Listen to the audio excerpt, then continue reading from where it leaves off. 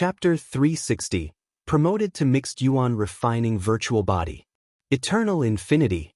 In the early morning, Guwen stepped out from the loft in Mystic Valley and, after descending the stairs, he joined the disciples in practice drills. Lu Jiujia, exceptionally joining the drill this time, chatted with his fellow disciples while they practiced. "Senior brother, when do you think I can unlock the cultivation technique?" Lu Jiujia suddenly asked, his tone filled with anticipation.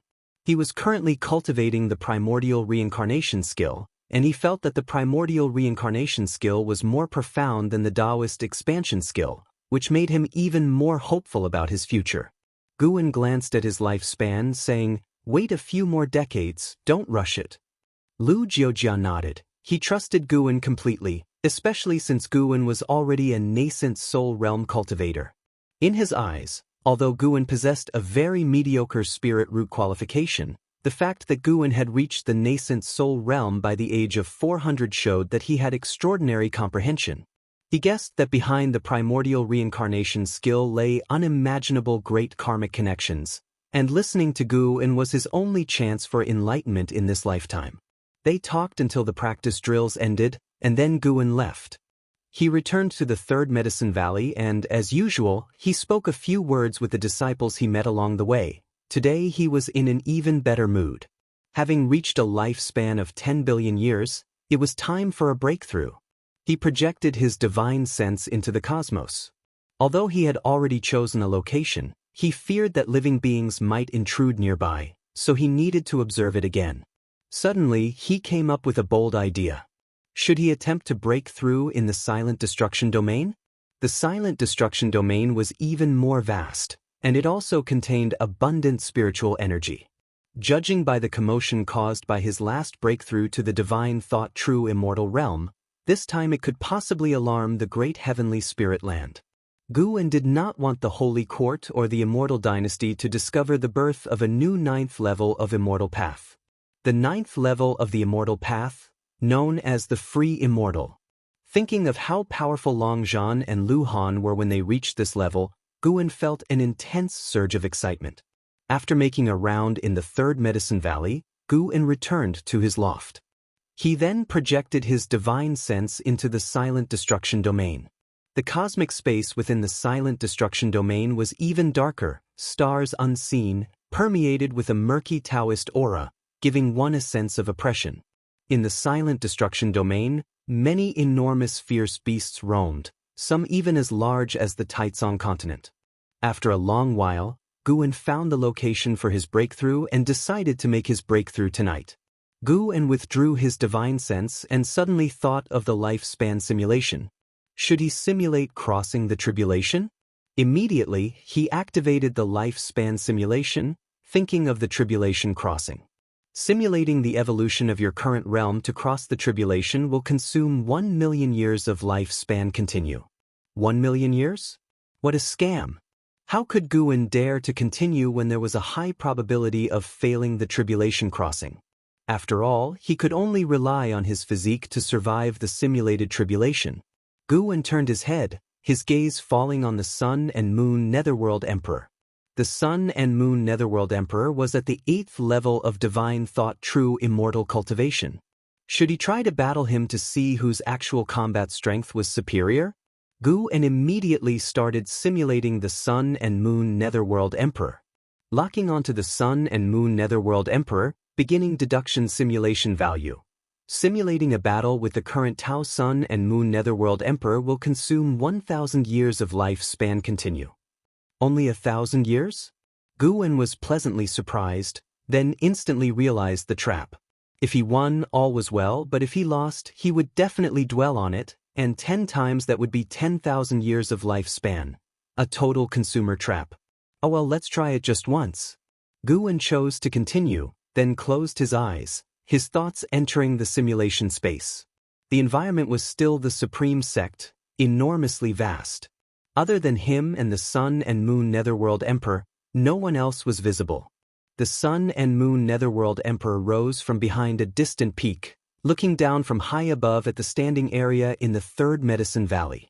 Watching the Sun and Moon Netherworld Emperor, Guwen suddenly had a nostalgic feeling of playing one-on-one battle games from a past life, finding it quite amusing. Start the battle! Boom! In an instant, the entire Supreme Sect turned to flying ash. From high above, the vast Taizong continent also shattered, with nearby oceans stirring up terrifying waves. After the duration of 30 minutes, Guwen opened his eyes, his expression peculiar. Why is he so weak? Guwen felt helpless. If it wasn't for the fact that had spent 1,000 years of lifespan, he could have easily killed the Sun and Moon Netherworld Emperor. Thus, during the simulated battle, he let the Sun and Moon Netherworld Emperor attack most of the time, who had great difficulty breaking through the defenses of the Daoist gang primal energy and the primordial ultimate body. Guwen built confidence in himself. Indeed, he was very strong within his own realm, not to be misled by his failure in crossing the tribulation. High-level cultivators all have significant backgrounds, and crossing the tribulation certainly isn't reliant on one's own power alone.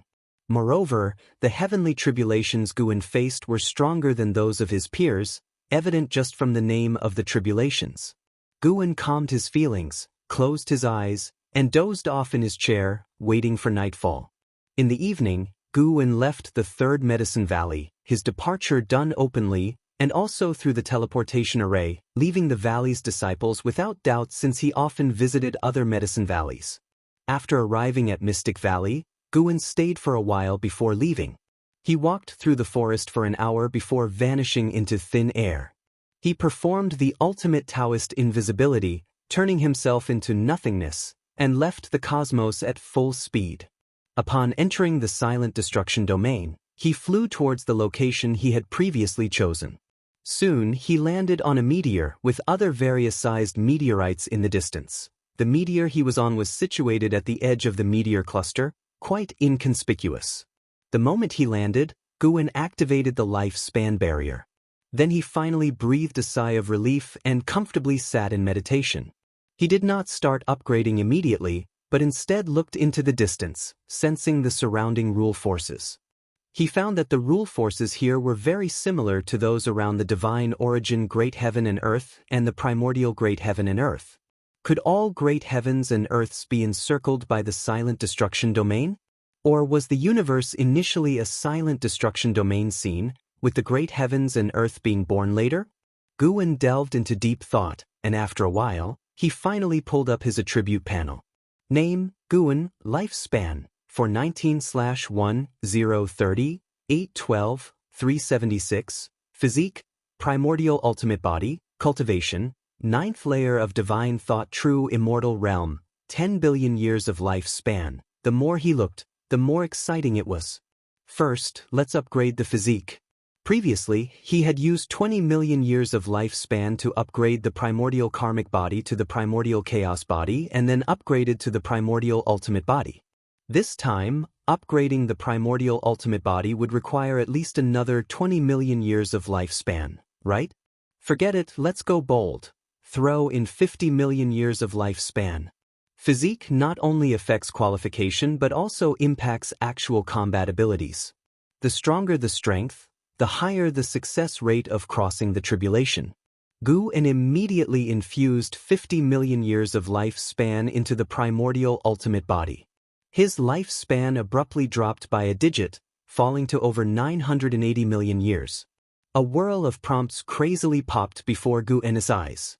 For the first 30 million years, the primordial ultimate body did not undergo transformation but continued to strengthen. Until 35 million years, the primordial ultimate body transformed into the chaos-refined illusory body. Then, the chaos-refined illusory body continued to sense the Tao rules, constantly enhancing its perception power of the Tao rules. Ultimately, the chaos-refined illusory body could not advance further, but Guwen was already satisfied. Boom! The surrounding spiritual energy frenziedly surged towards Guwen. The spiritual energy within the silent destruction domain was of a higher grade than the nature's spiritual energy, mixed with an essence of Tao rules, and was known as Tao spiritual energy. Absorbing Tao spiritual energy could not only enhance cultivation but also amplify the perception power of Tao. Of course, if the cultivation realm was insufficient, Absorbing Tao's spiritual energy would only damage the physique and harm the soul. It seemed, thus, that the mysterious light covering the great heavenly spirit land might be a protective measure. Reaching the level of heaven and earth flying immortal would ensure safe absorption of Tao's spiritual energy. Gu En closed his eyes, fully immersing himself in enlightenment, feeling the creation of the chaos-refined illusory body. After transforming the primordial ultimate body into the chaos-refined illusory body, its great divine power, the ultimate Tao Chaos Pan, although not qualitatively changed, was fully unleashed, reaching a pinnacle state. The ultimate Tao Chaos Pan was a type of great divine power. Gu En had used it before in simulated battles, able to effortlessly crush the Sun and Moon Netherworld Emperor. If deployed at full power, it could even engulf the entire great heavenly spirit land. If Gu En's cultivation was more robust, he could unleash even more terrifying might. As Tao's spiritual energy furiously entered Gu En's body, the cosmic space around him stirred up Tao winds, whimsical and wanton, shaking the distant meteor cluster.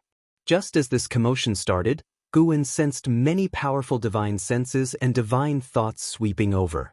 The weakest was from the realm of divine immortal of wondrous Dharma. Sure enough, the silent destruction domain harbored numerous fearsome beings.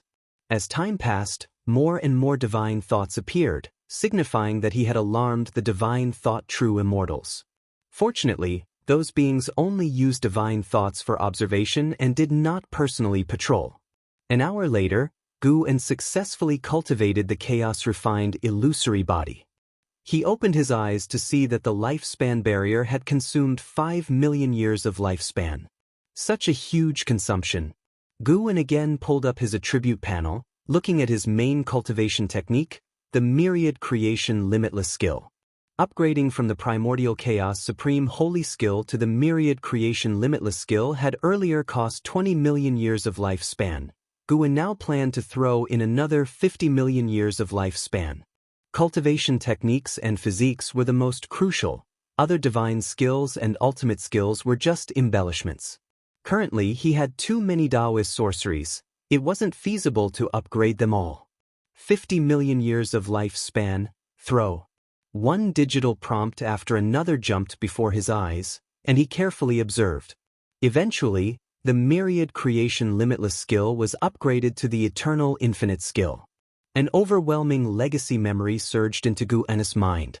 The function of the eternal infinite skill allowed Gu En's mana to exist indefinitely unless erased by a stronger force.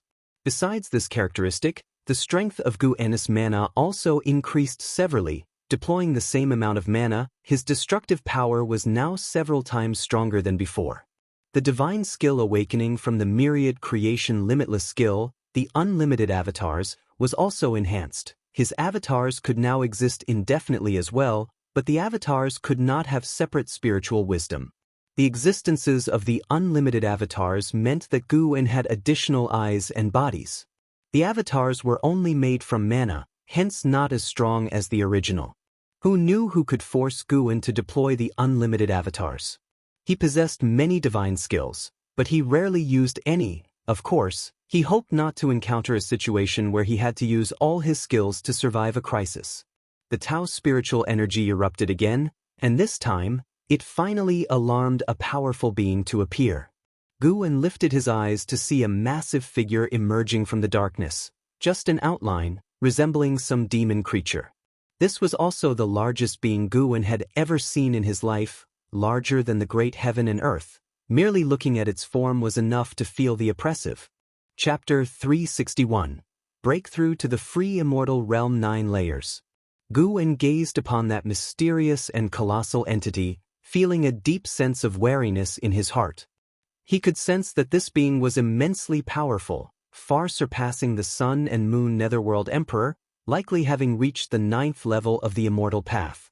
Thanks to the protection of the life-span barrier, the other side did not detect Gu En's presence and quickly left the area.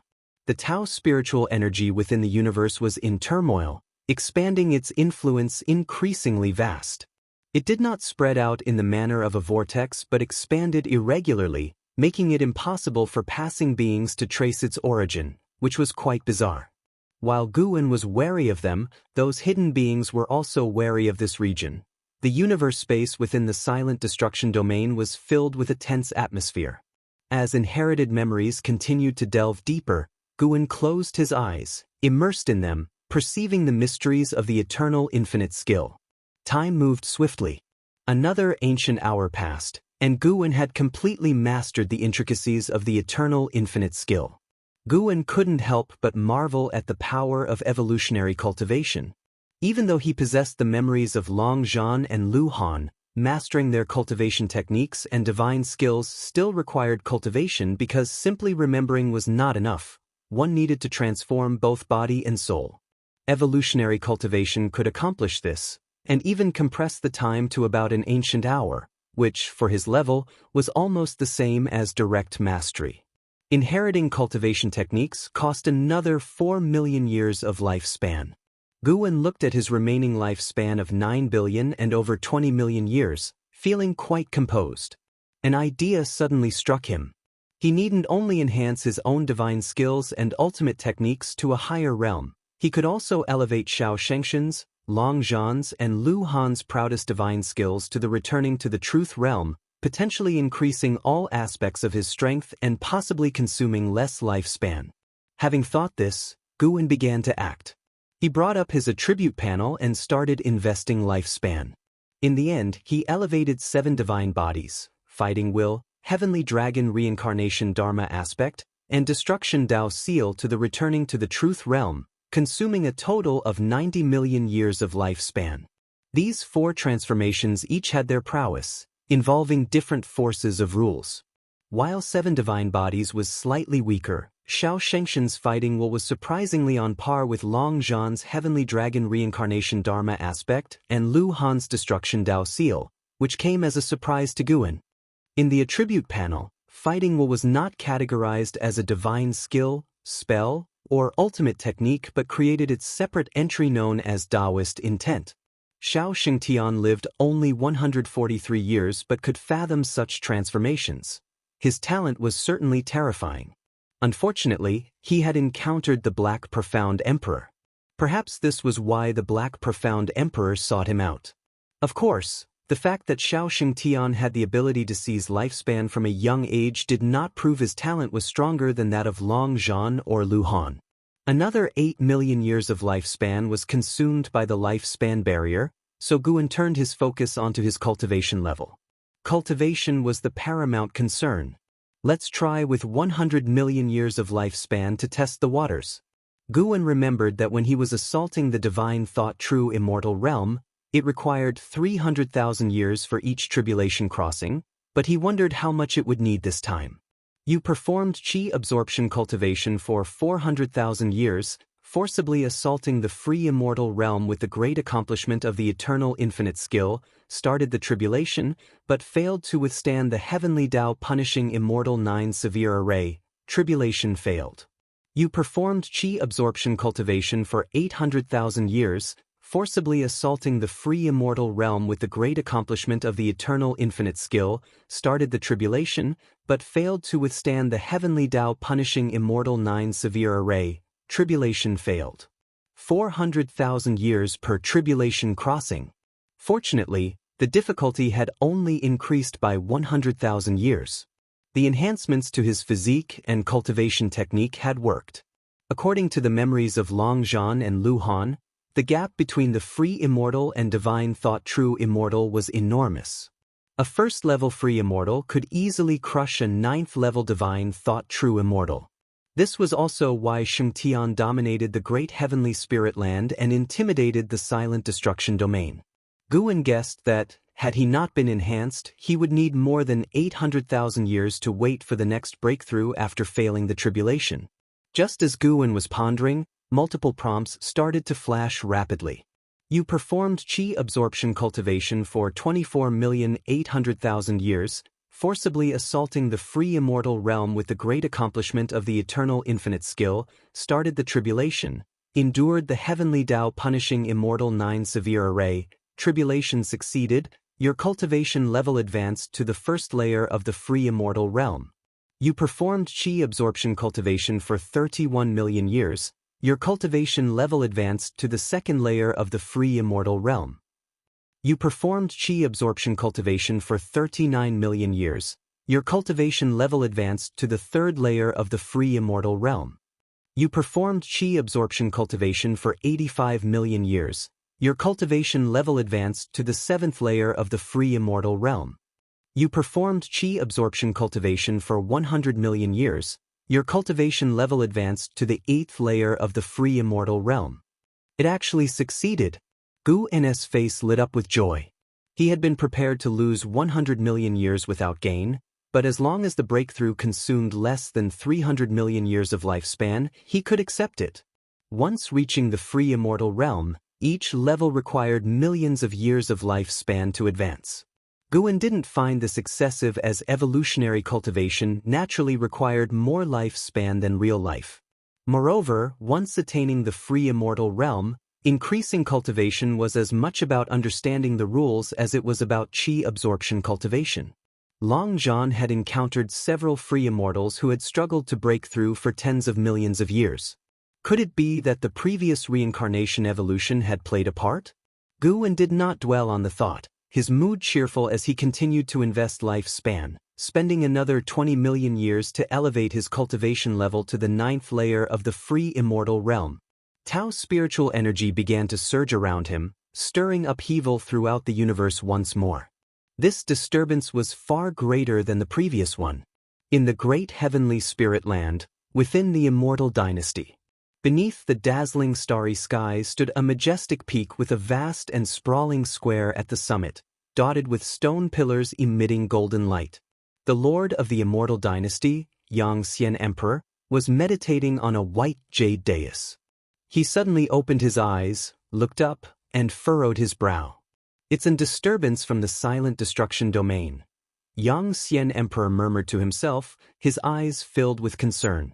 The Immortal dynasty and Holy Court refrained from waging all-out war, partly because the silent destruction domain served as a check, fearing mutual destruction would provide an opportunity for the heavenly demon.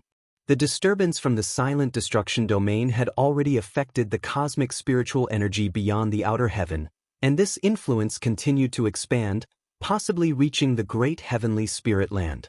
Even someone as powerful as Xianxia Emperor could not determine what this signal meant. He recalled a similar disturbance near the silent destruction domain in the universe area beyond the outer heaven years ago, but it was nowhere near the scale of the current disturbance. Could these two incidents be related? He knitted his brow, lost in thought.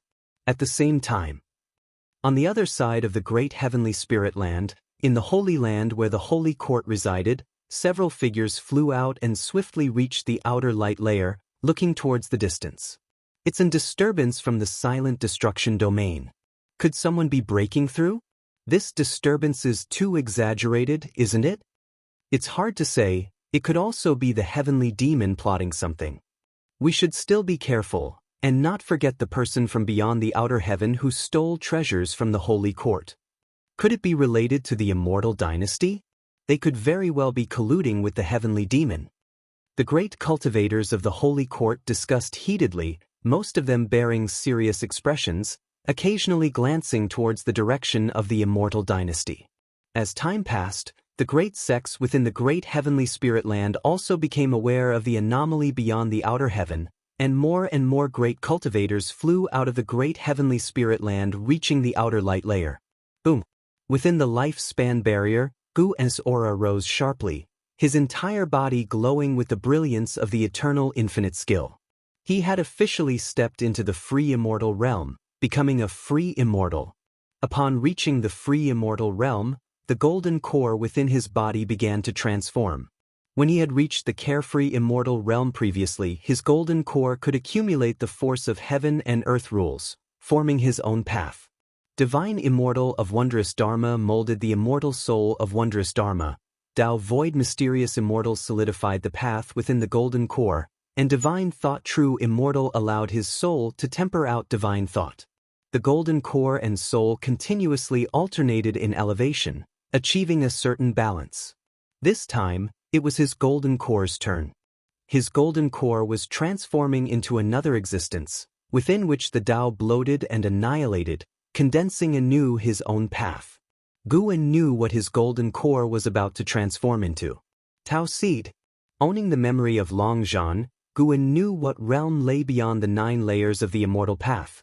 The key to reaching that realm lay in the Tao Seed.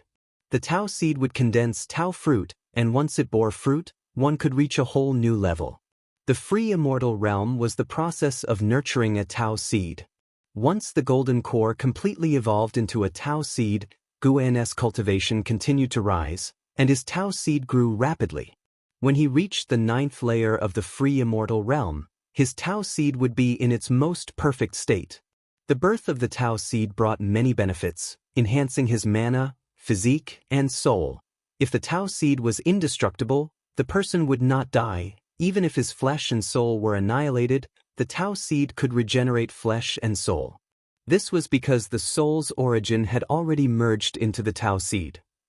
The Tao Seed was more flexible than the flesh and soul and could merge with the laws of the Great Tao without being repelled. In other words, the Tao Seed was like a nascent Tao, making it easier to exist within the universe. This is the true meaning of being free. Upon reaching this realm, Guwen could better sense the subtle intentions of the universe. An entirely different force from the rules of the Great Tao was restraining everything. Enveloped in the transformations of the free immortal realm, Guwen was utterly captivated. As he closed his eyes, another pair of eyes appeared in the distant darkness, spying on the void, and soon vanished. Shadowy figures swept past meteor clusters, like illusions, fleeting in an instant. The moon set, and the sun rose. Sunlight swept across the Taizong continent, dispersing the darkness. A new day dawned, and the disciples of the Third Medicine Valley began their usual training, a magnificent sight. Wuju came early in the morning to visit Guwen but did not see him. He did not leave but stood at a distance watching the Medicine Valley disciples train.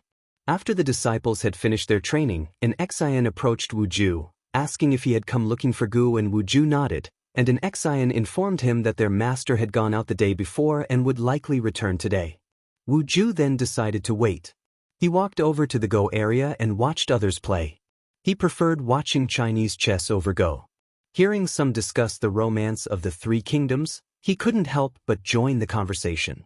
The argument was whether Liu Bei was truly virtuous, engaging in an endless debate with a great cultivator from the sect, red-faced with anger.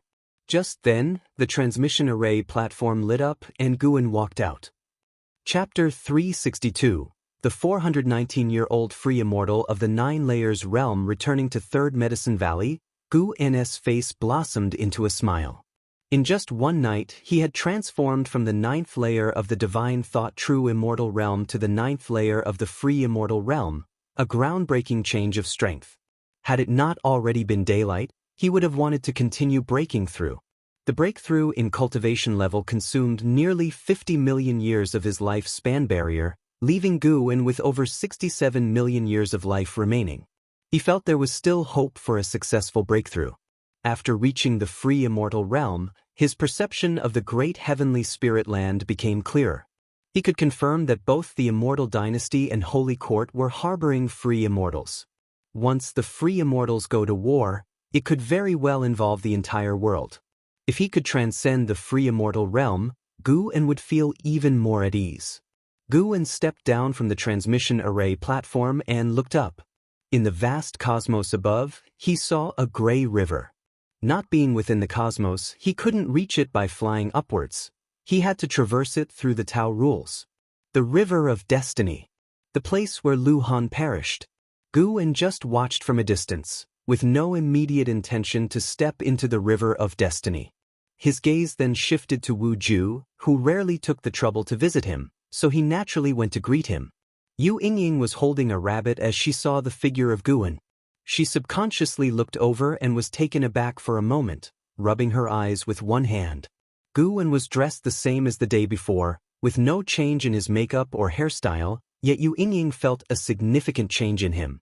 This change was indescribable for her. Looking at Guwen made her want to approach him, but after a longer gaze, she felt an urge to submit. It was a complex emotion, difficult for her to describe. Not only her, But other disciples also couldn't help but take a second look at Guan after seeing him. Guan arrived behind Wu Ju just in time to hear him listing the benevolent deeds of Liu Bei. Wu Ju seemed to sense something and turned his head. Seeing Guan, the anger on his face instantly vanished. "You're finally back. Come on, let's go have a drink." Wu Ju immediately pulled Guan's arm and walked to the side. Guan naturally wouldn't refuse. He called out for an Xen to prepare wine and dishes. The two settled in Guan's loft, sitting opposite each other. "Guan, I've reached the unification realm," Wu Ju excitedly declared, his face brimming with pride. Guan was amused. "You're in the unification realm? I couldn't even sense it until I approached you from behind." He had suppressed his aura to nascent soul realm levels without completely hiding it. This showed that Wu Ju really got carried away easily.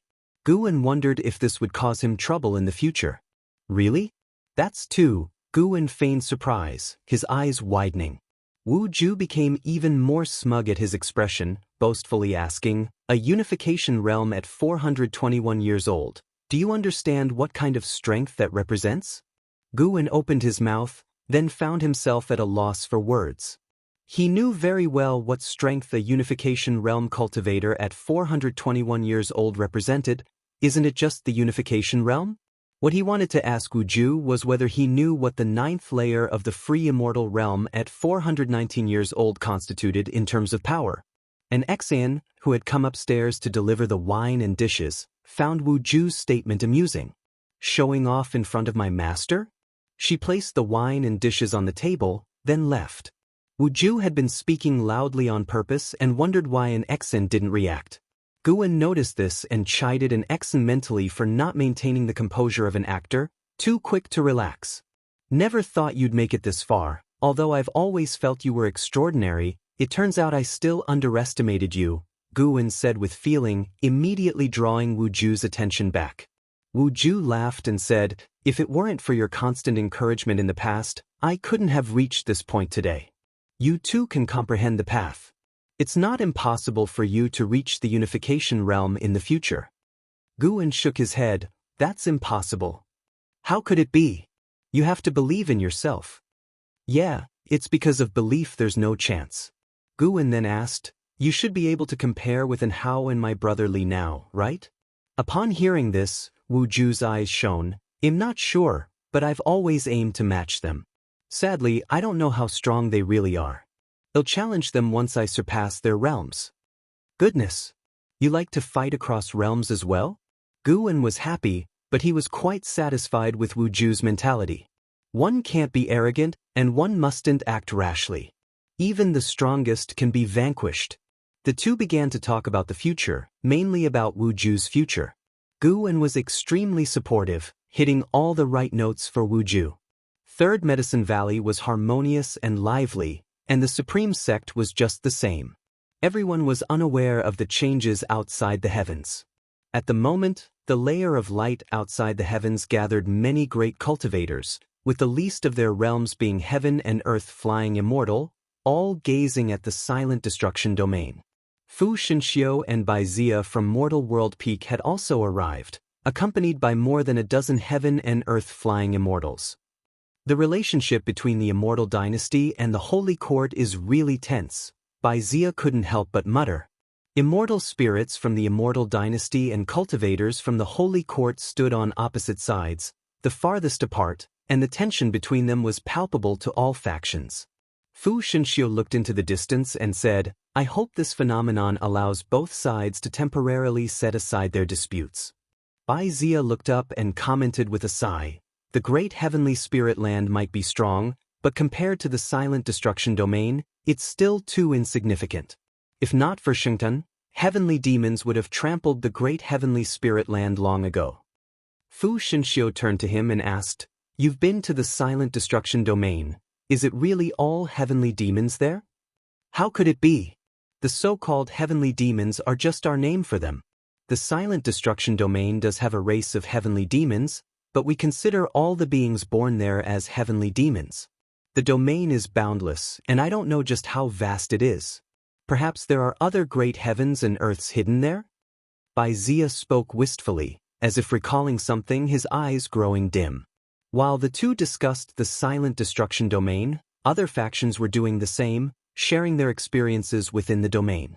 Meanwhile, Guwen, the instigator behind the phenomena, was in the valley enjoying wine and good times with a friend. This continued until late at night when Guwen began to act again. The gap between the free immortal realm and higher realms was immense, a significant leap in stages. Fearing that 600 million years of life might not suffice, he wanted to surreptitiously gather 10 billion years' worth. Yes, the last time. This time, once he gathered 10 billion years, he absolutely wouldn't steal again. The act itself made him feel ashamed. To avoid drawing connections to himself, he first went to Mortal World Peak to steal medicinal herbs, making it appear as if they too were victims. To his surprise, he sensed a divine immortal of wondrous dharma cultivating in the main peak, encircled by the chi fortune of Mortal World Peak, likely an elder returned from outer heaven. Guwen only stole from the main peak's herbs and then quickly departed, ultimately alerting Mortal World Peak. By dawn, the divine immortal of wondrous dharma stood in front of a pile of harvested mature medicinal herbs, silent for a long time. Only when the sunlight bathed him did he take a deep breath. "This world remains unfathomably deep," he sincerely remarked. 10 days later, Guwen successfully accumulated a lifespan of 10 billion years. Next was the breakthrough. Guwen looked towards outer heaven. The proximity of the silent destruction domain had many powerful beings roaming it, which meant he couldn't rashly choose a place for his breakthrough. He certainly couldn't delve deep into the silent destruction domain. What if an existence like the Black Profound Emperor was waiting? Autumn winds whistled through the forest where Guwen sat on a rock, gazing at the sky through the gaps in the leaves. The Blood Prison Great Saint lay beside him, while an Exen practiced the stepping path of age's step. Her movements were smoother than before, each step full of grace, catching even the Blood Prison Great Saint's eyes. The Blood Prison Great Saint also wanted to learn, but simply watching an Exen couldn't unravel the technique for him. He guessed that to learn such divine skills, personal guidance from the master was necessary. He didn't ask, understanding his current form was unsuited for divine skill cultivation.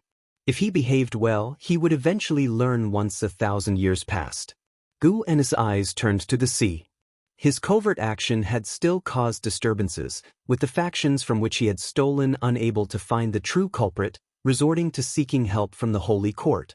The Holy Court gathered the information and dispatched many of its cultivators for investigation. Guwen heard some saying the affair might be related to the phenomena outside the heavens, even discussing the heavenly demons' conspiracies.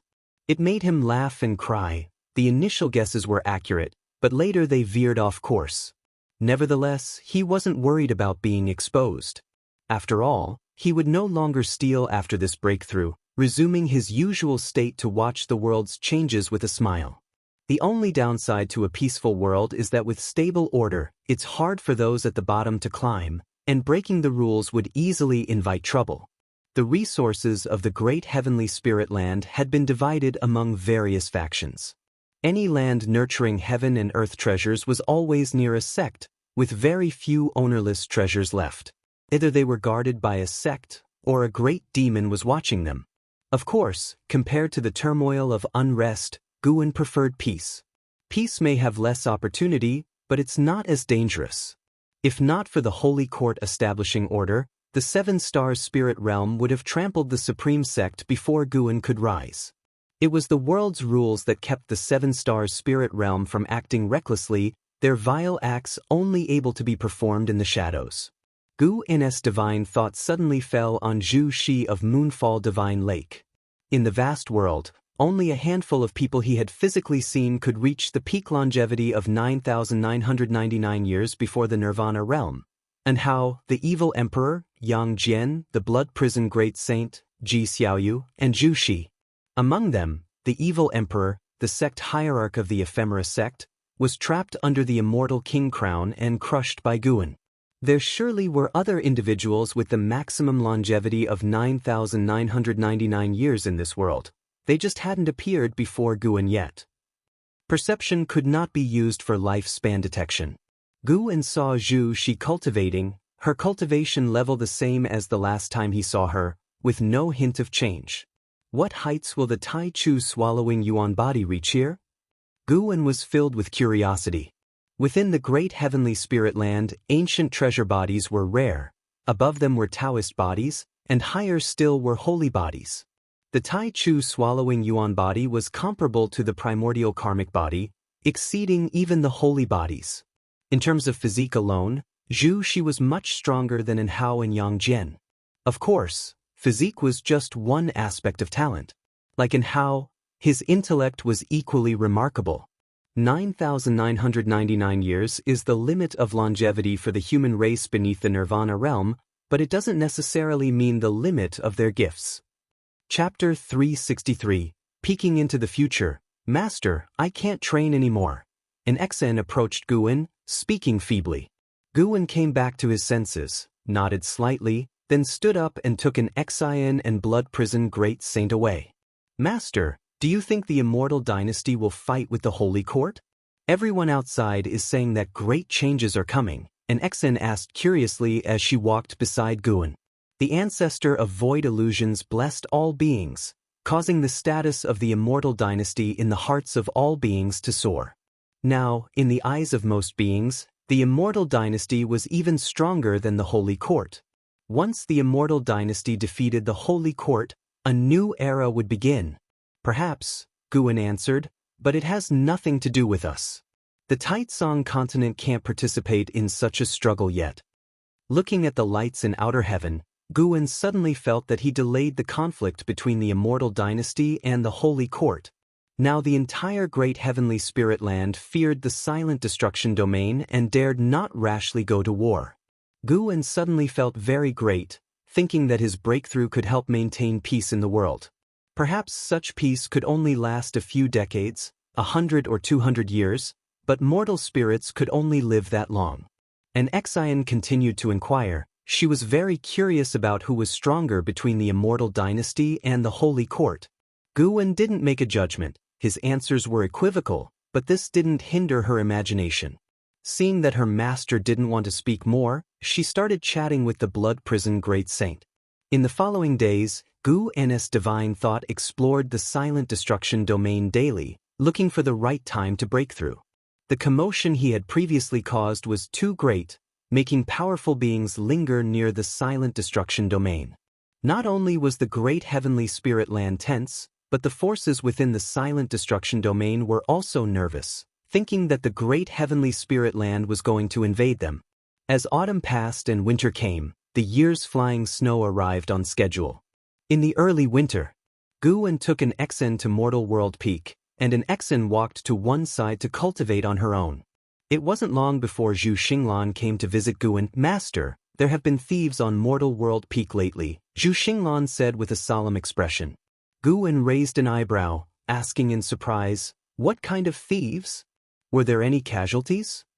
No, but many garden areas had medicinal herbs harvested, including our Mortal World Peak's medicine garden. Fortunately, only harvesting was done, and there was no damage. Even the Supreme Elder of the main peak couldn't find the real culprit. Also, I heard that there were strange phenomena beyond outer heaven recently. Do you think it could be the work of the heavenly demon? Zhu Xinglan said anxiously. The higher you stand, the more dangers you see. With external threats from the heavenly demons and internal tensions between the Immortal dynasty and the Holy Court at knife point, how could he not think more? Moreover, a heavenly demon was hidden beneath Mortal World Peak. Guwen frowned and pretended to calculate with his fingers. Zhu Xinglan seemed to think of something, adding, moreover, other sects have encountered similar situations to Mortal World Peak, with medicinal herbs mysteriously harvested without anyone knowing who the perpetrator is. Guwen asked, how many times has this happened on Mortal World Peak? Just once. Then let's wait and see, it might just be a false alarm. Perhaps. Zhu Xinglan felt it made sense and then began to speak about the situation of Dingtian Peak. Not long after, Zhu Xinglan left, and Guwen began to enjoy some leisure time, not in a rush to harvest herbs since the recent situation was tense. A lifespan of 10 billion years should be enough for him to break through. After reading for a while, Gu An's gaze turned towards outer heaven. He saw a great battle unfolding within the silent destruction domain. The combatants were divine thought true immortals, and they were not beings from the great heavenly spirit land. Beings born in the silent destruction domain differed distinctly from those of the great heavenly spirit land in terms of aura, so the heavenly demon was easy to identify.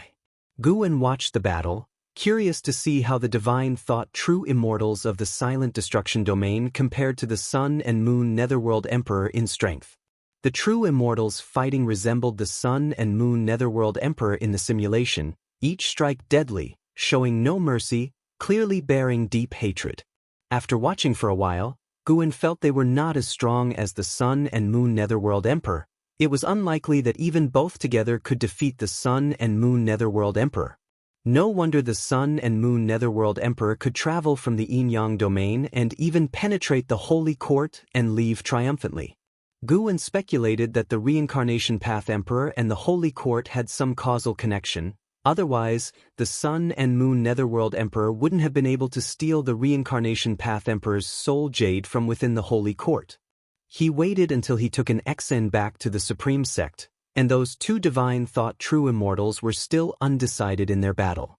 As night fell, Guan read in the attic, a stove nearby with a pot of wine brewing on it. This atmosphere in the cold winter felt very warm. The door was pushed open, and Ji Xiaoyu walked straight in. "Why didn't you knock?" Guan didn't look up as he responded, already having an idea in his mind. That was to capture Xian Tianyi, lock him in a small black room, and make him write books every day. What great potential for writing, cultivating immortality was wasting him. Ji Xiaoyu closed the door and then sat down at the table, starting by saying, "Your temperament has changed somewhat recently. Are you cultivating some miracle skill?"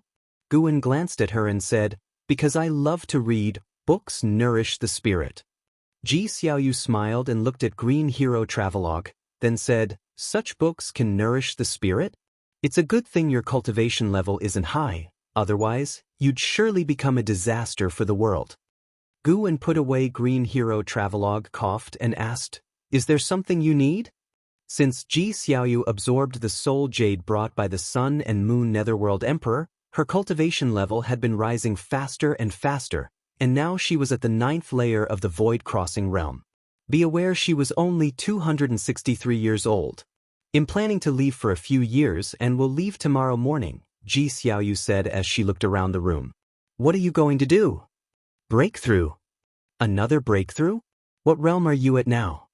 Seeing Gu An's shocked expression, the corners of Ji Xiaoyu's mouth lifted, and with a soft voice, she said, "Void Crossing Realm, 9th layer, ready to break through to the Unification Realm."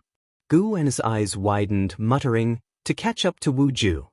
Who told you not to cultivate diligently? Our gap will only widen further," Ji Xiaoyu said with a faint grievance. She had thought Gu An's change in temperament was due to cultivation, only to be disappointed. Hearing this, Guan argued, "I am still nascent soul realm, a nascent soul realm at 400 years old. How can I not be considered a genius? I was just born in the wrong era. If I had lived a few hundred years earlier, the Supreme Sect would have made much of me." Ji Xiaoyu shook her head, laughing, and said, "Have you ever thought that the reason you have the achievements you do today is because the Supreme Sect has grown stronger? When comparing talent, you should compare with those around you, not just yourself." Guan grinned awkwardly, unable to reply. Seeing his expression, Ji Xiaoyu's heart softened, and she didn't pursue the topic further but instead asked, "Is there anything you need? I can bring it back for you." "That won't be necessary. I don't need anything." The two began to chat leisurely, discussing whatever came to mind, neither feeling awkward. This feeling was like that of an old married couple. What am I thinking about? Guan cursed in his mind, then started to probe Ji Xiaoyu's karma. After reaching the 9th layer of the free immortal realm, his karmic and life path cultivation became even stronger. He could see the development of Ji Xiaoyu's life path for the next 1,000 years. Although Ji Xiaoyu's fate had many variables, there were also overlaps with others. That was, she would be involved in the Great War between the Immortal Dynasty and the Holy Court. In the future, the whole world, including the Supreme Sect, would get swept up in this conflict. The Supreme Sect supported the Holy Court because Sword Venerable Fudao had joined the Holy Court, and the Holy Court continuously tried to tie the Supreme Sect to their chariot. Guwen could see the future through the beings of the Supreme Sect, and he had no thoughts of preventing or changing it. Rather, he felt a sense of detachment. At first glance, all beings lived according to a heavenly scripted drama, but he could foresee everything and had the power to change it, a feeling wonderfully sublime. After chatting for an hour, Ji Xiaoyu finally left. Guwen then stood up and went to the stove, lifting the wine jug to pour himself some wine. Ji Xiaoyu was preparing for a breakthrough, and he was also ready for his own. It was truly a double celebration, tonight deserved celebration. The next morning, Ji Xiaoyu left Third Medicine Valley. After joining his disciples for training, Guwen also left on his own.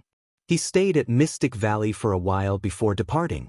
Using his ultimate art to turn his body into illusion, he concealed his form, and combining the Cosmic Path Divine skill to hide his own aura and karma, he directly crossed through the light layer of outer heaven, unnoticed by any great cultivator, and flew towards the Silent Destruction domain. This time, Guwen headed in another direction. Soon, he entered the Silent Destruction domain and landed in a nebula. He could sense beings roving in all directions, those two divine thought true immortals still locked in battle. He couldn't manage that much anymore. He had to break through as soon as possible. Settling into a meditative pose, he activated his lifespan barrier, then accessed his attribute panel. Name, Guwen, lifespan, for 19/1004/613/224, physique, mixed origin refining void body, cultivation level, free immortal realm, 9th layer, a lifespan of 10 billion years should be enough for a successful breakthrough, right? Guwen suddenly felt worried. He had decided this time to not enhance his divine skills or cultivation techniques any further but to directly attempt the breakthrough. After all, there's no limit to enhancement in various aspects, and he was more concerned with ascending realms. There was no need to wait any longer. Never mind. A direct breakthrough. If 10 billion years of lifespan isn't enough, then he'll just have to wait more. Guwen's expression hardened, his gaze lingering on his cultivation level section. Invest 1 billion years of lifespan. You undergo energy absorption cultivation for 2 million years, using the eternal infinite skill's great accomplishment to forcefully attack the Tao fruit realm, begin tribulation crossing. You couldn't endure the heavenly Dao Tai divine element grand tribulation, the tribulation crossing failed. You undergo energy absorption cultivation for 4 million years, using the eternal infinite skill's great accomplishment to forcefully attack the Tao fruit realm, begin tribulation crossing.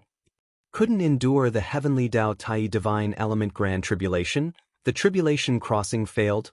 Well. 2 million years for one tribulation crossing? That's a huge gap. Guwen's eyelids twitched, but thinking of Long Zhan's tremendous strength after his successful breakthrough, he felt slightly relieved. What are 2 million years? He had a 10 billion year lifespan and could afford the gamble. One prompt after another jumped out. Guwen deliberately only looked at the length of the prompts. No changes at all. Until 1 billion years were exhausted, he still hadn't broken through. Guwen took a deep breath and invested another billion years of lifespan. Chapter 364. Breakthrough to the perfect completion of the Daoist repository free immortal realm. The second 100 million years. Guwen made his decision and stared intently at the prompts. One after another, the prompts emerged, all of them failures. Facing tribulation every 2 million years, he could only attempt it 50 times in 100 million years. The experience of failing 200 or 300 times before had made Guwen increasingly tense. In the end, they were all failures. 200 million years of lifespan, 100 failures. Guwen remembered the heavenly Dao Tai divine origin tribulation. Although he hadn't enhanced his cultivation technique or divine skills, he felt all aspects of himself were already sufficiently powerful. This heavenly Dao Tai divine origin tribulation really has some substance. Guwen reflected emotionally, then once again committed 100 million years of lifespan. Failure. Guwen saw that the lifespan barrier had barely consumed any lifespan and felt as if the barrier was silently mocking him. Another 100 million years. It should be a success now, right? Guwen gritted his teeth, no longer able to maintain his composure. The prompt came out again, faster than before. Another failure. Guwen had now squandered 400 million years of his lifespan, failing 200 times. He couldn't help but think of Longzhan. He didn't know how many years of lifespan it had taken Longzhan to succeed in his breakthrough.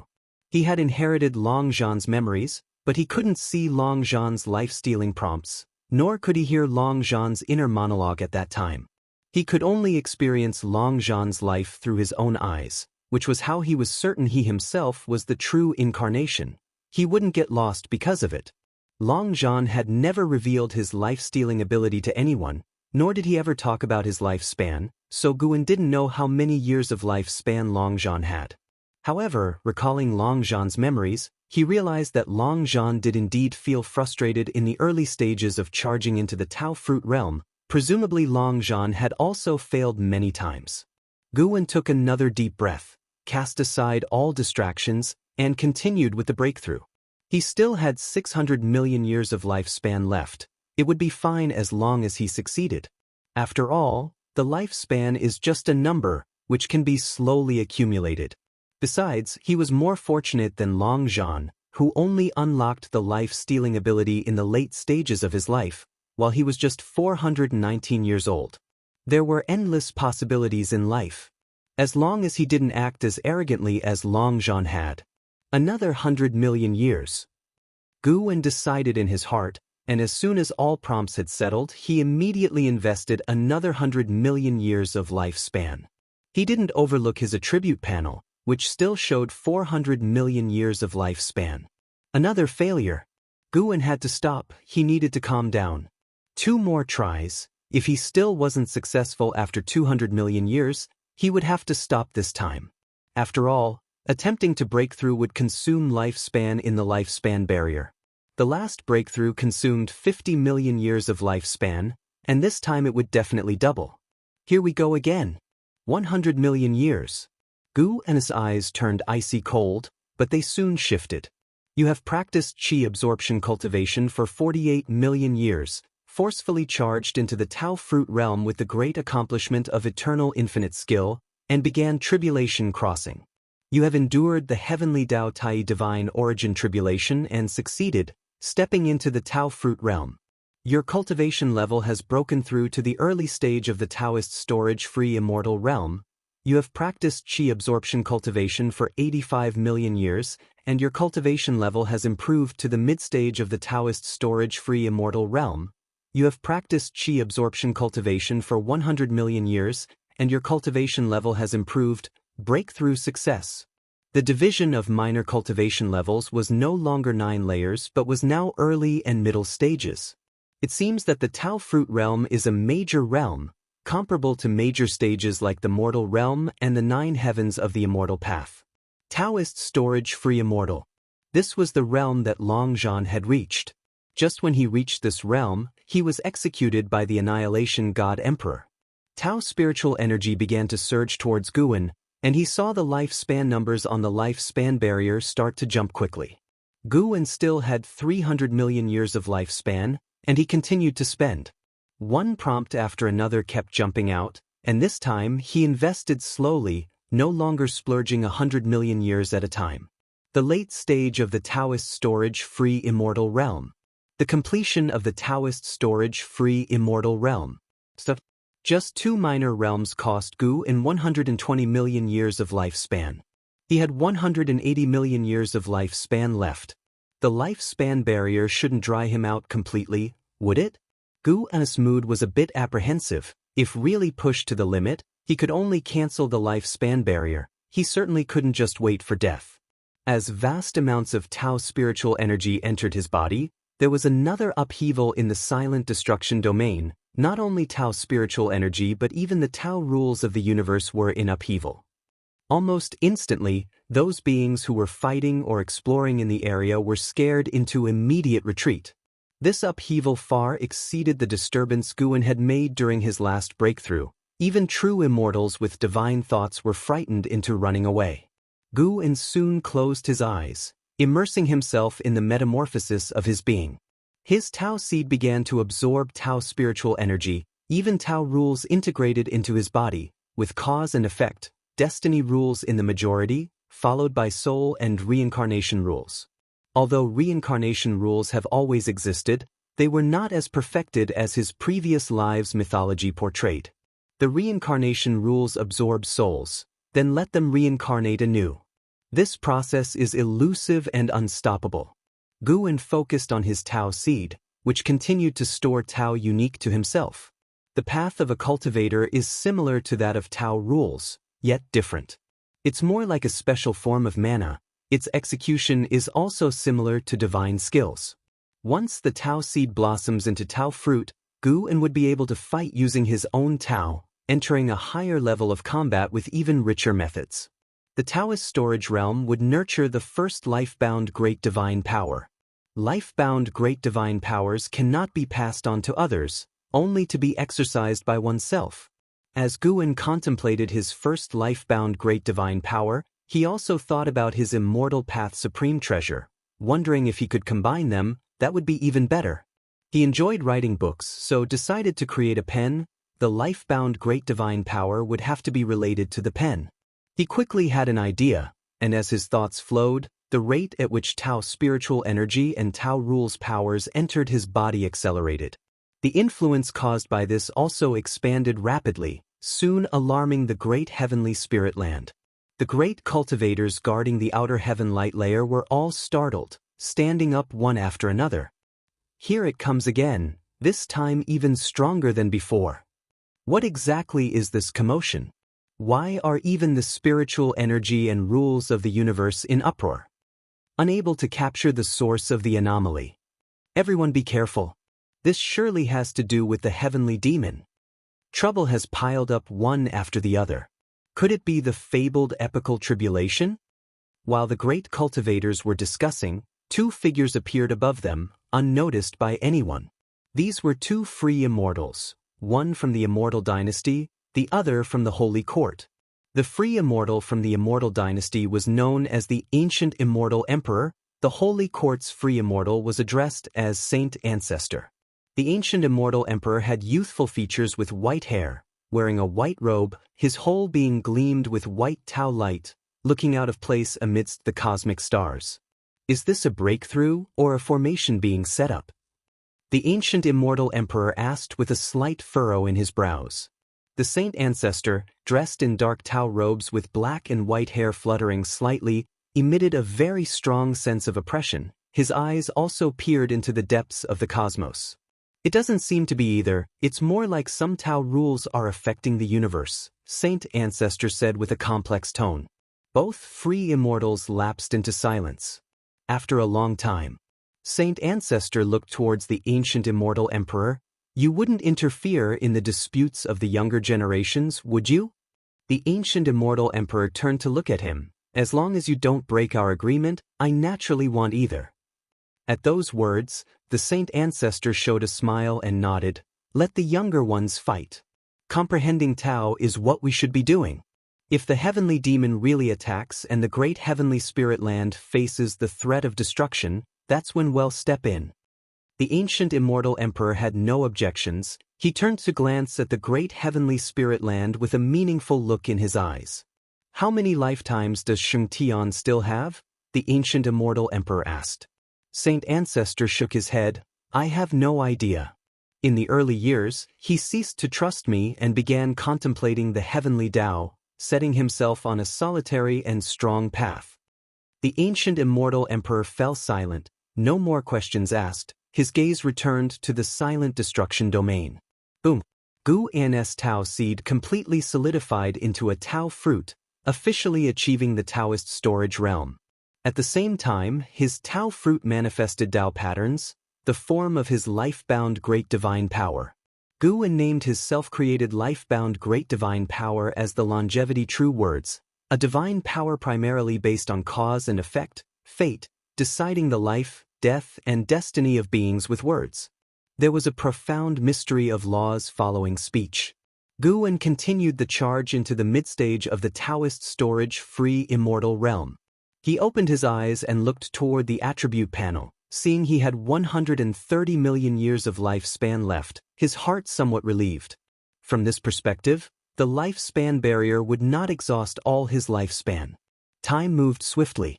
An ancient hour later, his cultivation level had reached the late stage of the Daoist storage-free immortal realm. Just one more minor realm to go. The mana of the late stage of Daoist storage-free immortal far exceeded the early stage, in both quantity and quality, incomparable to the early stage. An unprecedented sense of power made Guwen extremely gratified. He even felt as if the universe couldn't confine him, that he could easily leap out of it. He restrained himself. He felt that terrifying existences were wandering outside the cosmos. Perhaps the Annihilation God Emperor, Black Profound Emperor, were waiting for him. He looked into the distance. His divine thought turned invisible, probing far away. Traversing within the silent destruction domain, his divine thought spied many powerful beings. The silent destruction domain still hosted quite a few true immortals and free immortals, though they were very scattered, equivalent to a realm as large as the great heavenly spirit land hardly housing a single free immortal. Crossing vast distances, he saw another great heaven and earth. He didn't linger, continuing onward. Over the following period, he encountered 3 other great heaven and earths, all enveloped by the silent destruction domain. As his divine thought neared its limit, he quickly retracted it and concentrated on breaking through. The nearest great heaven and earth to the great heavenly spirit land was extremely distant. It would take true immortals years just to travel there, passing through many areas of spatial distortion along the way, which cannot be crossed by mere flight. Gu and his focus returned to his body, observing his own Tao fruit. He had an intuition that once the Tao fruit bloomed, a new realm would open up. He looked forward to that day. At that moment, Guwen seemed to sense something and looked up.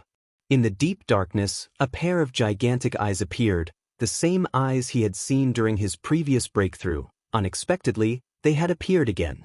They were larger than the great heavenly spirit land eyeballs, showing how immense those eyes truly were. Guwen fixed his gaze on these giant eyes, wishing to see through them. Chapter 365. Mysterious Reincarnation. Fate-determining Pen Guwen compared his memory with the eyes before him and determined they were not the eyes of the Black Profound Emperor. As for whether they were the eyes of the Annihilation God Emperor, he couldn't decide. Longzhan had never actually seen the true body of the Annihilation God Emperor and was pinched to death by a hand that the Annihilation God Emperor had reached out. For the time being, he could not see through the cultivation level of this pair of huge eyes, but they indeed gave people an uneasy and oppressive feeling. Relying on the lifespan barrier, Guwen wasn't afraid of being detected by the other party. He had originally thought that the eyes would disappear after watching for a while, but that was not the case. He suddenly saw 2 figures flying out from the midst of those giant eyes, and they swept past above Guwen at an extremely fast speed, heading towards the great heavenly spirit land. Although they passed above Guwen, they were actually very distant from him. Guwen turned his head to look, his eyebrows furrowing and a worried expression in his eyes. He could sense that these 2 figures were just from the free immortal realm, but free immortals could easily obliterate the lives in the great heavenly spirit land. He still needed to make a breakthrough and didn't want to act rashly. Moreover, those giant eyes were still there. If he made a move, would he expose himself? Guwen saw that free immortals from both the Immortal Dynasty and the Holy Court had appeared and could only hope that they would be able to stop this mysterious enemy. However, the moment those 2 figures that emerged from the giant eyes reached the edge of the silent destruction domain, they suddenly disappeared. Guwen keenly caught that they had entered into the reincarnation rules, and then they entered the light layer of outer heaven in a manner incomprehensible to cultivators before their presence completely vanished. During the entire process, even those 2 free immortals were unable to detect them. This reincarnation? Guwen turned his head back and saw the pair of giant eyes slowly disappearing into the darkness as if they had never appeared. Forget it. First, make a breakthrough. Guwen raised his right hand, using his powerful mana to condense the immortal path's supreme treasure he desired. Free immortals could create immortal path supreme treasures. Naturally, it was even easier for free immortals in a higher realm. While his cultivation level rose continuously, Guan quickly shaped the form of the immortal path supreme treasure, then infused his own Tao into it, forming a restriction structure that stabilized the Dharma treasure. Time continued to move on. After a little half an ancient hour had passed, Guan finally reached the perfect realm of the free immortals. At this moment, he felt a great sense of power, as if he could reach to the heavens and pierce through the earth. His right hand was still shaping the immortal path supreme treasure, divine light shining upon his face, and the golden patterns on his forehead gleamed, making his face appear even more majestic. He seemed to be beholding a piece of heaven and earth, his gaze profound. He glanced at the attribute panel and saw he still had 70 million years of lifespan. He did not rush to lift the lifespan barrier but continued to fashion the immortal path supreme treasure. With the breakthrough completed, the rate at which the lifespan barrier consumed his lifespan abruptly decreased. The turmoil in the silent destruction domain also began to slow, bringing relief to the creatures hiding all around. It wasn't just the creatures of the great heavenly spirit land who were afraid. The heavenly demons in the silent destruction domain also trembled, as there were tales of calamity everywhere, which is the creatures' worry about the unknown. Faced with unknown dangers, it was easy for them to associate these fears with the heavenly will and calamity. Waiting for the Tao spiritual energy's turbulence to subside and Tao rule's surges to cease, the silent destruction domain sank into deathly silence, extremely oppressive. Another 2 ancient hours passed. The immortal path supreme treasure in Guan's hand finally took shape, but to become a true immortal path supreme treasure, one last step was required, to infuse it with his soul's essence. The immortal path supreme treasure was not just a powerful Dharma treasure but also unique. The reason it could endure eternally was that the essence of the free immortal's power maintained this characteristic. Guan suddenly felt a very special force manifesting in the cosmos, a force similar to that in the layer of light outside of heaven. His immortal path supreme treasure seemed to want to be recognized by this force, yearning for it to be branded upon itself. Could this be the heavenly Tao rules? Guan was secretly alarmed. The heavenly Tao rules always seemed more threatening to him than the Tao rules, mainly because the heavenly Tao rules were too perfect, almost as if they had a will of their own. He couldn't let the immortal path supreme treasure make contact with the heavenly Tao rules. Guan forcibly suppressed the immortal path supreme treasure in his hand. After a good while, the immortal path supreme treasure no longer had the desire to approach the heavenly Tao rules. The divine light dissipated. A white brush with black bristles appeared in his hand, looking quite ordinary. Golden characters gradually emerged on the shaft of the brush. The fate-determining pen. Guan's mouth curved upward, very pleased with himself. He still had over 60 million years of lifespan. This breakthrough had been perilous, but fortunately he had succeeded. He stood up and disappeared on the spot in an instant. With a single step, he arrived at the edges of Mystic Valley. Following that, he stepped out of the woods into a world where snow fluttered all around. The snow melted rapidly wherever he went. He stopped moving, concealing the aura of his Tao fruit before continuing on his way. Snowflakes fell on him, and his figure gradually was obscured, as if returning to the mundane. 30 minutes later, Guan returned to the third Medicine Valley. He stepped down from the transmission array platform and then headed towards the chess-playing area. This day, Nine-Finger Divine Lord was once again trouncing the less skilled. His opponent was still Xianxia. Xianxia held the romance of the 3 kingdoms in one hand and a chess piece in the other, his eyebrows tightly furrowed, indecisive about his move. There were more than a dozen people surrounding them, including Medicine Valley disciples and great cultivators from the Supreme Sect, all of whom were discussing in low voices. Guan approached them, playing with the fate-determining pen in his hand. Yu Yingying nudged closer, asking curiously, "Did you just buy that brush?" This brush was larger than ordinary, the size of a flute, which piqued Yu Yingying's curiosity even more. "Yeah, bought it this morning from an old senior. He said it's an immortal path supreme treasure," Guan replied with a smile. Upon hearing this, Yu Yingying rolled her eyes with disbelief, asking, Since it's an immortal path supreme treasure, how many spirit stones did it cost you? 10 top-grade spirit stones, pretty expensive, right? Heh. Yu Yingying's gaze was like one looking at a fool, the scorn clear in her laughter. Guwen extended the fate-determining pen towards her, saying, 100 top-grade spirit stones, I'll sell it to you, taking a little loss. Yu Yingying slapped his hand away with a huff, retorting, I'm not as foolish as you, I won't buy it.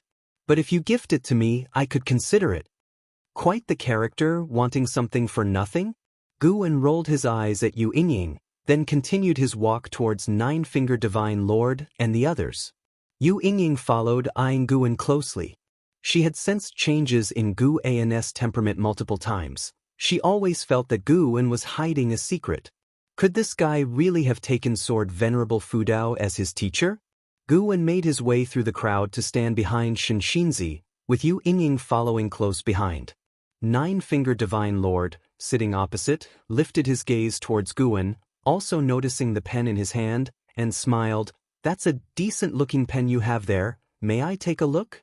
Guwen twirled the fate-determining pen in his hand and said, 100 top-grade spirit stones, I'll sell it to you. This might actually be an immortal path supreme treasure. An immortal path supreme treasure.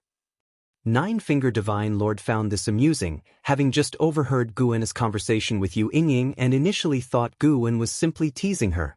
He did not expect the kid actually believed it. Pretending to be serious, he looked at the fate-determining pen and said, Oh? It really seems like it. Guwen's expression immediately became awkward. Did he recognize it? No, he would have to pat him on the shoulder tonight and use the great imprisoned soul immortal technique to erase this memory. Chapter 366, Heavenly Demon Turbulence. Nine-Finger Divine Lord wasn't sure what Guwen was thinking. Seeing the change in Guwen's expression, he feared the young man might actually believe it, so he said, I was just kidding. With your cultivation level, if it really were an immortal path supreme treasure, you would be reduced to ashes upon contact. Guwen, upon hearing this, relaxed inwardly, but his face contorted as if he couldn't bear to accept this fact. He looked down. Xianxia had already fallen into a dead end and was struggling in vain. Let me do it. Guwen patted Xianxia on the shoulder and said. Xianxia took a deep breath and then stood up. Nine-Finger Divine Lord began to pick up pieces. Picking up the black pieces, he stared at Guwen with a smile. My chess skills have improved. You need to be careful this time. Guwen sat down, twirling the fate-determining pen in his hand, and said, In chess, I cannot lose. Yu Yingying, standing by, had a peculiar look on her face. For some reason, she felt Guwen's statement was very imposing. The Nine-Finger Divine Lord made the first move, and the chess game began. The spectators were engrossed in watching, and Xianxia also wanted to learn from Guwen's moves. Confident, Nine-Finger Divine Lord played quickly, not using his usual tactic of wearing down the old-timers. Half an ancient hour later, Guwen stood up. Under the admiring gaze of the onlookers, he left, followed quickly by Yu Yingying. Xianxia looked at the chessboard, his face showing admiration. Nine-Finger Divine Lord, however, had a dark expression, staring intently at the chessboard. For some reason, he felt the gap between him and Guwen widening, and he couldn't understand why.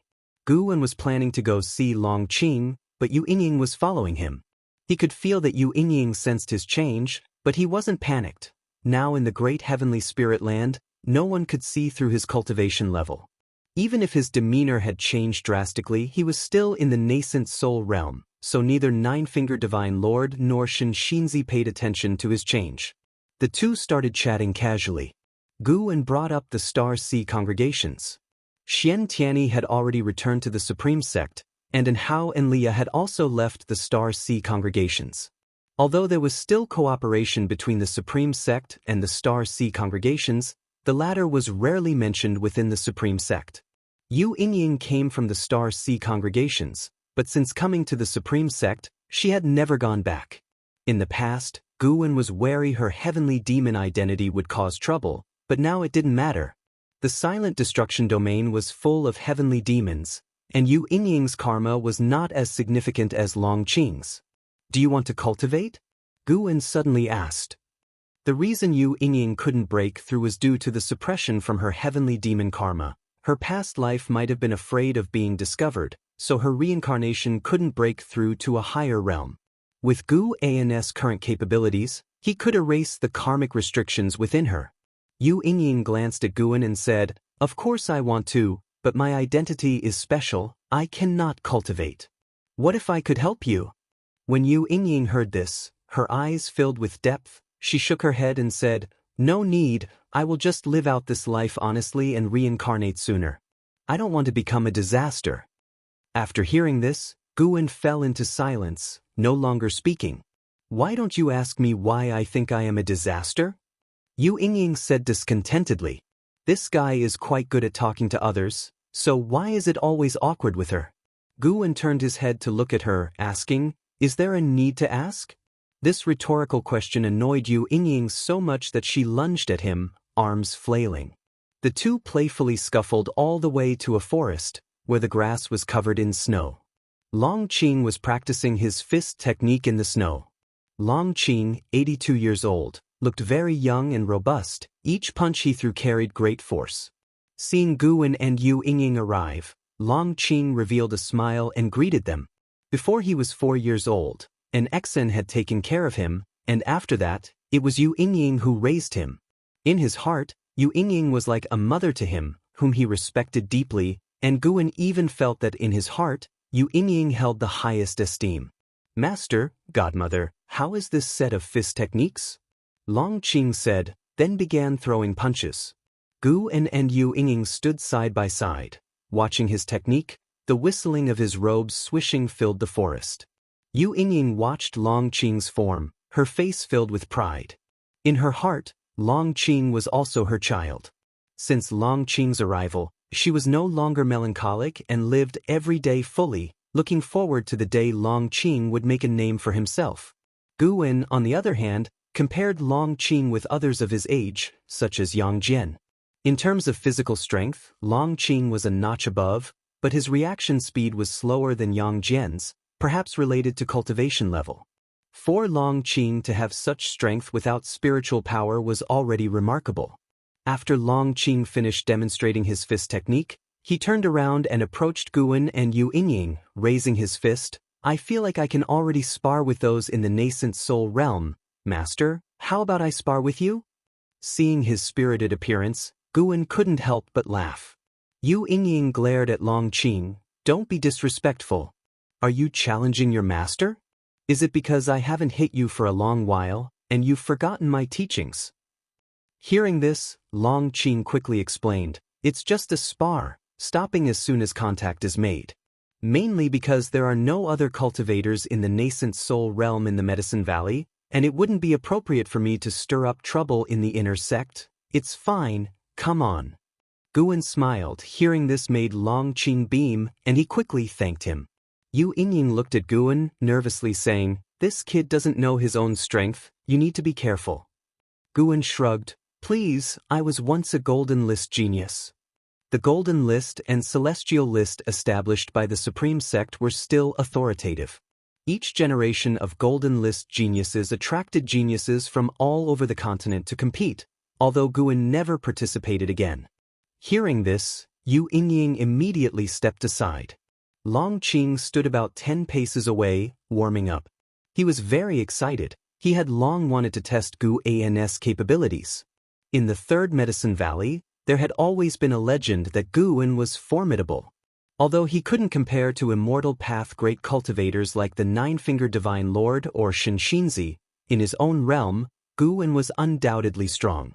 Guan held the fate-determining pen, waving Long Qing over. Long Qing immediately advanced, lunging toward Guan in one swift step.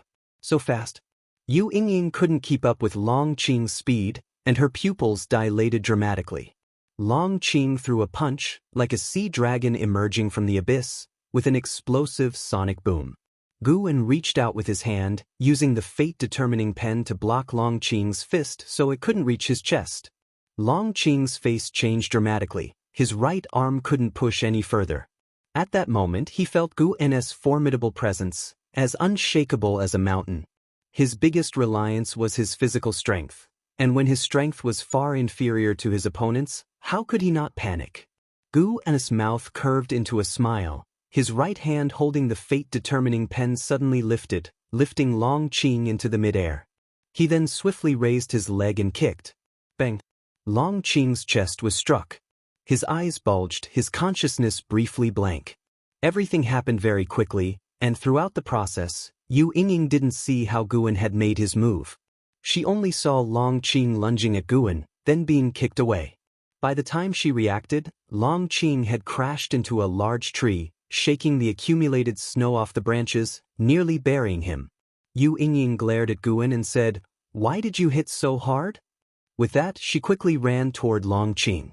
Guan, feeling helpless, thought to himself, "You were worried I'd get hurt by him earlier, so why do you get to play the good person now?" With Yu Yingying's help, Long Qing sat up. He opened his eyes, looking ahead at Guan. For some reason, he suddenly felt awe. Gu An's figure in his eyes seemed invincible. Even his second master, Xianxia, couldn't evoke this feeling in him. "You still need more practice, Qing.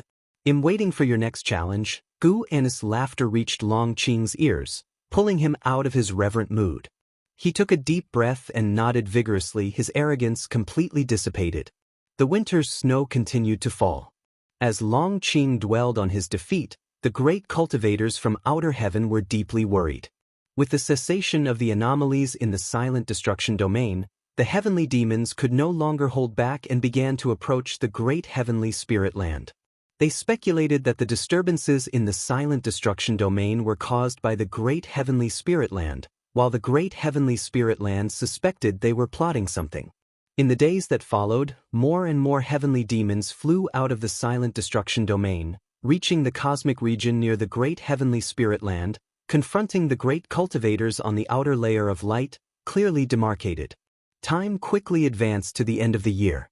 On this day, Guan was sparring with Tian Yaoer, Tian Qing, and Tian Bai in the outer world cave. The three demons attacked him together. Although they couldn't gain the upper hand, each was agile and their spells were impressive. Guan, holding the fate-determining pen, easily blocked and dodged their every spell. He was secretly pleased. Although the three demons were always in the Nianchu cave and outer world cave, their strength had been steadily improving. Any one of them could easily defeat Long Qing alone. Together, they could even withstand the unification realm. The strongest, Tian Yaoer, had already reached the 7th level of the void-crossing realm.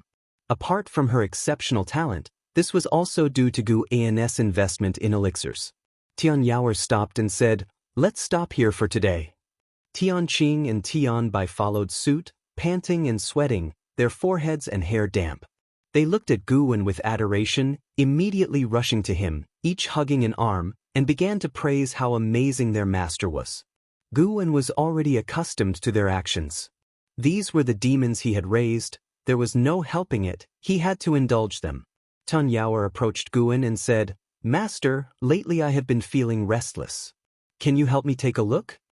Guan asked in surprise, "How should I check?" Tian Yaoer raised her hands, grasping the front of her robe, preparing to disrobe. "Stop, don't joke around. Tell me more about your feelings," Guan quickly said. He suspected these three demons were plotting something against him. Tian Yaoer pouted, then talked about her recent feelings. During cultivation, her chi blood was easily agitated, making it difficult for her to calm down and cultivate. She even felt something calling her, which made her uneasy. After listening, Guan looked up, his pupils reflecting a sun, within which a phoenix was hidden.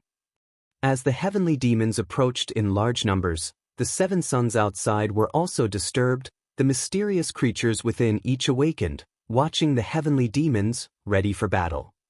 Chapter 367. I want to become an immortal. I want to establish the heavenly court. Heavenly Phoenix Mountain had always been associated with legends of the phoenix, and Tian Yaoer's original form was a special bird, harboring a mysterious flame within her body, which led Guan to speculate about her connection with the legendary phoenix. "Master, what are you looking at?" Tian Yaoer asked nervously. Tian Qing and Tian Bai looked up at the sky and saw nothing, which made them anxious. Could there be something invisible to them that had infiltrated the outer world cave? Gu An's gaze shifted to Tianyao. He saw the causal links related to the phoenix on her, which, while faint, were indeed there, proving that Tianyao was a descendant of the phoenix. He was not afraid of the phoenix coming after them because the causal connection was too weak. Gu An had been unable to detect it even in the divine thought true immortal realm before, indicating that Tianyao was separated from the phoenix by a vast expanse of time. That phoenix was just a carefree primordial immortal in terms of cultivation. Gu An spoke. Do not worry, I was just looking at your ancestor. The reason for your unease is because your ancestor is restless, and it's affecting you through your bloodline. Ancestor? With both her parents deceased, Tianyao had long regarded Gu An as her only support. Hearing now of the existence of an ancestor, how could she remain indifferent? She opened her mouth but eventually fell silent. Curious, Tianqing asked, Master, who is her ancestor, and what is their cultivation level? Tianbai also looked at Gu An, her large eyes filled with anticipation. Gu An counter-asked, Do you still remember the legend of Heavenly Phoenix Mountain? At this remark, Tianyao's expression changed. Anticipation, nervousness, resentment, various emotions flashed through her eyes. For this moment, she seemed unlike her usual naive and romantic self. Could the miss be a descendant of the phoenix? Tianbai gasped, eyes wide. Gu An smiled and nodded, saying, However, the bloodline has been diluted over who knows how many generations, and the descendants of that phoenix are beyond count. He wasn't joking. Following the causal thread of the phoenix, he saw the myriad causalities throughout the world related to it, with countless descendants like Tianyao, even the ones in the sea. After hearing these words, Tianyao seemed to shed a burden, visibly relieved, and a smile appeared on her face.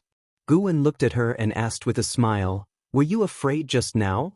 Tianyao nodded. I don't want any ancestor. I just want to be with you, Master. When I was imprisoned by the Heaven Phoenix Demon Mother, when I was hunted, no ancestor showed up. Knowing about the existence of an ancestor, her heart was more filled with worry and fear. She was afraid that Gu An might send her to that ancestor. Gu An moved forward, rubbed her head and laughed. What are you thinking? How could I possibly abandon you? Even if the phoenix came for you, I wouldn't agree. I've raised you for so many years. How could it be for nothing? Hearing this, Tianyao's smile brightened. In reality, if she wanted to leave, Gu An wouldn't stop her. Now he was powerful enough not to fear exposing the outer world cave. But he feared that saying he was willing to let Tianyao go would instead make her anxious. Tianqing and Tianbai didn't think too much. They were more curious about how powerful the phoenix was. Don't ask any more. The phoenix is definitely powerful. Be careful, or it might invade your dreams and devour you. Gu An hummed, frightening the two, and they dared not ask further questions. It wasn't until noon that Gu An left. He went to the North Sea Mountain, where, as the mountain god, he met with Sage Xianxia.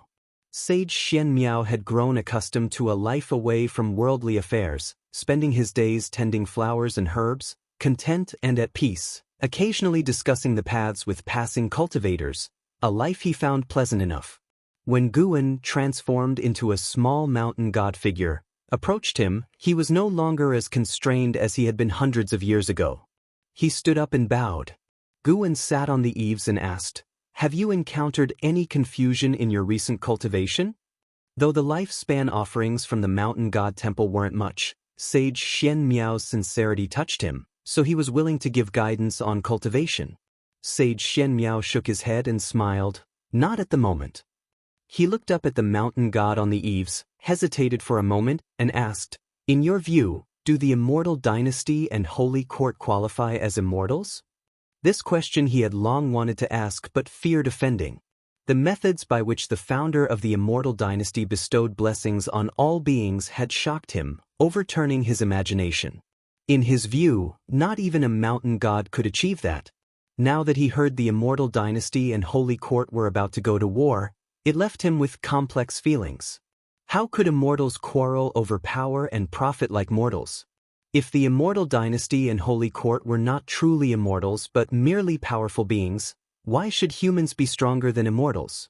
Various confusions took root in Sage Xianxia's mind, making him even more eager for answers.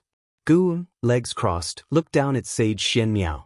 His eyes, hidden beneath the mask, were so profound as he asked, "What do you think an immortal should be like?" "Like you, protecting the common folk without being swayed by worldly interests." "If that's the case, why ask a question to which you already know the answer?" Sage Xianxia frowned, unsure how to express himself. Guan asked, "Do you think they are stronger than me, making you unsure of who the true immortal is?" Sage Xianxia nodded, watching Guan nervously, fearful of offending the mountain god. "Have you considered what it means to cultivate with me? If you are so fixated on immortals, why not think about becoming one yourself?" Faced with the mountain god's inquiry, Sage Xianxia's eyes widened, and he asked in astonishment, "How could I possibly become an immortal? Your confusion is the confusion of the entire world. What you see might not be correct. The world is waiting for the true immortal to appear. Why couldn't you be that immortal?" Guan said meaningfully. In fact, he was bluffing, wanting to keep Sage Xianxia focused on cultivation. Over the years, whenever someone came by, Sage Xianxia would zealously preach about the mountain god's power and compassion, leading to more and more people calling mentally for the mountain god's help when in distress. Though Guan paid no attention, those people's hopes formed a source of power similar to Qi fortune, which he called desire power. Perhaps the true path for an immortal required walking the way of desire power, to truly feel the suffering of all beings. However, Guan's pursuit wasn't immortality, he sought longevity. If Sage Xianxia so desired to be an immortal, Guan wouldn't mind nurturing him to become a true immortal. To become an immortal, the most crucial aspect is the ability to save the common folk. Simply having a good heart isn't enough. After listening to Guan, Sage Xianxia fell silent, his heartbeat accelerating. Guan leaped down from the eaves, walked out of the courtyard, and went to pick medicinal herbs, with Sage Xianxia hurriedly following. "Can someone like me really become an immortal?" Sage Xianxia asked cautiously. Without turning his head, Guan replied, "Immortality isn't about high status. With the right intention, it can be achieved." Sage Xianxia's expression changed, deeply moved by these words.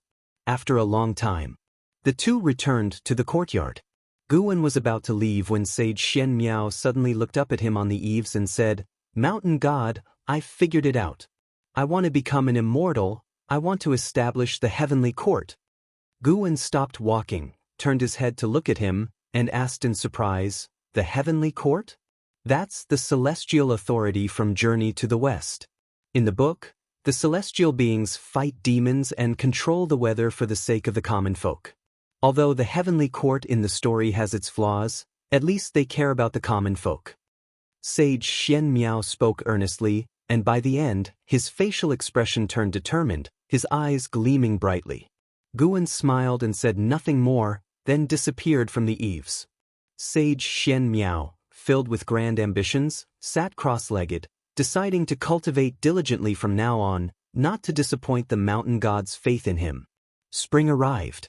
This new year was livelier than usual because the Supreme Sect invited many schools to join the Spring Festival celebration.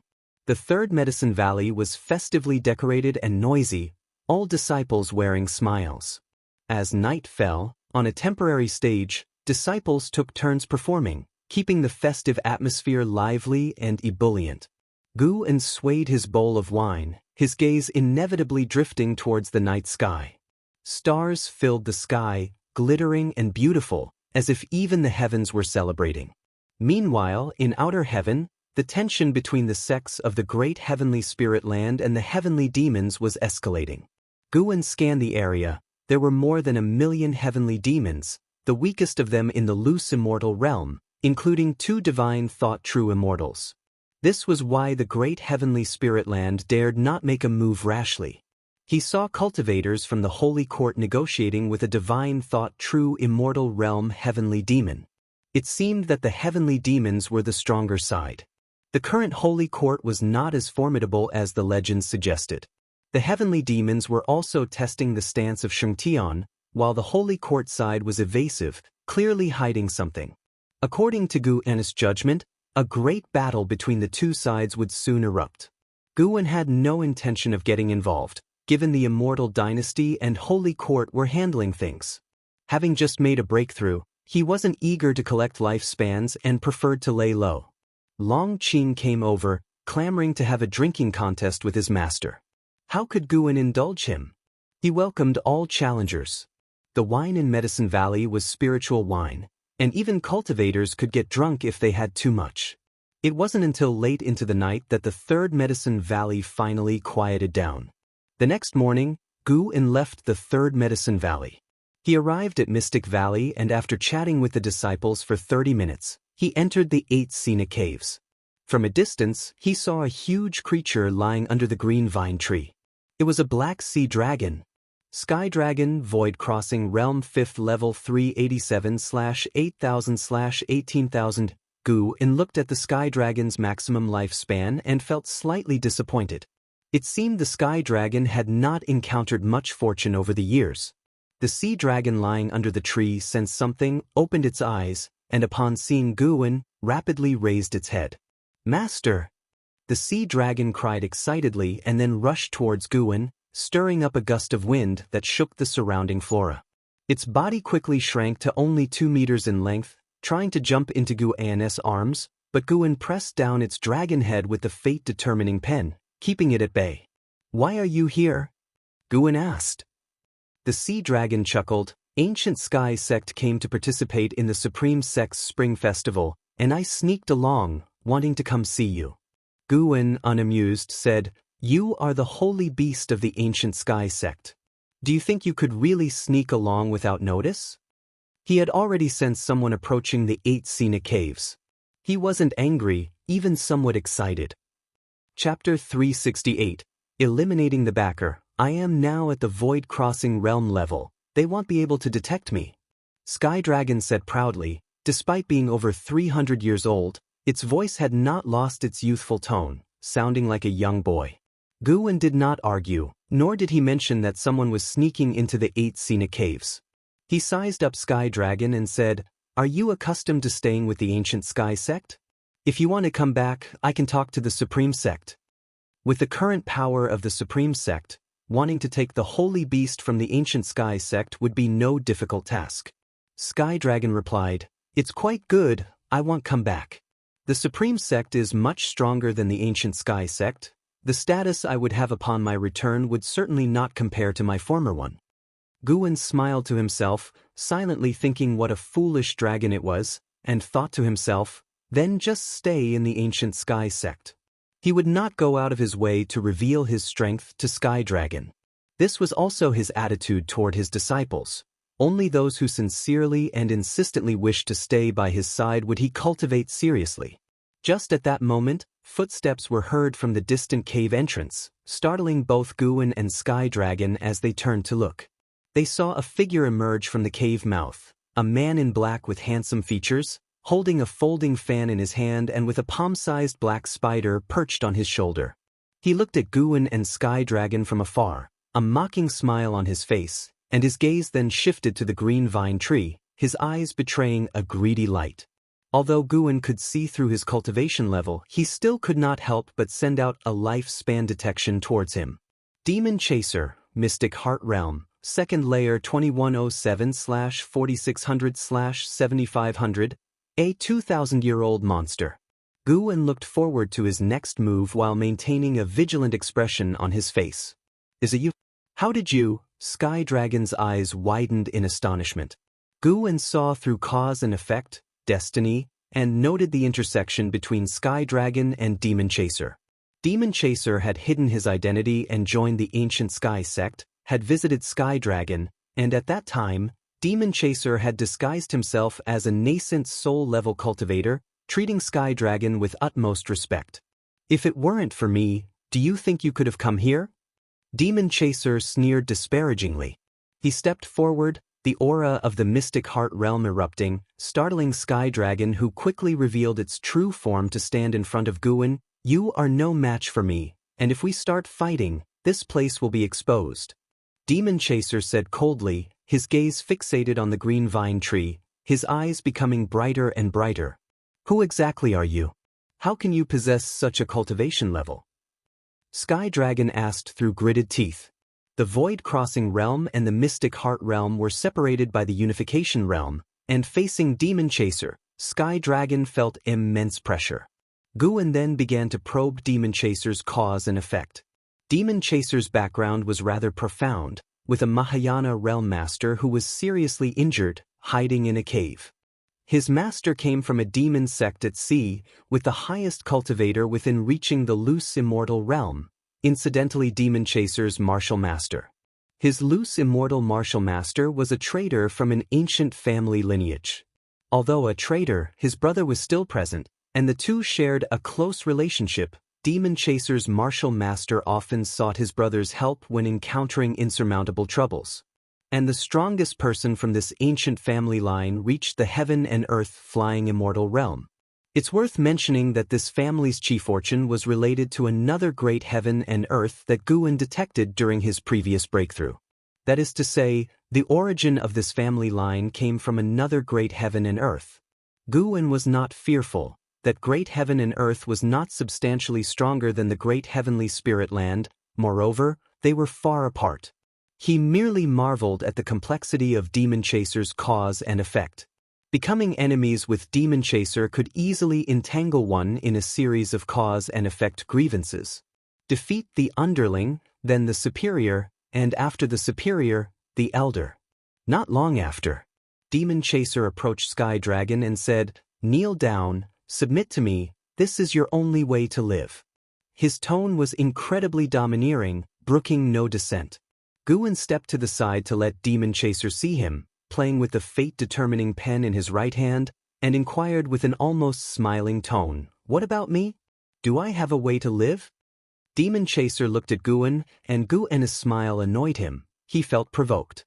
Demon Chaser has developed hostility towards you, seeks to kill you. Do you wish to perform lifespan detection on him?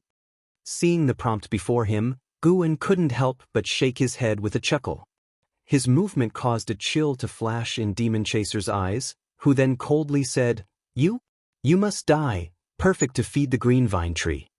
Guan asked, "How do you know the green vine tree feeds on flesh and blood? What is your relationship with the Thousand Autumn Pavilion?" He knew the truth, of course, but wanted to ask one more question. After all, there was no hurry at the moment. Demon Chaser suddenly transformed into a wisp of demonic chi and dissipated, startling Sky Dragon greatly. It looked around instinctively and then saw Demon Chaser appear beside Guan. Demon Chaser's eyes widened in disbelief, his right hand trembling as it was blocked by the fate-determining pen. He was not only unable to harm Guan but also unable to retreat, as an invisible force had rooted him to the spot. How is this possible? Who exactly are you?" Demon Chaser asked, his voice quivering with fear. Guan looked down on him and asked, "Since I can't grant you a way to live, do you have any last words?" The sentence sent shivers down Demon Chaser's spine. "If you dare kill me, my master will not let you go." Demon Chaser gritted his teeth. Guan curiously asked, "Your master is just at the Mahayana realm, and he's gravely wounded too. How can he not let me go?" As soon as he spoke, Demonic Chaser's pupils shook violently, and fear and despair enveloped his heart. He seemed to remember something, hastily saying, "My master comes from an immortal path sect. Spare me, and well call it quits." Demon Chaser harbors deep-seated hatred toward you. Do you wish to perform lifespan detection on him? The hostility has even increased. Guan looked at the prompt in front of him, completely unmoved, as he had no intention of sparing Demon Chaser. Now, so be it, more deaths to come.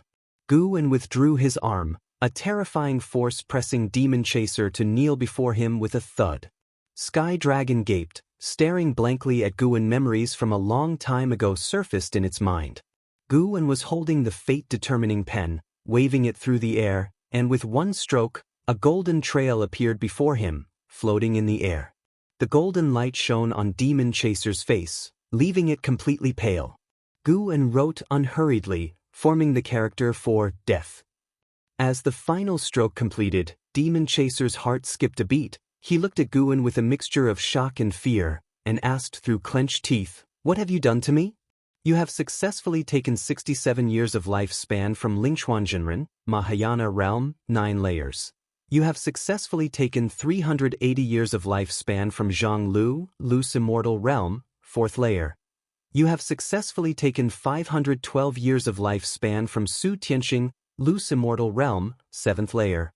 One prompt after another appeared before Guan, and he glanced at Demon Chaser and said indifferently, "I haven't done anything to you. I've simply erased all the backing you could call upon." Demon Chaser's eyes bulged, and he yelled almost manically, "What kind of joke is this?" Before he could finish speaking, an indescribable panic enveloped Demon Chaser's heart. For some reason, he suddenly felt as though he was abandoned by the entire world, a panic unlike any other, an unspeakable palpitation that agitated his thoughts. Chapter 369.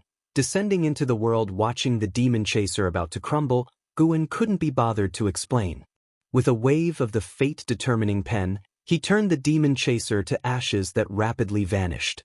Throughout the process, the Sky Dragon didn't speak a word, just staring blankly at Guan until the Demon Chaser disappeared. Only then did it snap back to reality.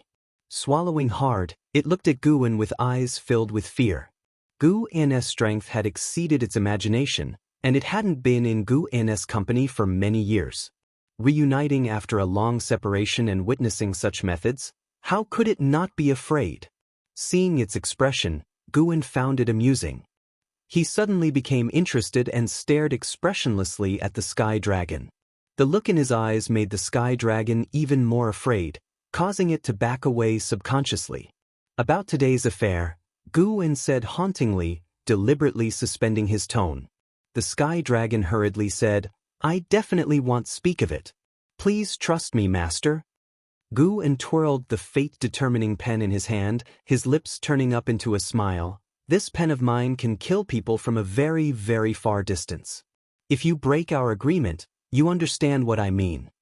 The Sky Dragon, terrified, its dragon body trembling, kept giving assurances. Guan turned and walked toward the green vine tree, his main purpose for taking action today being to confirm whether the fate-determining pen could indeed seize lifespan. The result was very satisfying, just as he had wished. The fate-determining pen was his own creation, not employing any external object. In the future, seizing lifespans with the fate-determining pen would be even easier for him. Dealing with the Demon Chaser this time, Guan had slain over 100, all directly related to the Demon Chaser. Sooner or later, they would be entangled in this web of cause and effect. Guan essentially allowed them to meet their end early. This was the way of cause and effect. To be able to glimpse into the process of the evolution of all things was also the foundation of participating in the way of destiny. The way of cause and effect was profound and unfathomable. Guan had just begun to delve into it and already possessed the power that not even gods or demons could predict. This action had earned him over 40,000 years of lifespan, which, to him at this moment, wasn't significant. The Sky Dragon shrank in size, cautiously approaching Guan. "Master, you are the sword venerable Fudao of the Supreme Sect, right?" the Sky Dragon asked cautiously. Without turning back, Guan said, "The less you know, the safer you'll be, understand?" Startled by these words, the Sky Dragon nodded hastily. Together, the man and the dragon reached the green vine tree. The tree extended 2 vines that began to knead Guan's shoulders, causing the Sky Dragon to stare in bewilderment. 2 ancient hours later, Guan and the Sky Dragon left the 8 scenic caves. Guan headed toward Tianya Valley while the Sky Dragon went to look for the cultivators of the ancient Sky Sect. Within the bustling Supreme Sect, no one knew that a mystic heart realm cultivator had been reduced to dust and smoke. After the spring festival, Guan's life returned to peace. He traveled between various medicine valleys, occasionally bringing an XN to Mortal World Peak, or visiting Yilan and Zhenqin on his own. The sects that had their medicinal herbs mysteriously harvested gradually returned to calmness. Even the Holy Court, unable to find the cause, had to give up, especially since such incidents hadn't reoccurred lately. Although he had reached the level of a Daoist hidden immortal, Guan never ceased his pursuit of development. He kept expanding the collection of high-rank medicinal herbs inside his outer world cave. Time flew swiftly. In the blink of an eye, 5 years passed. The number of heavenly demons outside had exceeded 5 million. They prowled the universe as if they wanted to tear the great heavenly spirit land to shreds. The Holy Court, Immortal Dynasty, and various other sects were all on high alert, positioned everywhere, not giving the heavenly demons a chance to infiltrate. On a massive meteor, 2 men ensnared in a dark aura stood shoulder to shoulder. They looked very similar, both dressed in black scale armor, though one stood taller. The Holy Court remained silent. It appears our information is true. Could the previous disturbance have been the reincarnation of Saint Heaven? Highly likely. Within the great heavenly spirit land, only Saint Heaven would have such capacity. If that's the case, then this is a rare opportunity. Our goal is that great emperor, we mustn't forget. The 2 men in black armor spoke in hushed tones, their eyes fixed on the great heavenly spirit land, brimming with hostility. As they were talking, they suddenly noticed something and turned their heads in unison to see a thick fog rolling in from the depths of darkness. The complexions of the men in black armor changed slightly, and they vanished from their spot. It was the season when spring turned to summer. Guwen sat under a tree, sharing drinks with Xianxia, exchanging insights on writing. Xianxia was very fond of the romance of the 3 kingdoms, believing it was not inferior to the journey to the west. Once I thought Investiture of the Gods was the pinnacle, but then you wrote Journey to the West and Romance of the 3 Kingdoms. You truly are amazing. Why can't I write books like these? Xianxia looked at Guwen and exclaimed. Shaking his head, Guwen said, Your Green Hero travelogue isn't bad either. Don't write anything else in the future. Just focus on Green Hero travelogue. If this book grows longer, it will certainly become a classic. Xianxia felt that writing serious books was rather uninteresting. Over the years, he had written many without much success. Really? But many people are embarrassed to say they like Green Hero travelogue, you know? Xianxia asked doubtfully. Do you want to write a book that many people have read but seldom mention, or a book that becomes a masterpiece in the hearts of a few, something they can relish for a lifetime? Asked Guwen. Hearing this question, Xianxia fell into silence. As the 2 were talking, a loud boom descended from the sky, startling both to look up, and not just them, others in the valley did the same. They saw a spectacular scene of a meteor shower falling from the sky. Countless meteors with long trails of smoke descended, piercing through the clouds, resembling an apocalypse that made people uneasy from afar. What's that? Guwen asked with a frown, thinking to himself that it had finally come. The heavenly demons began their invasion, effortlessly breaking through outer heaven's defenses under the lead of a free immortal. Those meteors concealed many heavenly demons.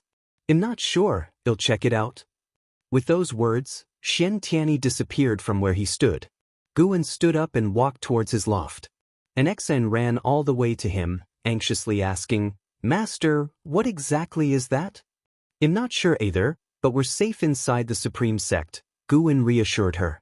Relieved by his words, an Exen could hear the unspoken message from her master. Those mysterious beings from outer heaven couldn't threaten him. As Guwen moved forward, he glanced up and saw that one meteor was heading straight for the Taizong continent. Xianxia had already gone to meet it, preparing to protect the Taizong continent. Guwen did not intend to take action. After his breakthrough with the invasion of the heavenly demons, perhaps there was some scheme behind it. As long as the continent could withstand this disaster, there was no need for him to intervene. It would be a good opportunity for others to get some practice. In fact, Sword Venerable Fudao had not acted for a long time, and there were daily conflicts of varying sizes within the Supreme Sect, which Guwen did not meddle in. This also let the people of the world understand the stance of Sword Venerable Fudao. As long as the core foundation of the Supreme Sect and the safety of the continent were not threatened, Sword Venerable Fudao would not act. After Guwen entered his room upstairs, Xianxia had already shattered the meteor, from which a horde of heavenly demons surged out, the strongest reaching the wandering immortal realm. They besieged Xianxia, plunging him into a hard battle. Nine-Finger Divine Lord quickly went to provide support, and cultivators from all over the continent also rushed to the scene. The Taizong continent was just a microcosm, A grand defensive battle had begun in every part of the world. The great battle outside was even more imposing. Ancient immortal emperor of the Immortal dynasty and the saint ancestor of the Holy Court joined forces against the free immortal heavenly demons, deadlocked in combat. Divine thought true immortals showcased their divine skills, and even the 7 beings hidden inside the sun came out to join the battle. Phoenix, True Dragon, Qilin, White Tiger, Shen Turtle, Green Bird, Kuan. Their opponents were also colossal creatures, fierce beasts from the silent destruction domain. The scope of the battle quickly expanded, with the great heavenly spirit land at the center. Fighting figures filled every direction. The Sun and Moon Netherworld Emperor stepped out from his house, his gaze calm as he looked up at the sky. At that moment, Longqing passed right by him, his eyes fixated on the distance, brows tightly furrowed. The Sun and Moon Netherworld Emperor's gaze fell upon him, and he suddenly furrowed his brow. After the descent of the heavenly demons, Longqing was overcome with uncontrollable irritation, which was why he kept moving around, trying to dispel the emotions in his heart. Why is the cause and effect on his body changing? Wondered the Sun and Moon Netherworld Emperor with surprise. And at this time of all times, this child must definitely be related to the heavenly demons. The Sun and Moon Netherworld Emperor developed an even greater interest in Longqing, feeling previously that Longqing had an unusual physique. Before long, a fierce wind blew from afar, a tempest stirred up by the great battle. Guan sat at his desk, holding the Green Hero Travelogue while using his divine thought to observe the entire world. The foundation of the great heavenly spirit land was truly strong. In such a short time, many divine thought true immortals, Tao void mysterious immortals, and divine immortals of wondrous dharma had emerged. From the current perspective, the heavenly demons couldn't shake the great heavenly spirit land. The battle would end following the outcome of the fierce conflict of the free immortals in outer heaven. However, Guan noticed many heavenly demons that descended chose not to fight but to sneak into the mortal world. Some seized living beings, some disintegrated, merging into the reincarnation rules, and were then sucked into the reincarnation vortex above. Guan suddenly felt that this batch of heavenly demons was not a united front. Those who had not fought were entangled in a multitude of cause and effect with Longqing, and were very likely here to find him. His divine thought then landed on the Moonfall Divine Lake. Moonfall Divine Lake was also experiencing an attack by the heavenly demons, their situation even more dire because a divine immortal of wondrous Dharma realm-level heavenly demon was lurking around. The reason Guan was paying attention to the Moonfall Divine Lake was mainly because of Zhu Shi with the Tai Chu swallowing Yuan body.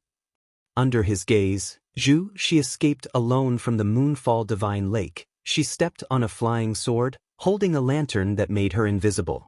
Only when the crisis on the Taizong continent was resolved by evening did Zhu Shi seek refuge on an island, where she hid in the forest, the lantern still burning. Unbeknownst to her, a heavenly demon was hidden on this very island. Although its cultivation was only at the loose immortal realm, it was far more than she could contend with. Her lantern could not escape the eyes of the heavenly demon. The heavenly demon was closing in on her. Zhu Shi, who was seated in meditation, frowned. Opening her eyes, she looked around, feeling panic. She had a foreboding sense of impending doom and trusted her instincts. That's why she felt so frantic, realizing she was surrounded by danger with no chance to escape. Chapter 370. The Great Emperor of Calamity, Juan World Nightfall descended, and the woods fell into complete silence, devoid of any insect song. Zhu Shi stood up, holding a lantern in her left hand and clenching a sword in her right, her gaze nervously sweeping the surroundings. Suddenly, she heard the sound of the wind and instinctively turned her head to look. Then sounds of the wind came from another direction before she could turn again, and soon wind noises erupted from all directions. A gust carrying leaves assaulted her face, causing her eyes to widen in alarm. Far in the Third Medicine Valley, Guan watched this scene unfold without intervening. Zhu Shi was no match for the loose immortal realm, losing consciousness immediately upon the other's attack. The attacker was a female heavenly demon seeking to possess her body, but just as its soul began to infiltrate, the demon sensed a terrifying devouring force. The heavenly demon instinctively tried to escape, but only part of its soul body flew out. The lower half was sucked in, unable to withdraw.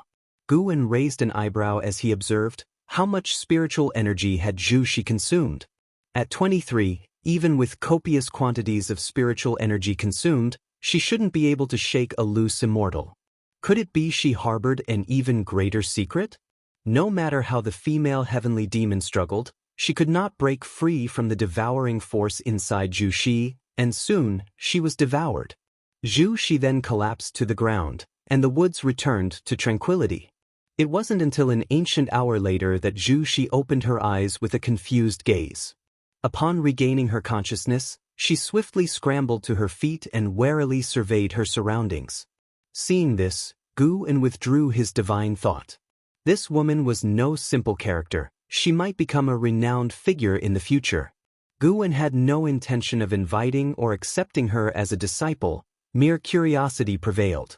In the future, it would be worthwhile to observe Zhu Zai's life trajectory, reminiscent of binge-watching a drama in his previous life. Guwen smiled and then turned his attention to reading the Green Hero travelogue seriously. The moon set and the sun rose. A new day arrived, and the Taizong continent resumed its regular serenity. As the disciples gathered for morning exercises, they all discussed the distant battle of the previous day, curious about what had happened. When Guwen was practicing, he used his divine thought to survey the world. Many regions were still heavily afflicted by heavenly demons, but fortunately, the Holy Court and the Immortal dynasty were quicker to act, constantly exorcising demons and providing rescue. In this calamity afflicting all beings, the Immortal dynasty showed formidable prowess, quickly catching up to the Holy Court. As they saved more and more lives, Guwen distinctly felt the chi fortune of the Immortal dynasty growing. This catastrophe actually presented an opportunity for the Immortal dynasty. Guwen spotted Enhao's figure. He was observing the battle, for the weakest of the heavenly demons also had immortal path cultivation, far beyond his current capability. While observing the world, Xianxia returned. Many disciples looked towards him, feeling that he must know what happened the previous day. Not until the morning exercises concluded did Longqing eagerly rush to Xianxia, asking why he had left. Yesterday, heavenly demons descended.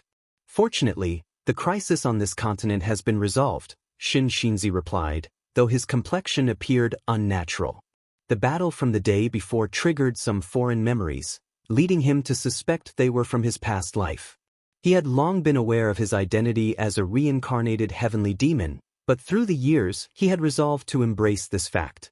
He believed that with a determined will, he would not become a demon. He even entertained the delusion of using his identity to convert heavenly demons. Heavenly demon? Longqing's eyes widened. Xianxia began to describe the terror of the heavenly demons, leaving Longqing trembling with fear. From afar, Guwen watched the scene with amusement. Two reincarnated heavenly demons discussing the threats of their kin, neither aware of the other's true identity. He gestured to the blood prison great saint and then walked towards the outer gate city. Although the battle in outer heaven hadn't ended, he had lost interest in it for the time being, as it seemed inevitable that the heavenly demons would be repelled. He decided to visit the outer gate city for a change of scenery. Elsewhere, 3 Pure Ones Mountain. Leah sat meditating at the edge of a cliff, gazing up at the sky, seemingly lost in thought. A soul approached, the ancestor of Li family who had once been hidden within Li Ya's body. "What are you thinking about?" The ancestor of Li family asked as he came beside Li Ya. "Ancestor, what is like beyond the heavens? And how many levels are there in the immortal path?" Li Ya asked softly. The ancestor of Li family replied, somewhat annoyed, "How would I know? You have already surpassed me in your lifetime. I am waiting for you to show me a broader world." Upon hearing this, Li Ya cracked a smile and then stood up, stretching languidly. "Well, get ready, as I will soon leave the mountain to seek fortune. I've realized that traveling is necessary. Secluded cultivation alone makes for slow progress in raising cultivation level. At this rate, I'm afraid I'll fall further behind in how." Hearing Li Ya's words, the ancestor of Li family showed a smile, saying, I am indeed curious to see how formidable the divine exotic city is.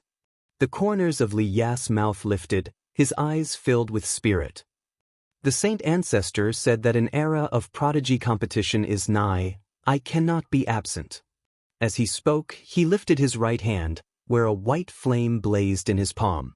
The ancestor of Li family looked at Li Ya, stroking his beard and smiling, filled with emotion. In just 400 years, this young man had achieved so much, it was hard to imagine the heights he would reach in the future. Ancestor of Li family recalled the scene of meeting Li Ya, his smile deepened. In the cosmos, scorching heat waves devastated the starry space. Ancient immortal emperor and saint ancestor paused, their gazes focused on a distant silhouette. Enshrouded in black fog, the figure seemed like a demon lord emerging from the abyss, a terrifying visage. His white hair flowed freely, crowned with a pair of forward-curving horns, his face pallid, with pupilless eyes. He wore a black feathered great robe, beneath which gleamed a chainmail shimmering with cold light. He was none other than the great emperor of calamity, a free immortal among the heavenly demons.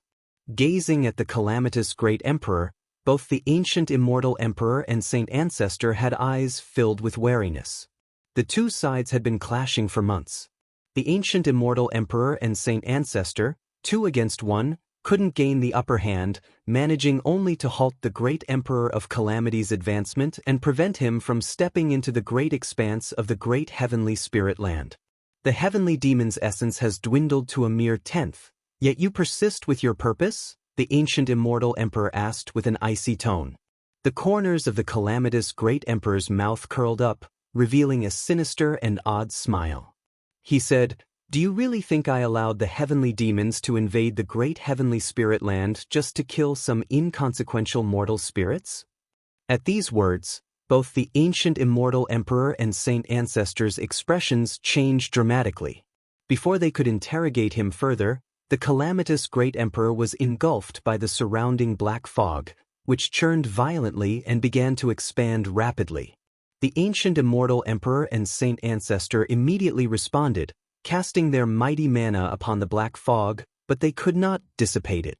During the surging process, the black fog coalesced into a huge black sphere that, from a distance, resembled a black hole. "What kind of divine skill is this?" the ancient immortal emperor asked with a grim look on his face. The saint ancestor gave no answer. He too couldn't see through it, but a strong sense of unease welled up in his heart.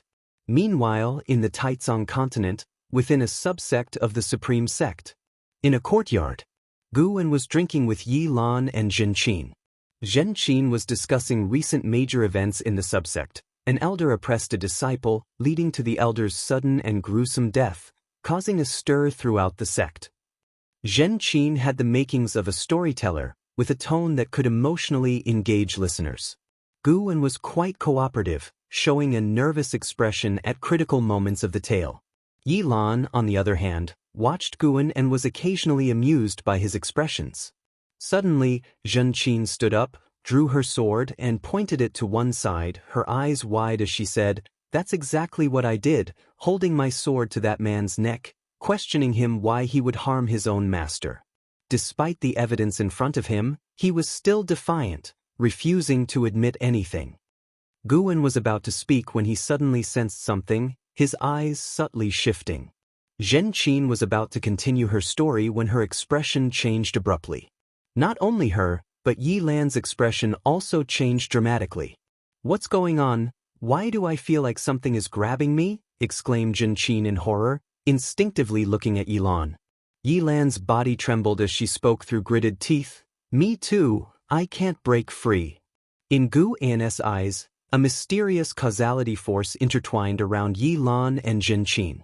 It wasn't just the two of them. Within the subsect, many others were entangled by this force of causality.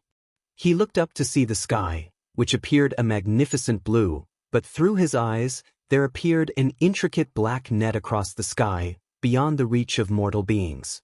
This black net seemed to connect with countless souls in the world. Gu N's divine thought followed the black net and saw the enormous black sphere in the universe. In that instant, he understood the calamitous great emperor's divine skill. No wonder there were so many heavenly demons reincarnating and seizing bodies. It was to merge into the rules of heaven and earth within the great heavenly spirit land. Watching the trend of causality force exerted by the calamitous great emperor, it seemed he intended to pull many beings of the great heavenly spirit land into that black sphere. Guwen saw that Longqing was also entwined by this force of causality. He immediately stood up and, feigning panic, grabbed Yilan's shoulder to ask her what was wrong. "Elder brother, get away quickly," Yilan said through clenched teeth, unable to shake his grip nor stand up. "What's happening? How could I possibly abandon you?" Guwen exclaimed anxiously. Yilan was about to reply when suddenly the world spun around them. The same sensation hit Xianxia. Then, Guwen and the two women vanished into thin air.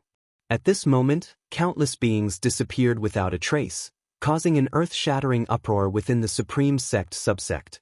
Yilan clenched her eyes shut, feeling as if she was falling, a sensation even she, in the divinity transformation realm, found extremely unbearable. As she continued to fall, she gradually regained control of her body. Soon she felt her feet touch the ground. A hand grasped her right hand, immediately calming her heart. This was her elder brother's hand. She knew every line on his palms, there could be no mistake. She then felt her eyes could open and immediately did so. What appeared before her was a sky shrouded in crimson, with countless figures descending from above like a torrential downpour. Guwen and Xianxia stood beside her, atop a mountain peak, all looking at the sky in shock. "Where is this place?" Xianxia asked with trembling voice, her beautiful eyes wide. She followed the direction the figures were falling and saw a series of peaks stretching endlessly into the gloom. Once all the figures landed, the crimson sky revealed a pair of immense eyes, those of the calamitous great emperor, looking down upon all beings within the world, as if searching for something. Mortal spirits of great heavenly spirit land, this realm created by this emperor is Juyuan world. No one can save you here. However, this emperor is merciful and will offer you a sliver of hope. The voice of the calamitous great emperor resonated, like a dull thunder, echoing through the heavens and earth. Chapter 371. Heavenly Dao and Heavenly Demon. Longqing stood on the hillside, gazing up at the huge eye in the sky, his face full of fear. Other people were also on the hillside, all of them were disciples of the supreme sect, and an Exen was among them. Every person listening to the words of the great demon emperor felt a chill down their spine, their hearts filled with fear. They had never heard of the Juyuan world, and it was even the first time they had heard the name of the great heavenly spirit land. Within the great heavenly spirit land, there are many heavenly demons reincarnated. They may be your kin or your dear friends. If you want to survive, then kill all the reincarnated heavenly demons. The heavenly demons must do the same. Kill off all the creatures of the great heavenly spirit land, and you will regain your freedom, said the great demon emperor, his voice ringing out, tone frosty, filled with a murderous intent. Yilan and Xianxia frowned upon hearing this, and they instinctively looked around, fearing an attack by a heavenly demon. Guwen speculated that the great demon emperor was looking for Longqing. But why didn't he directly wipe out all the beings that fell into the Juyuan world? Soon, Guwen understood. It was the protection of the heavenly Dao. As the voice of the great demon emperor ceased, Guwen felt the presence of many heavenly demons. Those reincarnated began to awaken their heavenly demon origin. As the demonic qi grew, the aura of the heavenly Dao began to emerge from the bodies of the great heavenly spirit land creatures. This so-called heavenly Dao aura was the same as the aura of the layer of light outside the great heavenly spirit land, which prevented beings below heaven and earth flying immortal from flying to outer heaven. In fact, everything in the great heavenly spirit land was infused with heavenly Dao aura, including the other great heaven and earth realms that Guwen glimpsed during his breakthrough. The heavenly Dao is omnipresent. This is a force distinct from the Dao, and within it, implicitly lies the will of heaven, referring to the heavenly Dao rules. The creatures from the silent destruction domain are easily distinguishable because they don't have the aura of the heavenly Dao. Their presence is discomforting to beings born under the heavenly Dao, and thus the two factions have been incompatible since ancient times. The great demon emperor was obviously studying the way of cause and effect, fearful of slaughtering too many creatures of the heavenly Dao and suffering a karma rebound. Killing a few creatures of the heavenly Dao, however, was no issue. In the memories of Long Zhan and Lu Han, they had heard mentions of the heavenly Dao, which for cultivators was a vague and elusive legend. Of course, if pushed to the brink, the great demon emperor wouldn't care so much. After all, he came from the silent destruction domain and couldn't possibly suffer a karma rebound so severe that his body and Dao perished. If the heavenly Dao were so powerful, there wouldn't be the existence of the silent destruction domain. The great demon emperor stopped speaking, and the pair of eyes also vanished, plunging the entire world into silence. Guan noticed that Ji Xiaoyu and Hao, Liya, Wuju, Xiantiani, Jiangqiong, Longqing, and Xian, and other people had also been pulled into the Juyuan world. It seemed that the beings dragged into the Juyuan world, apart from the reincarnated heavenly demons, were almost all but ordinary, at least their fates were extraordinary. He suddenly thought of a question. Could the great demon emperor's action be related to the commotion of his breakthrough? Very likely. On reflection, if it were not for him, Longqing would not have been born early. According to the man in black on Qingtian Peak, Longqing needed to be nurtured for at least a few thousand years. Gu N's actions advanced many things by thousands of years. What should we do? Zhen Qin looked at Yi Lan and asked, accustomed to Yi Lan taking the lead. Yi Lan took a deep breath and said, "We'll have to play it by ear." According to his words, we can unite with many people. This is not a matter of individual survival but a competition between two camps. Over the past few months, news about the heavenly demons had already spread within the Supreme Sect, and many legends of heavenly demons circulated. They knew that the heavenly demons came from beyond the heavens, and because of this, they were very wary of them, not overly confident. Yi Lan continued, "I sense the presence of some of our fellow sect members. Let's meet up with the people of the Supreme Sect first." Zhen Qin nodded, and Guan had no objection. He wanted to see how Yi Lan and the others would perform in the face of such a catastrophe. The three of them began to descend the hill. Gu and his divine thought swept the area. There were quite a few heavenly demons, numbering over 1,000,000. Although they were not as numerous as the creatures of the great heavenly spirit land, the heavenly demons' cultivation levels were higher. A fierce battle would follow soon. Guan would make his move when the great heavenly spirit land side was on the brink of collapse. To him, the great emperor of calamity wasn't that strong. Both well studied in the way of cause and effect, Guan's causal power was a step ahead of the great emperor of calamity. The Jiyuan world was formed by the forces of causality, and for Guan to break it was hardly a difficult task. Master, who would have thought that the three of us would have the chance to adventure together? Zhen Qin suddenly turned her head to look at Guan, saying with a grin, no longer as tense as before. Yi Lan couldn't help but look towards Guan as well, though her eyes held more worry. In her mind, Guan was protected by Sword Venerable Fudao, but whether Sword Venerable Fudao could find the Juyuan world was not certain, hence, she worried that she wouldn't be able to protect Guan. She would rather die alone than let Guan die before her. Intuition told her that the heavenly demon was absolutely terrifying. She had to go into battle prepared to die, without a trace of carelessness. "Rest assured, I am very strong, I won't hold you back," Guan said seriously, taking out the fate-determining pen. Zhen Qin couldn't help but tease. Being in the nascent soul realm is indeed impressive. Got wings and now looking down on your master's cultivation level? Dare not, dare not. The master and disciple began to banter. Gu and his divine thought had already spread out, watching over Ji Xiaoyu and Hao and others, to prevent them from encountering an unbeatable foe. 30 minutes later, Guan and the others from the Supreme Sect gathered, deciding to look for disciples from their own sect. The Jiyuan world was large, but not as incomparably vast as the great heavenly spirit land, so Xian and the others were not far from them.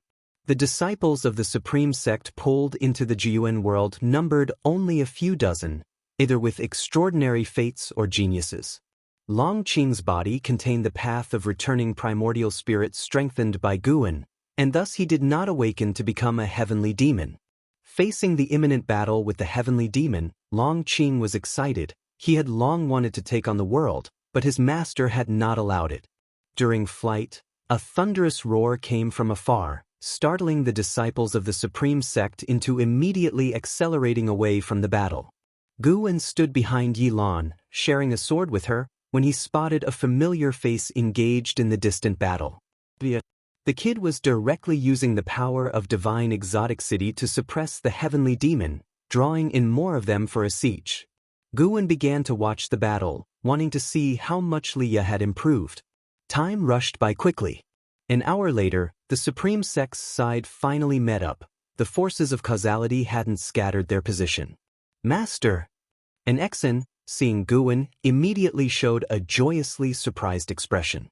She swiftly flew by Guwen's side, her anxious look swept away, replaced with excitement. Longqing too flew over, chattering nonstop in excitement. He couldn't wait to fight the heavenly demon. Yi Lan started negotiating with other disciples of the Supreme Sect. Zhenqin looked at an Exen and Longqing, her expression odd. Why weren't these two scared at all? It was one thing for Longqing to be fearless, the young and rash type, but why was an Exen, that girl, getting all excited too? Chapter 372. Who are you, exactly? Supreme Sect disciples discussed for quite some time and ultimately decided to join the battle. In their view, hiding and waiting for others to fight, hoping for a slim chance of survival, was very foolish. Guwen much appreciated the courage and insight of the Supreme Sect disciples. In such a situation, choosing to lay low could indeed result in a complete loss. Unity was surely the best approach. Dozens of people banded together and flew towards the nearest battlefield. Leia had already finished his battle. Relying on the powerful force of divine exotic city, his victory came easily. He didn't even have to lift a finger. It was entirely the divine exotic immortal spirit fighting on his behalf. 30 minutes later, Guwen and the others joined the encirclement against the heavenly demon. Under Yi Lan's arrangement, Guwen was positioned on the outermost layer, responsible for casting long-range spells. With the fate-determining pen in hand, Guwen pretended to exert himself earnestly. His divine thought also looked towards the distance, enveloping the entire Juyuan world, spying on the battlefield from a macro perspective. More and more beings began to engage in battle with the heavenly demon, all becoming embroiled in fierce combat. Guwen started to snatch kills. When the heavenly demon was on the verge of death, his divine thought would strike at the heavenly demon. A series of prompts popped up before his eyes, bringing him increasing pleasure. Suddenly, he captured a whiff of the presence of a free immortal. The other party was well hidden but could not escape his divine thought. It must be the creator of the Juyuan world. This person was masquerading as part of the great heavenly spirit land side and was still opposing the heavenly demon. What did this mean?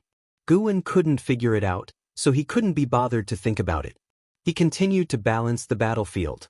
If the heavenly demons had an overwhelming advantage over the beings, he would help suppress them, giving those of the great heavenly spirit land a chance to train. The beings who were drawn into the Juyuan world were not mediocre. One day, they would become the backbone of the great heavenly spirit land. What Guwen needed to do was ensure not too many talents from the great heavenly spirit land perished while allowing this experience to provide them with opportunities for transformation. In the cosmos, more and more cultivators flew to the vicinity of the Black Sphere, looking nervously at the Black Sphere created by the demon Great Emperor. Damn it, are we just going to watch this happen? My sect has hundreds of disciples caught up in this. They are all the future of my sect. Isn't our sect the same? What exactly is this method? Move aside, I refuse to believe it. Is the Holy Court truly helpless? Great cultivators of various factions discussed among themselves. Some even attacked the giant Black Sphere, trying to shatter it, but no spells or divine skills that struck the Black Sphere could move it. The ancient immortal emperor and saint ancestors stood on high ground, frowning at this scene. A figure appeared behind them, a middle-aged man dressed in golden garments, holding a jade ruler, with a dignified face. Holy Minister, is there truly no way to resolve this? The man in golden garments asked. He was indeed the Holy Minister of the Holy Court. At this moment, his brow was furrowed, and his eyes were full of worry. The saint ancestor, with his back to him, answered, "I can sense that the chief fortune of the Holy Court has not weakened, which means that those juniors involved have not suffered significant casualties. Let's seal off this space first." The holy minister hesitated for a moment, then turned to give the order. The ancient immortal emperor took a deep breath and said, "I feel that his purpose is not the slaughter of the young generation of the great heavenly spirit land. It seems he is searching for something." The saint ancestor replied, "I think so as well, but throughout history, there have been too many beings from outer heaven that have infiltrated the great heavenly spirit land. It is temporarily impossible for me to deduce what the demon great emperor is searching for." The two free immortals fell into confusion, their gaze never leaving the black sphere. Time moved quickly. Half a day after entering the Jiyuan world, all the beings within began to fight, with the sounds of battle everywhere. With Gu and his hidden help, the morale of those from the great heavenly spirit land continued to rise. The more the heavenly demons perished, the greater the advantage for the great heavenly spirit land side. In just half a day, Guan had already reaped more than 30 million years of lifespan, successfully surpassing 100 million in total. Not a single Supreme Sect disciple had died, everyone's confidence was growing, and even Yi Lan no longer constrained Guan as before, also looking for opportunities for Guan to gain experience. The Jiyuan world seemed to have no day or night. The blood-colored sky only showed shifting clouds. Guan, holding the fate-determining pen and standing on the heavenly resident's sword, followed the steps of the main force. An XN was beside him, discussing the previous battle with Long Qing. Gu and his eyes looked towards the front lines at Wuzhu. As the mainstay of the Supreme Sect disciples, Wuzhu was capable of standing on his own. Seeing his independence, Guan couldn't help but think of his own timid demeanor in the past, filled with emotion. If possible, Guan would rather the ordeal last a few more days, but the heavenly demon-free immortal was becoming harder to restrain. It had only been half a day, and a third of the heavenly demons had died. Tens of thousands of miles away. On a mountain cliff stood a man in black, furrowing his brow. He was the incarnation of the demon great emperor. "What's going on? The beings of the great heavenly spirit land can't possibly be this formidable." The demon great emperor was filled with confusion. In his view, although the great heavenly spirit land side had a numerical advantage, it should not be showing its current strength since the heavenly demon side was clearly stronger. The more the demon great emperor thought about it, the more panicked he became. He felt that an unknown entity might have infiltrated the Jiyuan world. Even he, a free immortal, couldn't see through it? The first he thought of was Xianxia of the Holy Court. He had previously obtained the Saint Heaven reincarnation. Perhaps Xianxia had also been pulled in and was secretly making a move? The more he thought about it, the more plausible it seemed. He immediately disappeared from the spot. Wu Ju flew to Gu Yan's side and said, "According to the intelligence we've gathered, the other battlefields are also gaining an advantage, so you don't need to worry too much." Guan replied reluctantly, "What do I have to worry about? It's you guys who are charging into battle. I'm in no danger at all."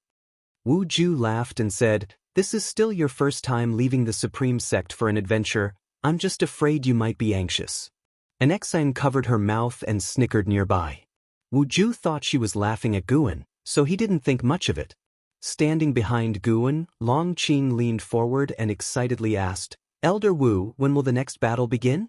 During the previous fight he had also participated, and his formidable physique surprised many disciples of the Supreme Sect. It was truly inconceivable that this lad had not an ounce of spiritual power but could still display such domineering performance. Wu Ju looked at him and smiled. It should be soon. Having successively slain heavenly demons, Wu Ju began to underestimate them, feeling that they were not as terrifying as he had imagined. Just as Wu Ju was about to speak further, he saw Long Qing's eyes widen in nervous anticipation, looking towards the sky. Instinctively, he turned his head and saw a pair of gigantic eyes appear in the blood-colored sky, eyes that belonged to the great Emperor of Disaster.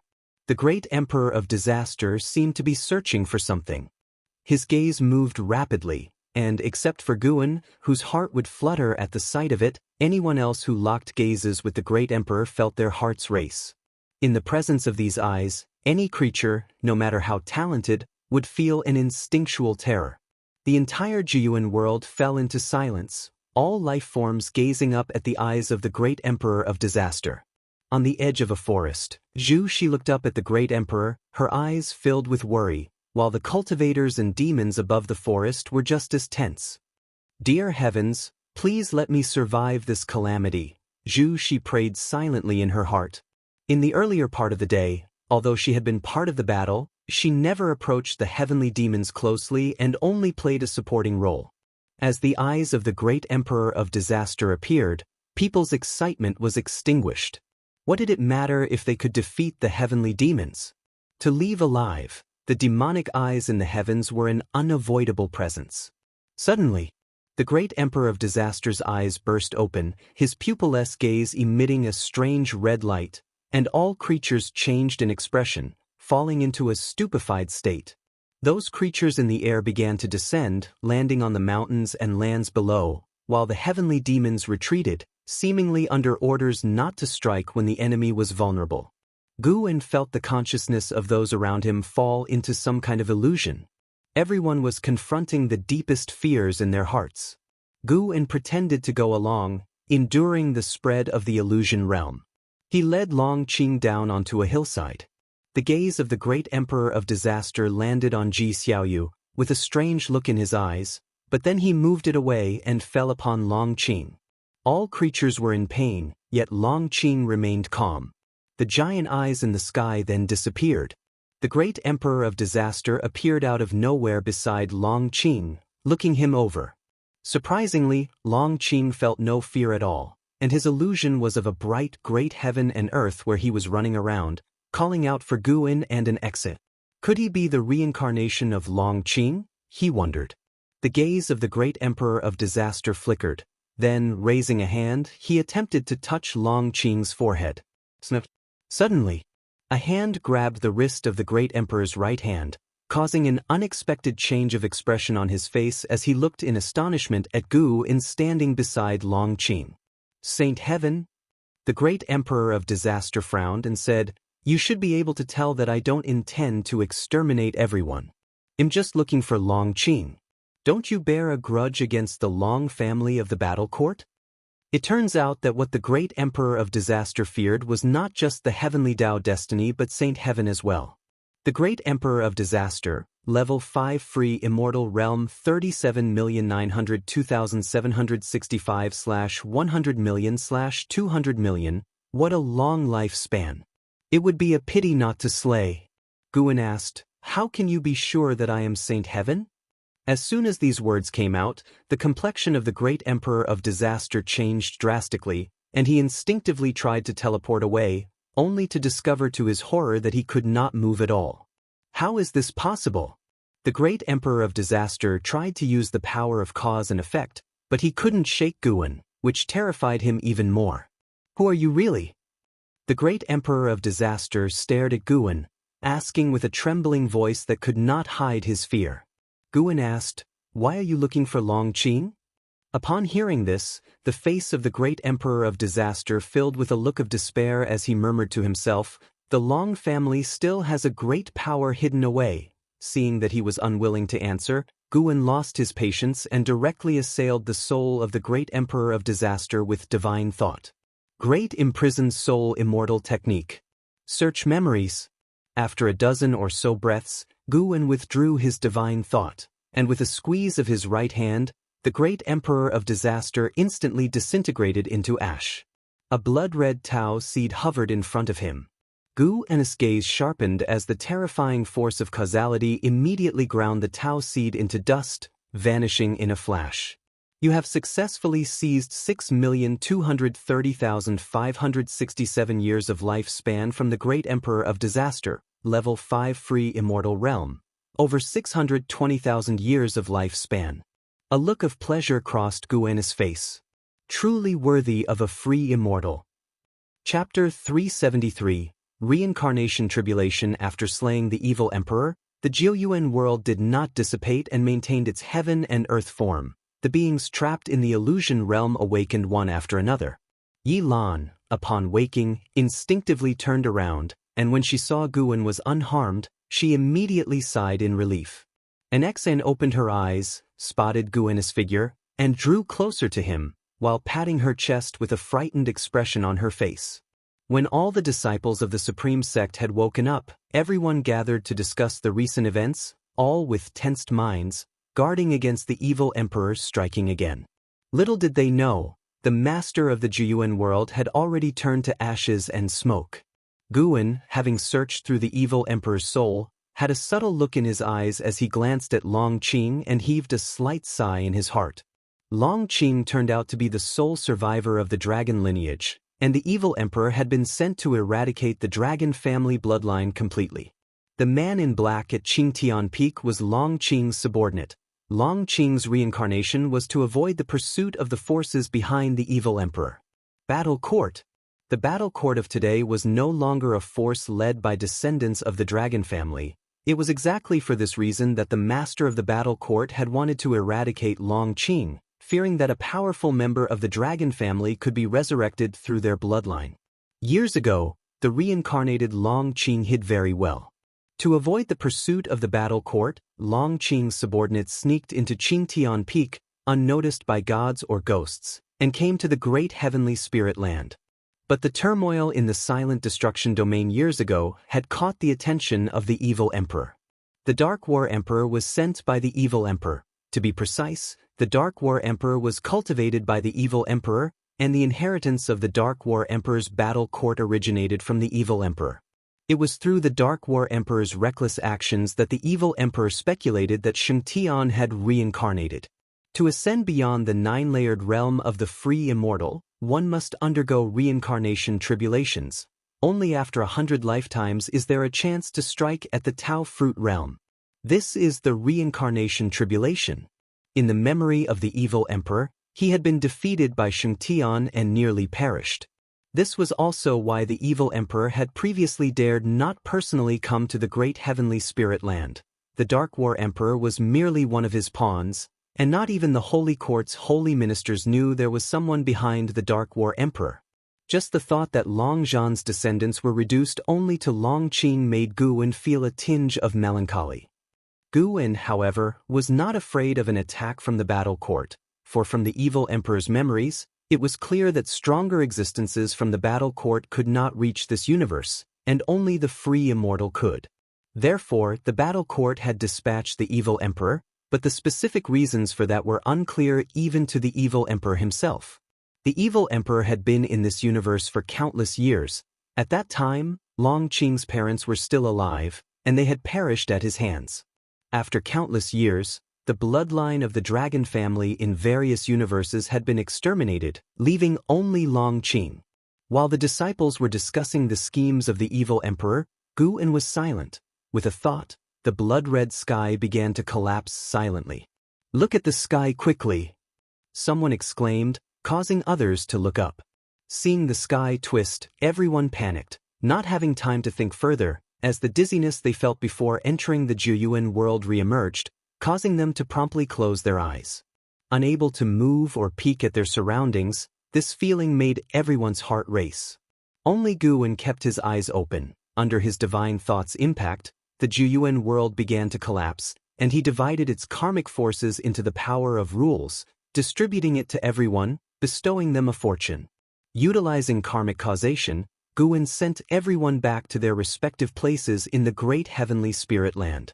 Meanwhile, the great cultivators in the universe saw a giant black orb begin to tremble and dissolve into black mist, making them even more nervous, fearing that something might have happened to their juniors inside. As the black mist dispersed, they sensed something and turned their heads, their faces revealing joy. They felt the presence of their juniors. No matter what the evil emperor had planned, at least their juniors were alive. The ancient immortal emperor and the saint ancestors furrowed their brows, exchanging glances, both seeing confusion in each other's eyes. What's happening? On the other side, Taizong continent, Supreme Sect's subsect. Yi Lan abruptly opened her eyes, saw Guan sitting across from her with eyes still firmly closed, breathed a sigh of relief, then looked around with a look of surprise on her face. Zhen Qin then awoke, followed by Guan. Are we back? Could it be that all the heavenly demons have been wiped out?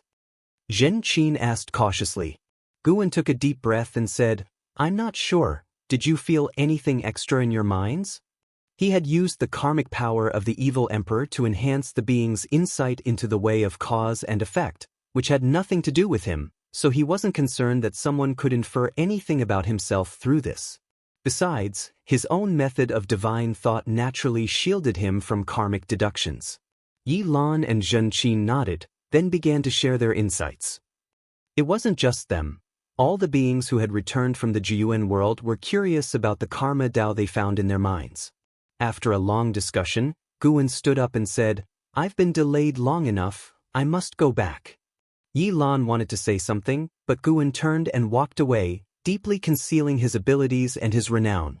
It's fine, we're back now, listen to the noises outside. Zhen Qin comforted her, saying that with their level of cultivation, they could hear the sounds outside the estate, confirming that they were indeed back. Yi Lan frowned, worrying about being pulled into the Jiyuan world again. Yet upon second thought, if that mysterious existence wanted to do so, what would be the point in releasing them? Having just returned to the third Medicine Valley, Guan was stopped by an Xian and Longqing, who excitedly spoke of their newfound enlightenments, drawing more and more people to gather around. Hearing about their half-day ordeal, the disciples were astonished. Longqing looked toward Xianxia, who was approaching, and asked, Master, what exactly is the Jiyuan world? Xianxia furrowed his brows. He was not chosen, and he replied, I do not know either. Tell me in detail about your experiences. Longqing nodded and then began to recount to Xianxia about their journey to the Jiyuan world. When he reached the part about battling the heavenly demons, he became visibly excited. While Longqing captured everyone's attention, Guan slipped back into the house. With the fall of the great emperor of evil, this disaster brought by the heavenly demons seemed to be drawing to a close. There should be peace for a while, as long as the Immortal dynasty and the Holy Court do not fight among themselves. Guan saw a large number of great cultivators returning to the outer heaven, and all the sects were inquiring about their disciples' experiences.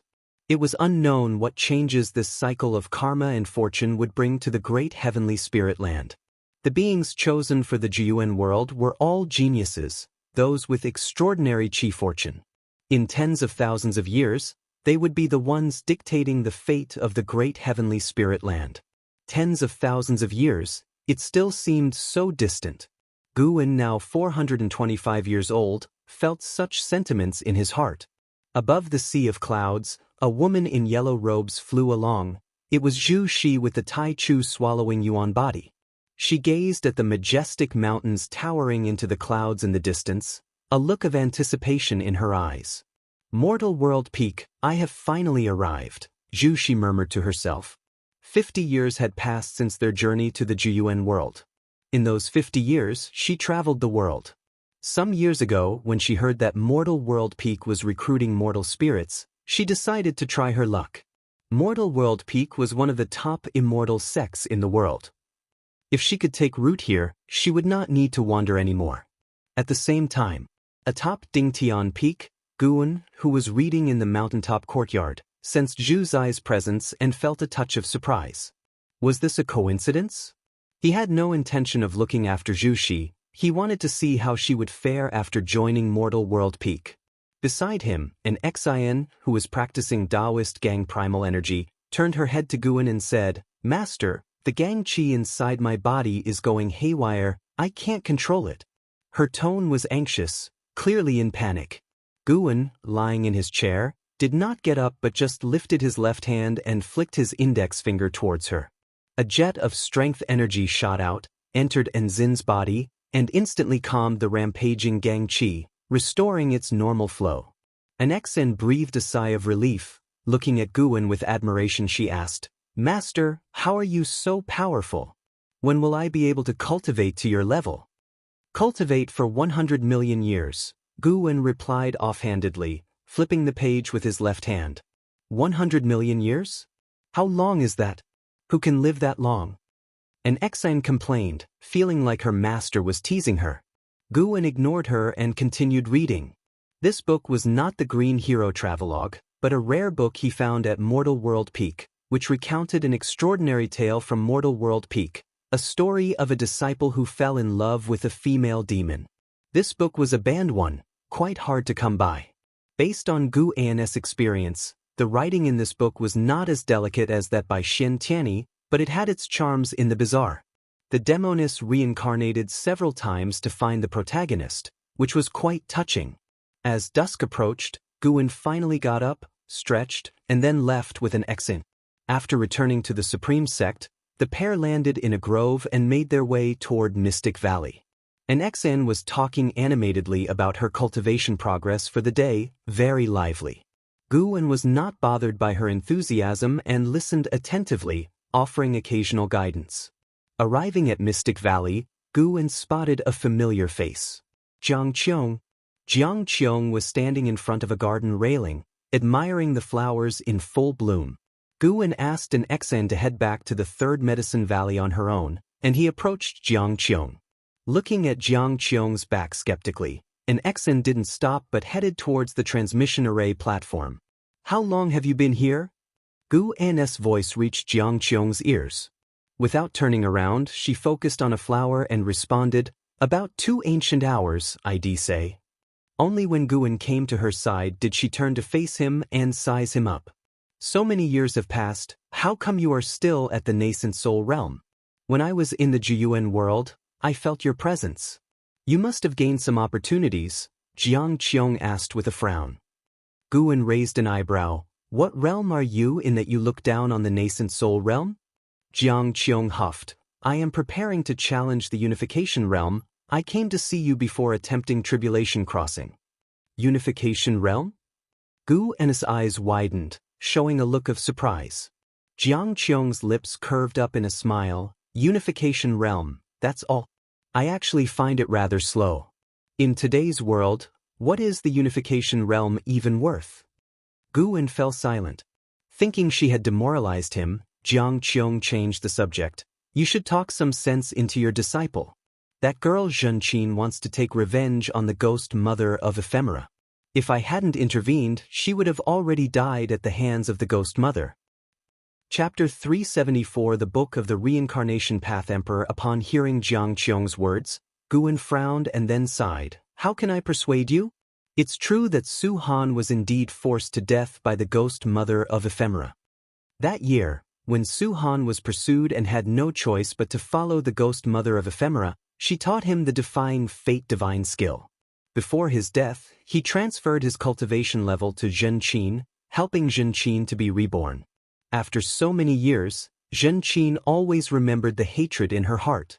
Guan had long severed the master-disciple relationship with Su Han and had even saved him, owing Su Han nothing, so he did not plan to take revenge for Su Han. Moreover, the ghost mother of Ephemera had already pledged allegiance to him. If not for his arrangement, how could the ghost mother of Ephemera have helped Jiang Qiong establish the Juhua sect? Guan would not help Zhenqin kill the ghost mother of Ephemera but would ensure her survival. Perhaps it was unfair to the ghost mother of Ephemera, but there was no helping it. In Guan's heart, Zhenqin was definitely more important than the ghost mother of Ephemera. Out of his first batch of Medicine Valley disciples, only Zhenqin was still alive, and since she was very filial to him, how could he not favor her? Jiang Qiong frowned and said, "The ghost mother of Ephemera is now the deputy sect master of the Juhua sect. It's impossible for me to confront her." "There's no need. Everyone has their own grudges. Your protection of Zhenqin's life is enough. Thank you." Guan spoke earnestly and then raised his hand to salute Jiang Qiong. Jiang Qiong snorted and said, "What thanks? Your business is my business. I quite like that girl Zhenqin too. Once I'm strong enough, I'll help her slaughter the ghost mother of Ephemera." Guan was taken aback and asked, "Do you have a grudge against her?" "No grudge, but if I had to choose between you and her, I would definitely choose you. However, these are all things for later, once I have the ability." Jiang Qiong shook her head. Afterwards, she talked about the insights she gained in the Jiyuan world. Since her journey in the Jiyuan world, she had many revelations during her cultivation, particularly about divination. She could now peer into the cause and effect of mortals to deduce their fate.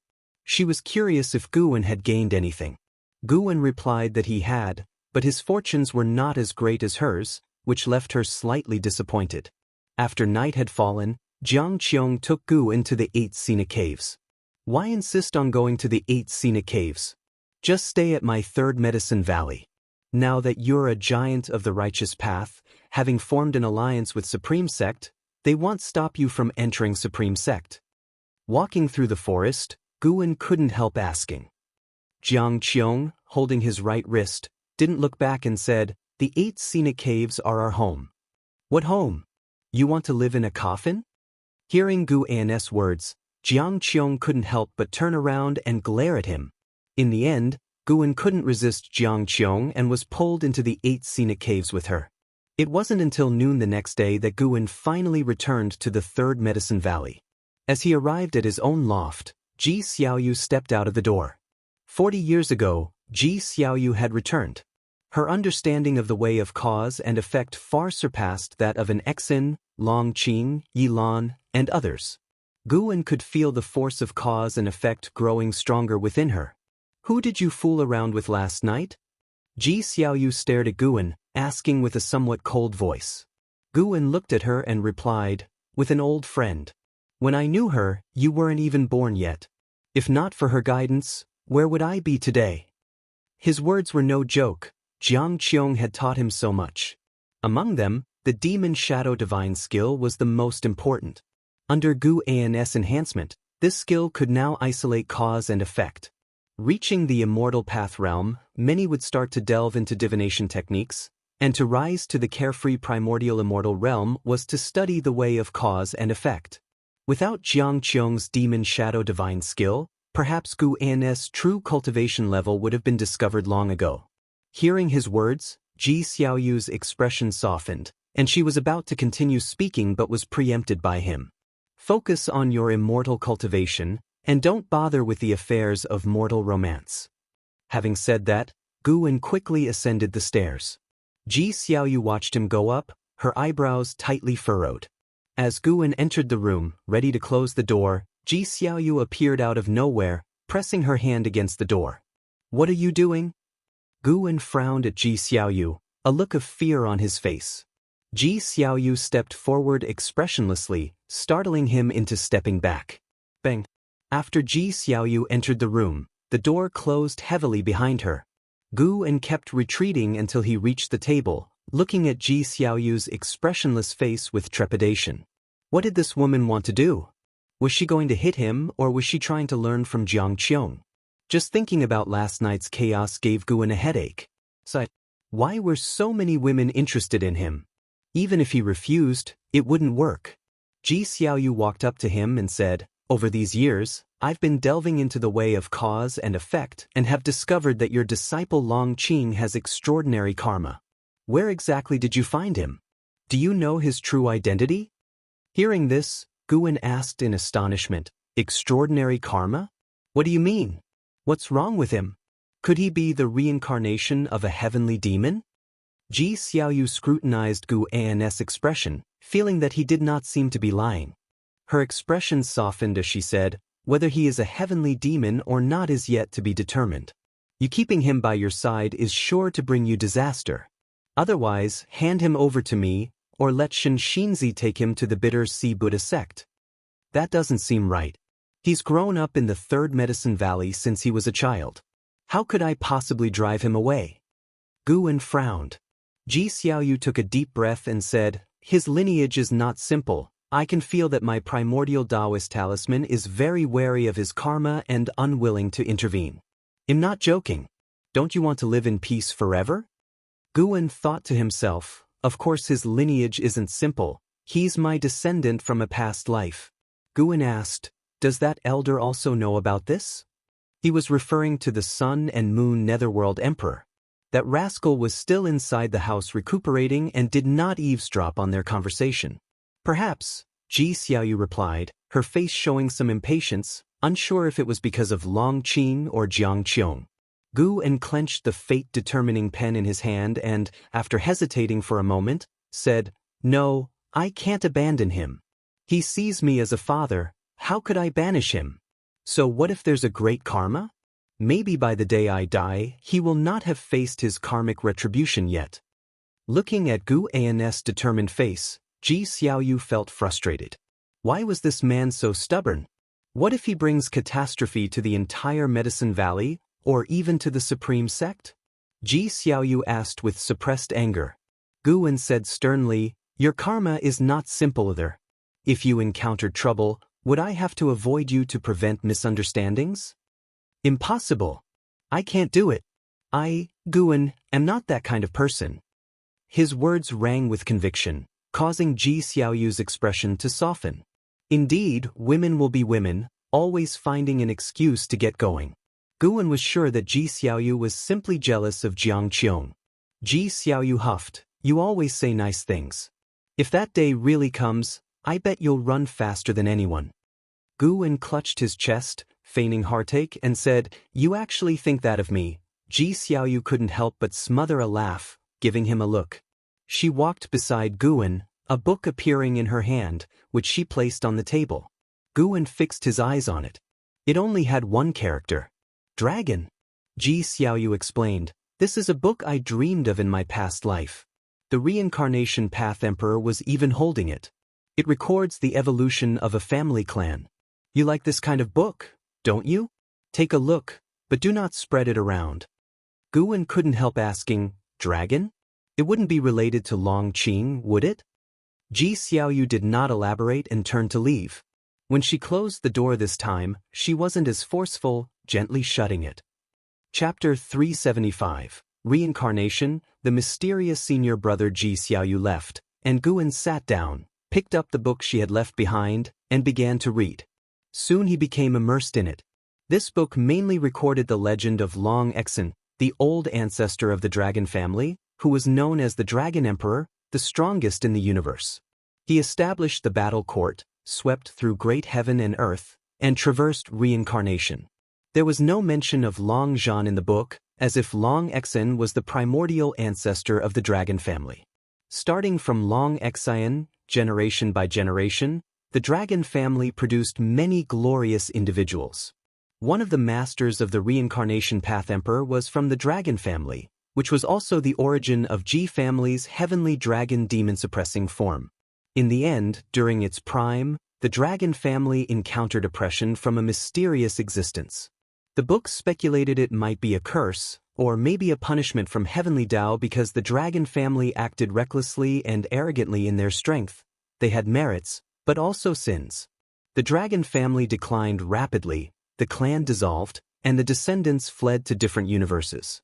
From the establishment of the dragon family, to their prosperity, and then to their downfall, the story was poignant and stirring, leaving an endless aftertaste. The author did not comment on the dragon family, but continued to narrate the rise and fall of the dragon family from an objective perspective. After finishing the book, Gu En also felt quite emotional. Before Long Exen, the dragon family had also experienced such cycles of reincarnation under the leadership of Long Zhan. From the content of the book, Long Exen re-established the dragon family and rebuilt the battle court after Long Zhan's death, for Long Exen was very strong from the beginning. Gu En thought of the last meeting between Long Zhan and Long Exen, where the father and son parted ways. Long Xian did not understand Long Zhan's actions, but in the end, Long Xian chose to inherit Long Zhan's legacy and re-establish the dragon family and the battle court, which made him feel the longing Long Xian had for Long Zhan. Eons passed, and whether it was Long Xian or the dragon family, all had become a thing of the past and were being erased. On the path of immortal cultivation, how high must one reach to truly achieve immortality, to exist eternally?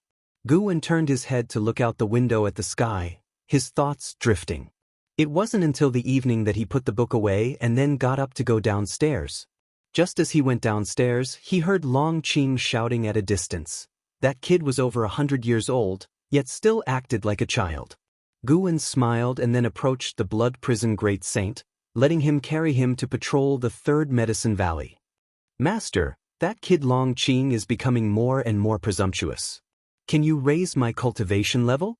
Otherwise, I'll be bullied to death by him. And what about the white spirit rat? That fat rat is getting faster and faster, but its cultivation level hasn't improved much, and it can't even speak human words. Blood Prison Great Saint spoke with a tone of grievance. He was of the Mahayana realm. How could he be bullied by Long Qing? Guan wanted to say that it was normal for you to not win against Long Qing, who was born in the Nirvana realm. Do not compare yourself with others. Everyone has their own path. You should look to the future, Guan said earnestly. Blood Prison Great Saint's eyes lit up, and he was immediately invigorated. Did his master's words mean he would be a focus of cultivation in the future? The more he thought about it, the more excited he became. He stopped thinking about being bullied by Long Qing and the white spirit rat and started to fantasize about dominating the world. He wanted to become the strongest great saint under the heavens, sweeping across the land. If outsiders from outer heaven attacked and he was not an opponent, then the master would take action, shocking all beings. Just thinking about it was thrilling. On the surface, he would be the strongest, and enemies would conspire against him. Who would have thought that there would be an even more terrifying existence behind him? On a resplendent golden palace, the holy minister was sitting on a chair, with steps behind him leading up to an empty throne. A row of figures stood in the hall. Among them was the Candle World Saint King, who had once been responsible for negotiating with the Dark Battle Emperor. Yang Jian stood beside the Candle World Saint King, dressed in silver battle armor, with a three-pointed two-bladed knife floating behind him. Even though his realm was not as high as those around him, his aura was substantial. All the figures in the hall were holy kings of the holy court, and they were not too restrained in front of the holy minister. The holy minister's gaze swept over the 17 holy kings, paused on Yang Jian for 2 breaths, and then moved away. Ladies and gentlemen, I'm sure you haven't forgotten the calamity of the heavenly demon from 50 years ago, the holy minister said nonchalantly. A burly holy king immediately replied, "It wasn't long ago, how could we forget? Whatever it is, holy minister, just give the order." His Majesty once said, in his absence, we were to listen to you. The other holy kings voiced their concurrence. Yang Jian remained silent, but his gaze was on the holy minister. The holy minister showed a smile and said, "That chaos was certainly just a precursor. Yuanshu ancestor from the Immortal dynasty opened the reincarnation vortex, which still hangs high in the sky. I wish to dispatch you into the vortex to find His Majesty. Who knows what year you will return when you leave? Take time to consider it." Upon hearing these words, the holy king's expressions shifted slightly. That reincarnation vortex was not under the control of the holy court, and no one knew what lay within.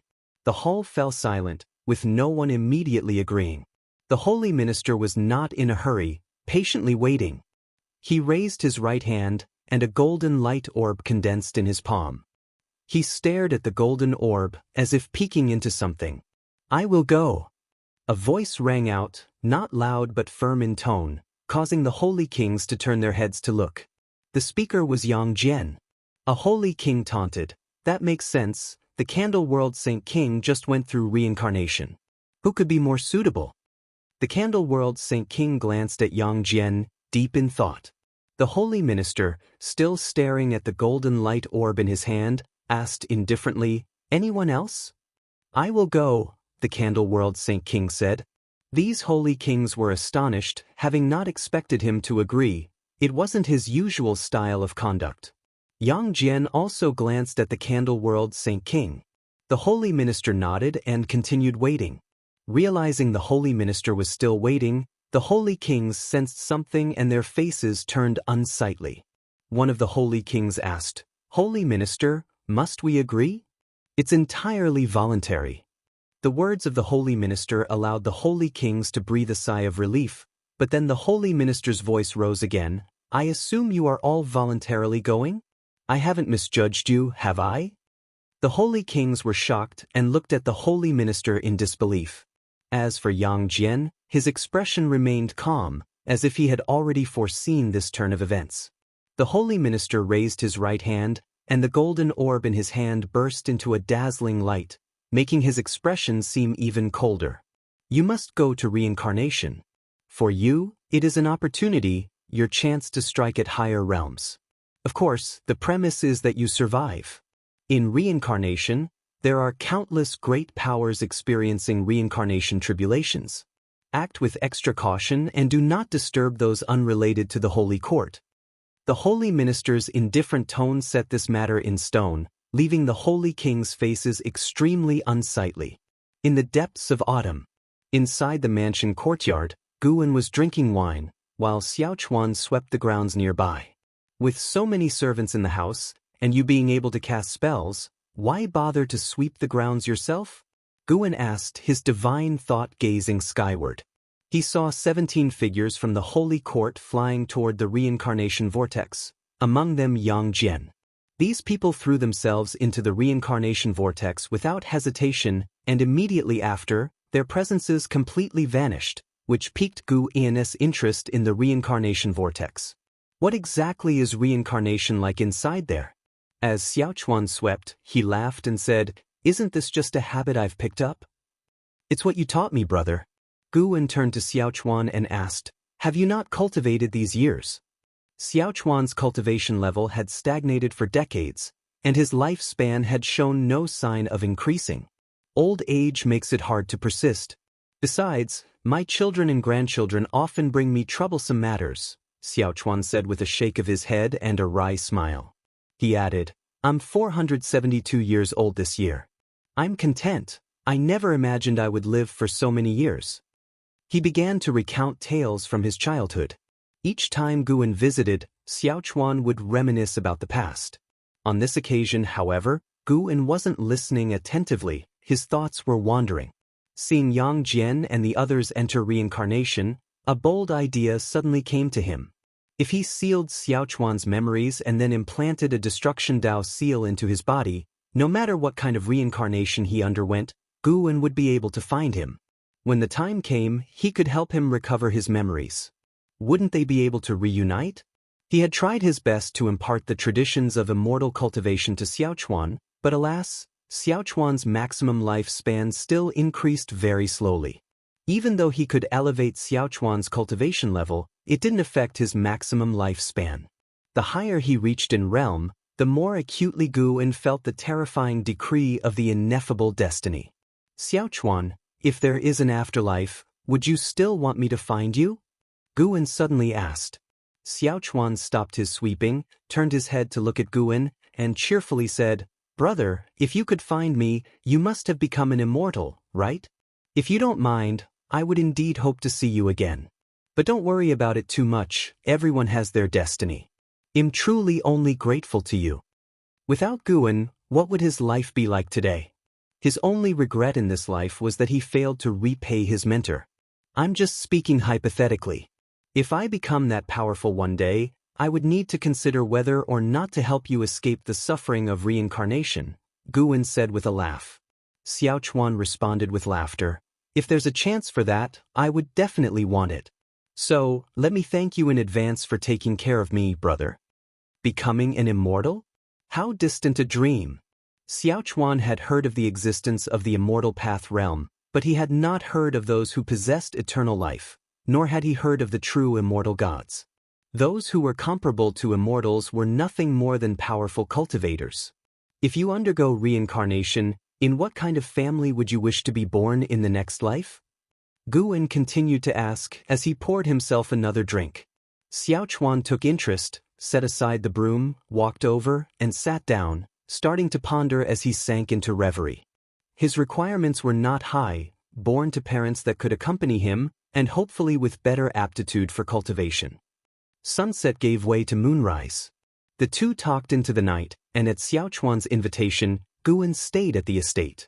He left at dawn. Xiaochuan, assisted by a young girl, watched Guan depart. The girl, filled with curiosity, watched Gu An's retreating figure. She turned her head to Xiaochuan and asked, "Great-grandfather, who exactly is he? Is he really your mentor? He looks so young." Xiaochuan stroked his beard and laughed. "Yes, he's my mentor. But as to who he really is, I'm not sure myself. My mentor is very mysterious, maybe," the girl pressed. "Maybe what?" Xiaochuan shook his head and walked away. As Guwen disappeared at the end of the street, the girl hurriedly followed her great-grandfather, pressing him with questions. Chapter 376. The Smallness of Heaven and Earth Noon. Tianya Valley. Guwen rode upon the blood prison great saint toward the mouth of the valley, with an Exin following close by.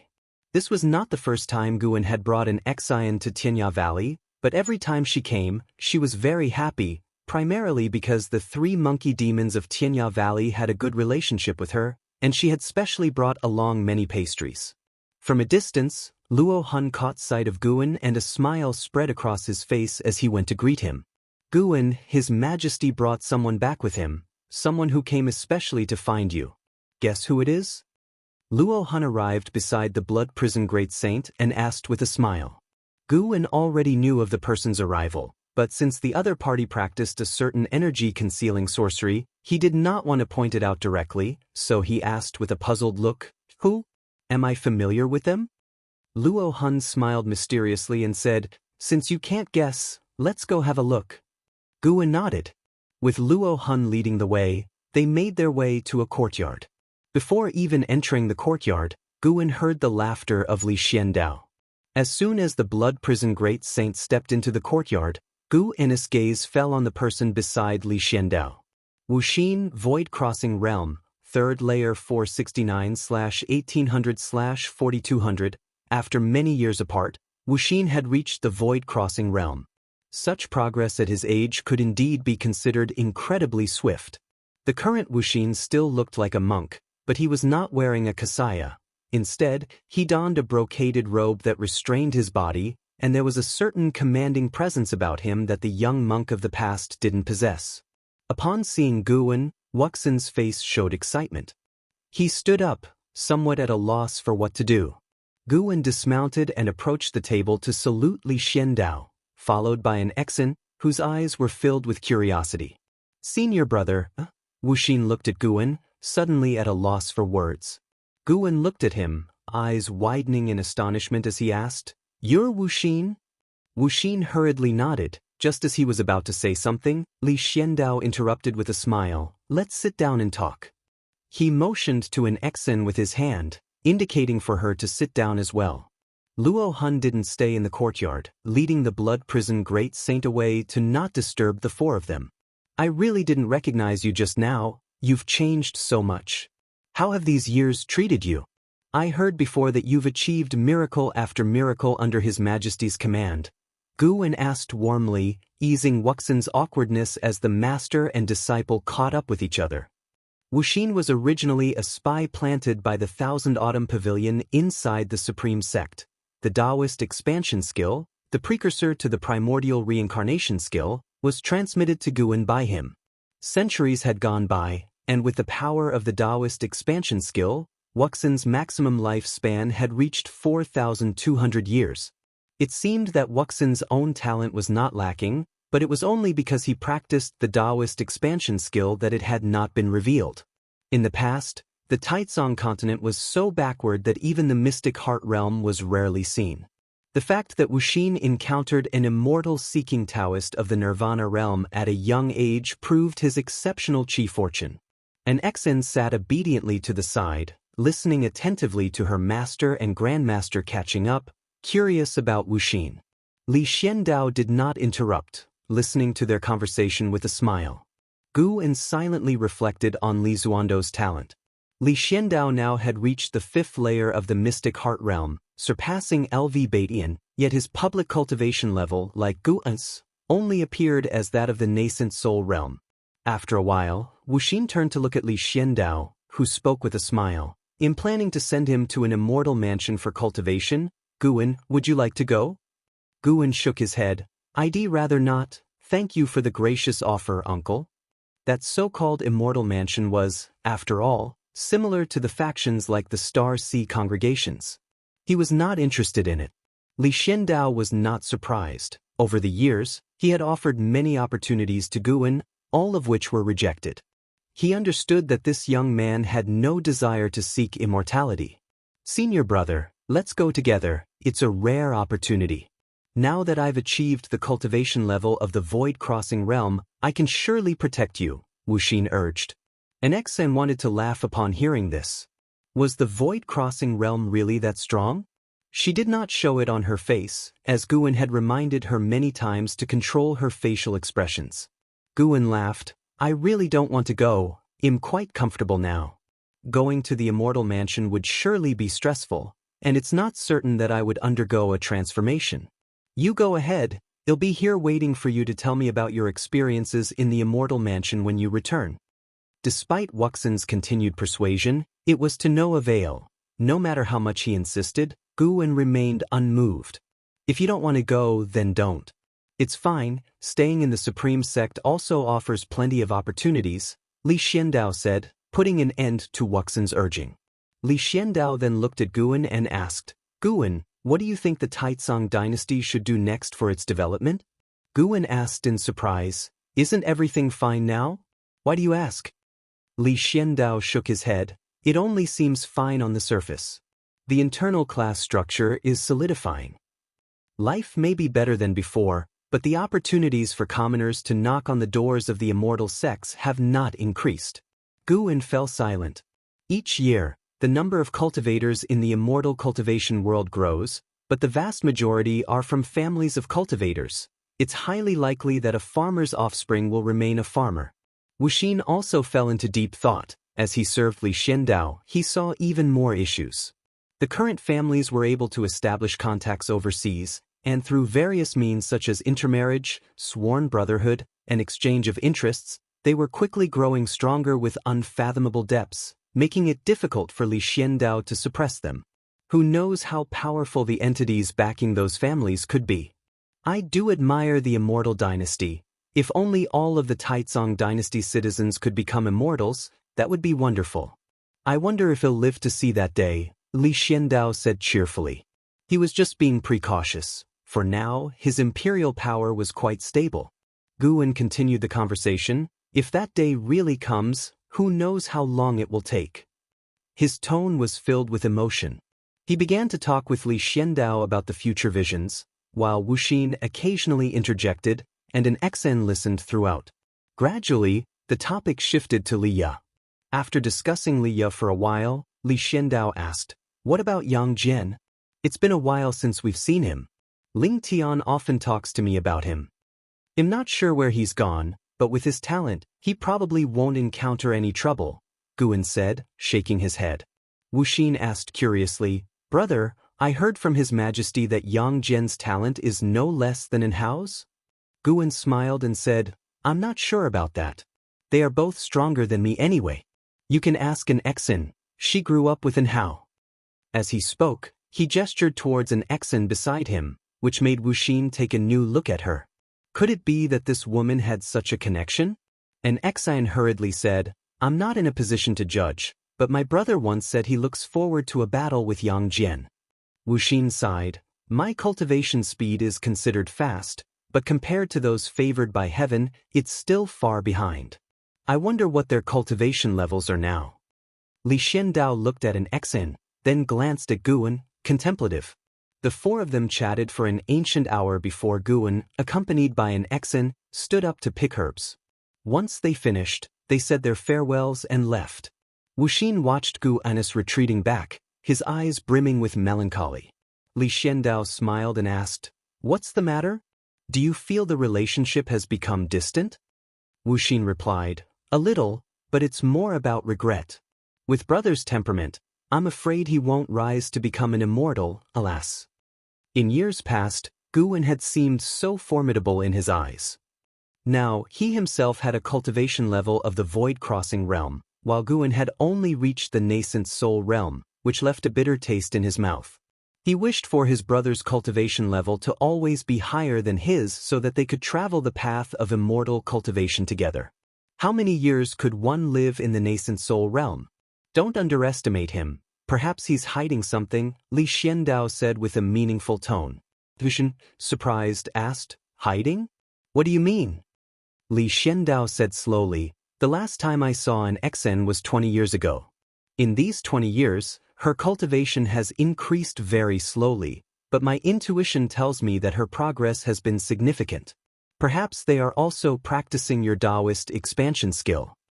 But the Daoist expansion skill can only lift restrictions once in a lifetime. If brother has reached the nascent soul realm, it must mean he has already lifted his restriction. Wu Xin frowned. Li Xiandao did not continue the conversation. He was reminiscing about the golden Dao patterns on Gu N's forehead. He had once seen another person with similar Dao patterns whose Dao level was unfathomably deep. Elsewhere, Gu Wen had overheard Li Xiandao and the others' conversation, but he did not mind since his apparent cultivation level was only at the nascent soul realm, and others could speculate as they wished. Time flies swiftly by. 20 years blinked past. The Xiaochuan family was in mourning, and Gu Wen stood on the roof eaves, invisible to anyone. He watched Xiaochuan's soul rise from the memorial hall, drifting toward the sky.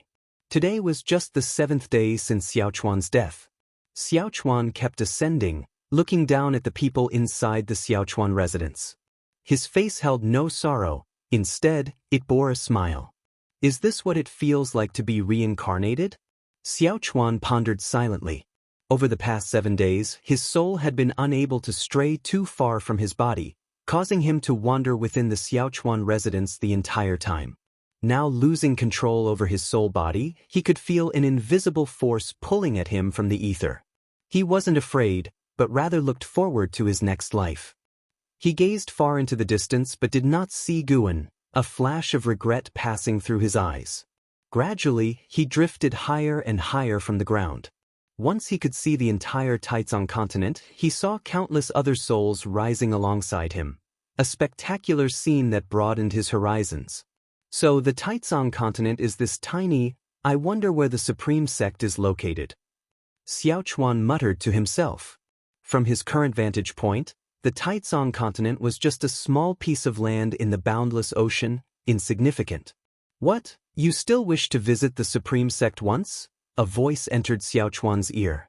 Xiaochuan's eyes widened as he instinctively turned to look, his expression turning to astonishment. There was Gu Wen appearing beside him and ascending alongside. Brother Tu, Xiaochuan started in shock, unable to complete his sentence. Gu Wen turned to him and asked, Now, do you have any regrets about not striving harder in cultivation before? After hearing this, Xiaochuan calmed down and smiled. Regrets? Seeing this scene sooner has only shown me how minute I really am. He looked at Gu Wen, hesitated for a moment, and then asked, Brother, what is your relationship with Sword Venerable Fudao? Could it be that you are Sword Venerable Fudao?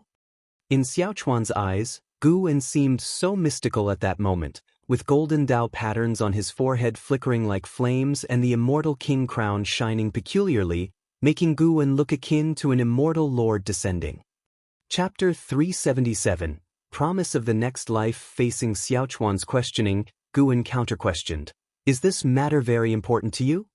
Xiaochuan caught the implied meaning in Gu N's words and lamented, Yes, it's no longer important. In fact, 300 years ago, I felt my life was drawing close to its end. Over the years, I have often fallen into an indescribable state of sudden enlightenment. It must have been you, elder brother, secretly helping me. Thank you, elder brother. He looked at Gu Wen, his expression solemn. Gu Wen's mouth twitched upwards as he asked, Just verbal thanks? Xiaochuan replied helplessly, That's all I can do. What else could I do for you now? If elder brother needs my soul, just take it. Gu Wen glanced at him and said dryly, making it sound like elder brother is some demon cultivator. Wasn't Sword Venerable Fudao initially considered a demon cultivator? Coincidentally, I do have a soul device here. I could use you as the main soul, condemning you to never transcend.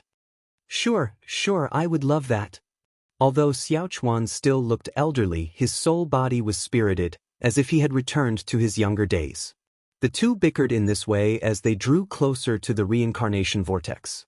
The reason Xiaochuan could see Gu Wen was because Gu Wen had utilized the power of cause and effect.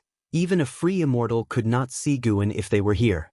After a long time, Xiaochuan looked up at the imposing reincarnation vortex and curiously asked, Does entering there mean I will be reincarnated? Yes, that's correct. I can only escort you here, Gu Wen replied softly, also looking up. Xiaochuan turned to Guan and said, "Elder brother, go back now. I'm already satisfied that you could escort me here." Guan gazed at him and with a smile said, "Well, meet in the next life." The next life? Xiaochuan blinked his eyes. He didn't question Guan's words but internally marveled, how profound must Sword Venerable Fudeo's Dao be to see through reincarnation? After pondering for a moment, he said, "If I remain mediocre in my next life, elder brother, don't find me. Let me lead an ordinary life. However, if one day I possess exceptional cultivation talents, then come find me and I'll still manage Medicine Valley for you." Guan smiled and nodded, then raised his right hand and pointed 2 fingers toward Xiaochuan. Xiaochuan was instantly immobilized, his eyes losing their sparkle. Guan used his own power of cause and effect to seal Xiaochuan's memories, to prevent them from being erased by reincarnation, then left a Destruction Dao seal within his soul body. The Destruction Dao seal would leave an eternal mark, making it easier for Guan to find Xiaochuan's reincarnated body later. Having done all this, Guan paused and watched as Xiaochuan headed towards the reincarnation vortex. He also had a basic understanding of the reincarnation rules. Long Zhan's heavenly dragon reincarnation dharma touched upon these rules, but it mainly relied on establishing connections through cause and effect with past lives. He still couldn't fathom the essence of reincarnation. In the divine origin Great Heaven and Earth, there also wasn't a complete order of reincarnation. After death, a soul would ascend and fly to outer heaven, being devoured by reincarnation rules at a certain height, disappearing without a trace. How one naturally reincarnated was unknown to anyone and was difficult to trace. However, great beings of fortune would cause unusual phenomena in heaven and earth when reincarnated. After Xiaochuan had disappeared into the reincarnation vortex, Guan finally returned to the Third Medicine Valley. Several days later, near midday, as Guan was reading a book inside his house, an Xian came to find him. "Master, Uncle Xiaochuan has passed away. He didn't want to trouble you, so he had his descendants deliver this letter later." An Xian handed over a letter to Guan while carefully observing his expression. In front of an Xian, Guan did not need to pretend. He took the letter directly and opened it to read. The content of the letter wasn't much different from what Xiaochuan had said before he entered reincarnation, but after reading it, Guan still felt somewhat melancholic. He had tried his best to help Xiaochuan, but unfortunately, Xiaochuan did not possess the fighting spirit like Yi Lan, Zhen Qin, or an Xian. To put it accurately, Xiaochuan's talents were inferior and no different from most ordinary people, which was why it was hard for him to maintain his drive. Guan, however, wasn't too saddened. After learning about the existence of reincarnation tribulation, his aversion to reincarnation wasn't as strong. When cultivators reached the free immortal realm, they ultimately had to face reincarnation. Not everyone could break through by evolving their lifespan like Guan, and he couldn't use his lifespan to help others skip their reincarnation tribulation. He was curious about reincarnation tribulation, wondering if it only counted after reaching the free immortal realm or if previous reincarnations counted as well. It was said that reincarnation tribulation had no pattern. Reincarnation might not necessarily occur in the current era or world, which was why it was hard to trace Xianxia's whereabouts. Guan put the letter down and looked at an Xian asking, "Is there anything else?" An Xian inquired, "Master, are you doing all right?"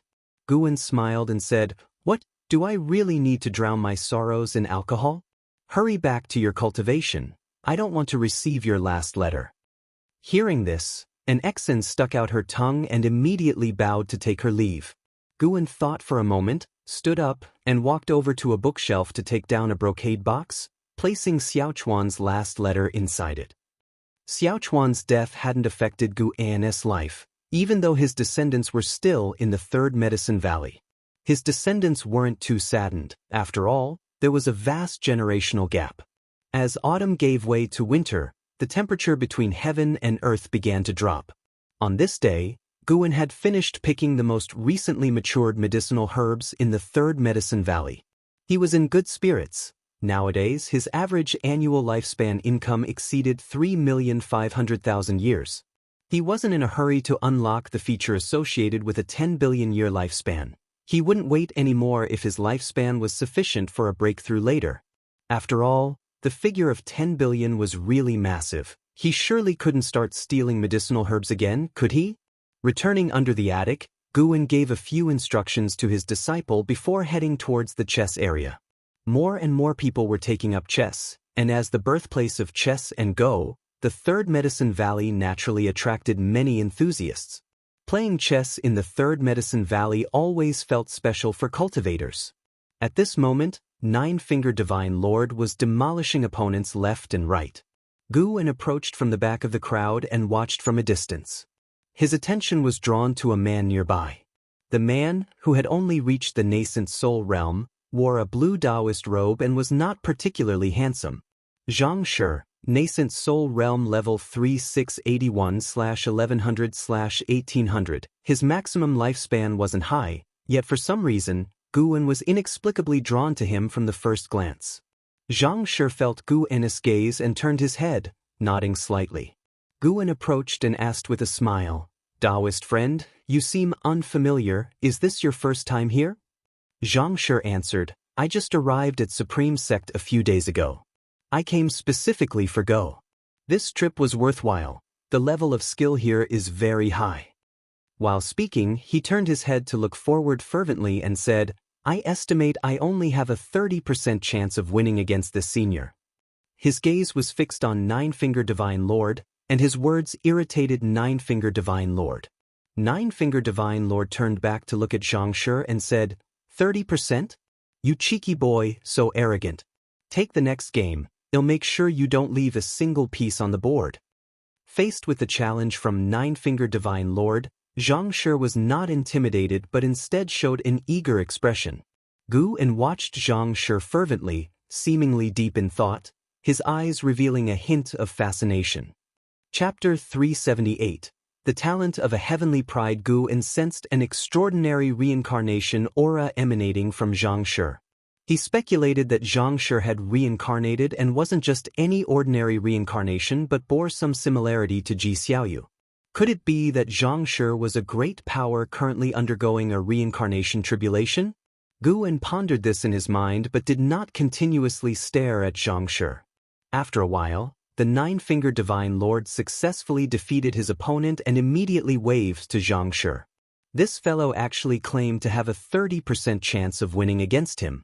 To him, this was an outright provocation. A nascent soul realm cultivator daring to fantasize about winning against him? Did he think he was Guwen? Under the encouragement of a group of cultivators, Xianxia walked to the chess table, sat down, and started to play chess with the Nine-Finger Divine Lord, who allowed him the first move. A fierce battle thus began. Guwen watched for a while before moving to the side to find others to play chess with.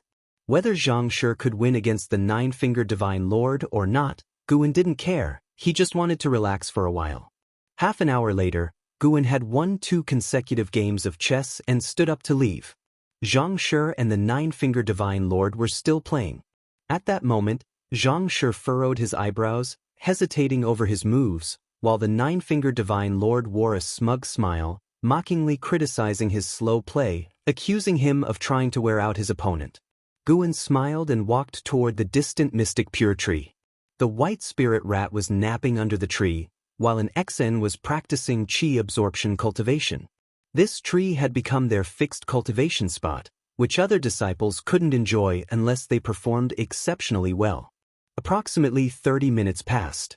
Xianxia put down his chess piece and said, "I lost." The Nine-Finger Divine Lord, smiling smugly, said, "To beat me, you'd need another 100,000 years." Xianxia stood up, bowed to him, and then took his leave. Losing interest, the Nine-Finger Divine Lord stood up, making room for others.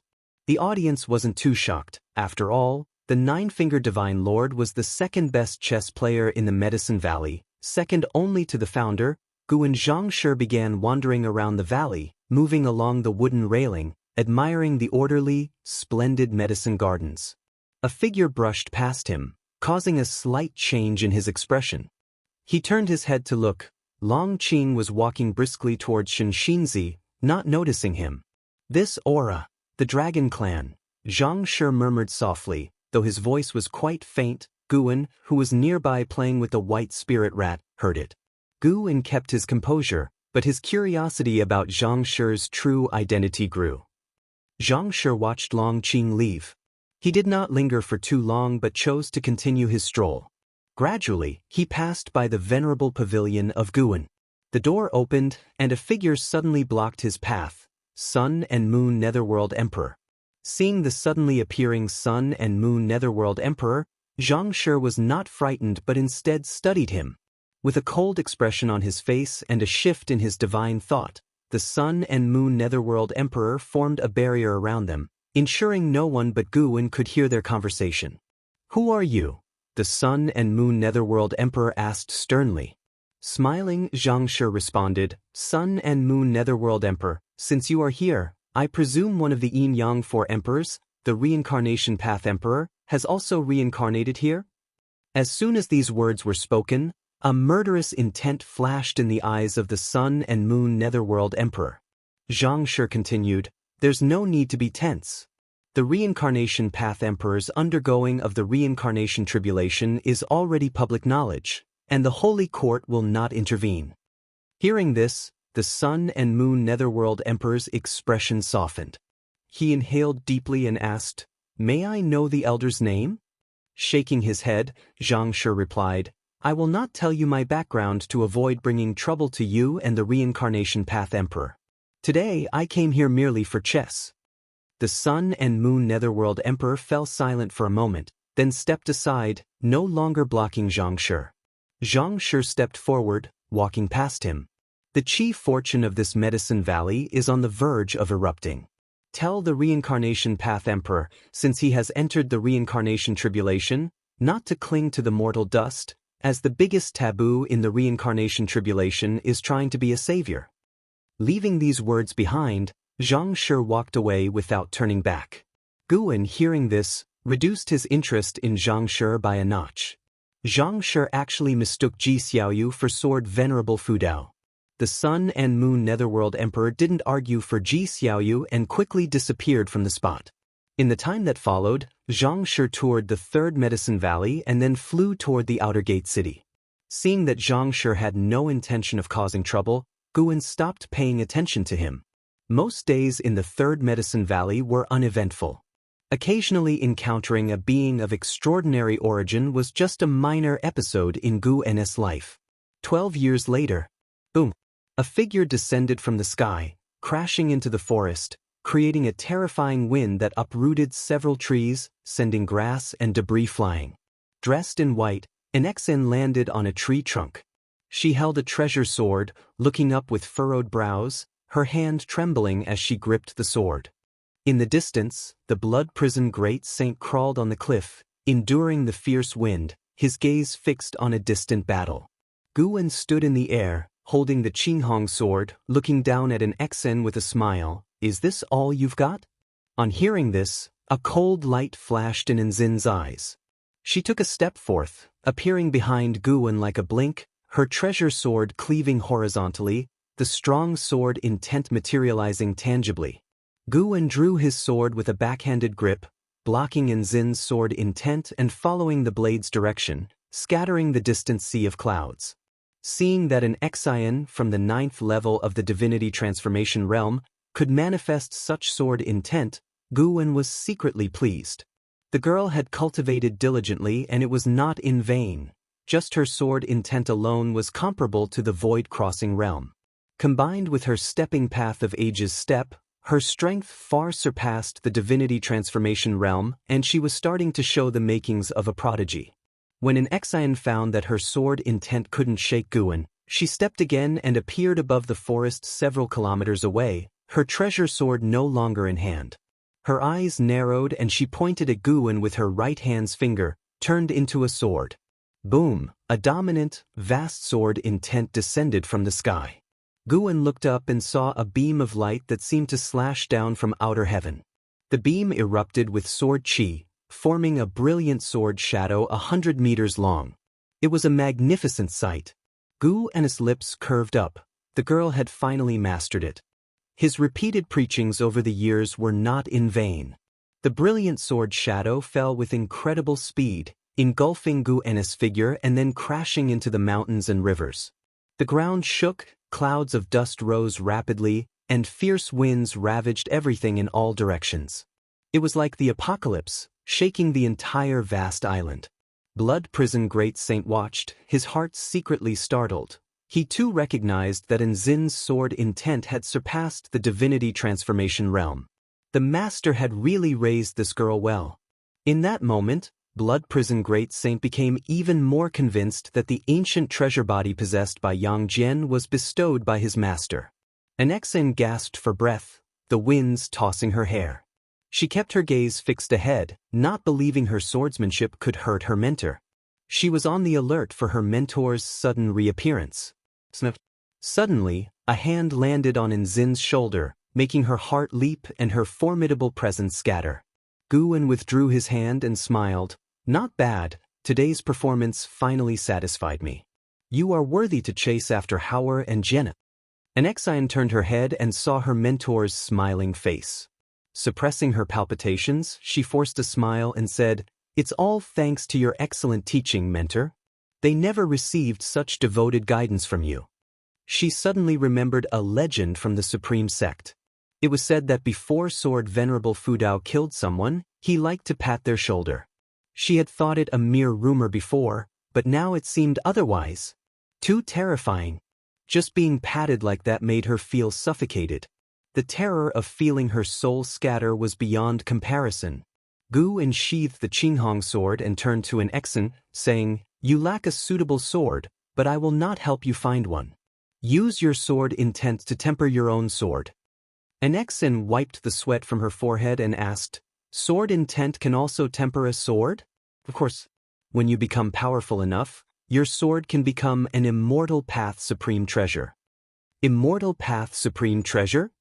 And Nzin's eyes lit up, her breathing became hurried. With the Taizong continent gradually catching up to the immortal cultivation world, the strength of Immortal Path Supreme Treasures sank deep into people's hearts. Such treasures were considered church treasures even overseas, and Li Ya's divine exotic city possessed only a pseudo-Immortal Path Supreme Treasure. Thinking about one day tempering her own Immortal Path Supreme Treasure, an Exin felt extremely excited. What level of Dao would she have then? She began to look forward to that day. What would Enhao's reaction be when he saw her then? "Let's go, it's time to head home." Guwen flew toward Blood Prison Great Saint, and an Exen hurriedly followed. "Mentor, you know so much about Immortal Path Supreme Treasures. You couldn't be the legendary Immortal King, could you? At least you're at the same realm as the Immortal King. I guess you are at least at the 7th layer of Immortal Dao. No, the 8th. An Exian excitedly asked. The existence of the 9 heavens of Immortal Path had also been known in the continent's Immortal Cultivation world. She had heard that the most powerful individuals had only reached the 4th layer of Immortal Dao. She estimated her mentor's cultivation level as 7th layer, which was already a high estimate. Guwen laughed. "Not that impressive, I am just a loose immortal." "I understand, a loose immortal without a fixed power, right?" An Exian giggled.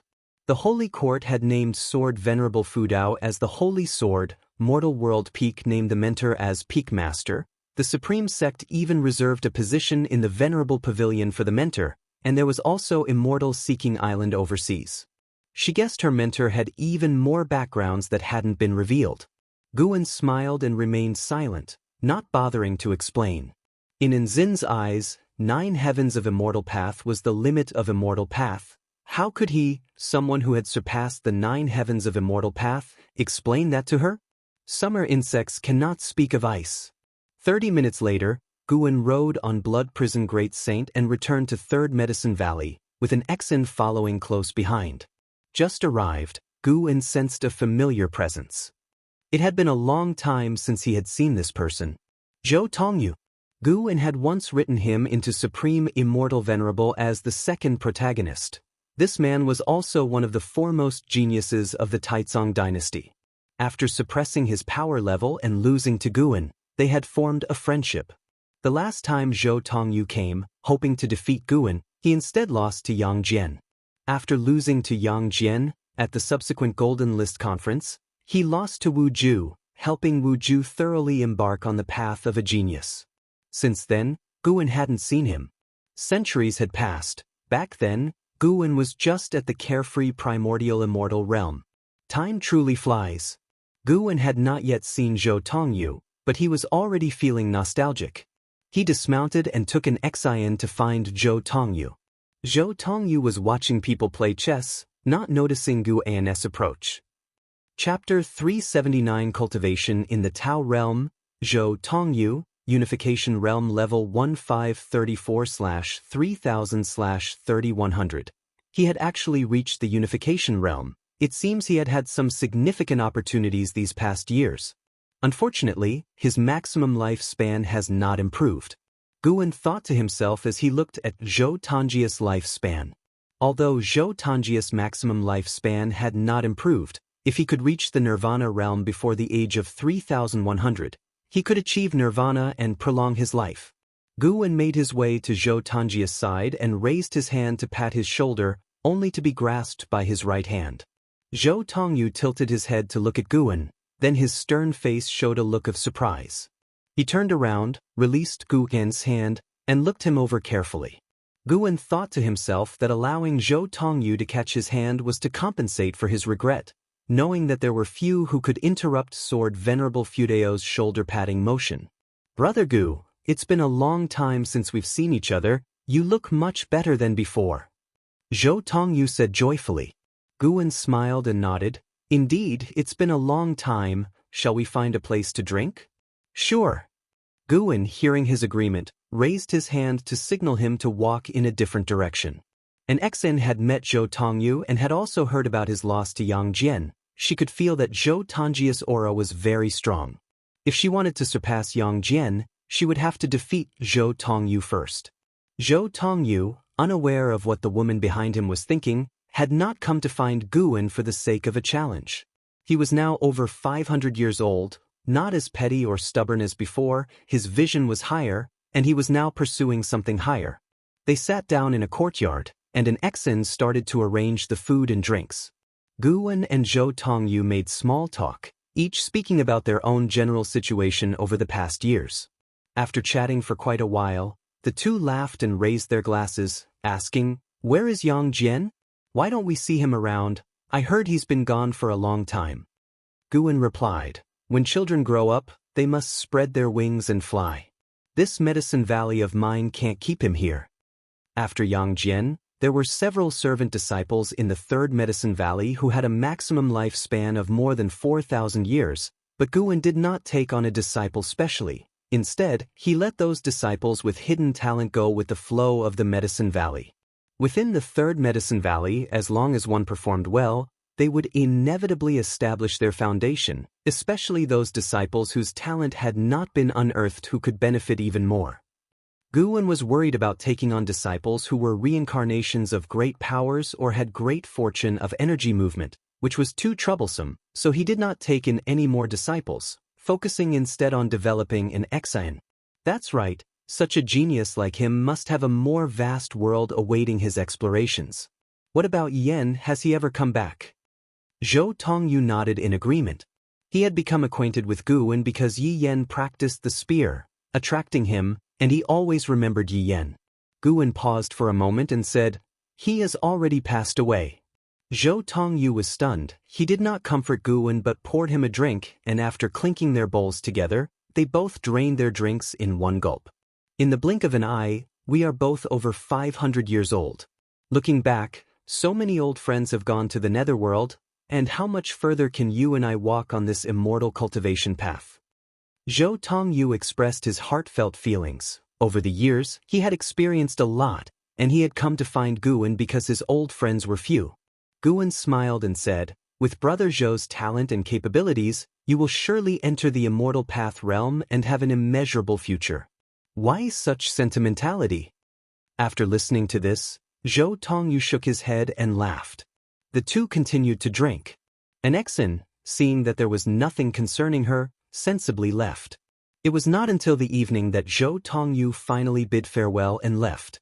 Guwen watched his receding figure, feeling a slight regret in his heart. Why not have a contest? Guwen was still thinking about letting an Xen defeat Zhou Tongyu. That would certainly be interesting. But he had calculated that Zhou Tongyu was going to challenge Wu Ju next, and it would attract a lot of attention, then he could go and enjoy the spectacle. In the Immortal Dynasty, within a bright hall where clouds and mist surged, the ancient Immortal Emperor sat on the imperial throne, overlooking everyone in the hall, with an Hao among them. And Hao was seeing the lord of the Immortal Dynasty for the first time, and the regal bearing of the other left him inwardly stunned. How high could this person's Dao level be? And Hao felt invincible just by glancing at him. Without exaggeration, this person definitely had the strongest aura he had ever seen, even better than his masters. He was truly the top of the great heavenly spirit land. The other people in the hall looked at the ancient Immortal Emperor with fervent expressions, as if they could not wait to kneel and worship. The ancient Immortal Emperor slowly spoke, "I have summoned you today, and you should understand why. Due to the chaos of the heavenly demons, the Immortal Dynasty has discussed with the Holy Court. No matter how we fight, we must not waste the overall power of the great heavenly spirit land, so we have organized this conference, allowing cultivators of both sides in each realm to have combat, and your victories or losses are related to the future development of the Immortal Dynasty."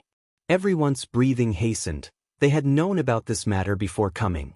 This conference was not only about the prosperity of the Immortal Dynasty but also a great opportunity for themselves. And Hao's eyes sparkled, and his fists tightened. Confident in a contest of the same realm, he was determined not to lose. The ancient Immortal Emperor was very pleased with the expressions of everyone in the hall. He saw their confidence. The top 3 in each realm can enter the Holy Court's Tao realm for cultivation, and the first place will even obtain an Immortal Path Supreme treasure that is unaffected by Qi fortune. The ancient Immortal Emperor began to talk about the rewards for the conference, exciting everyone present. Having the ancient Immortal Emperor announce the rewards publicly dispelled the last of their doubts. They had to give it their all. Instead of the rewards, and Hao looked forward to having a sufficiently strong opponent.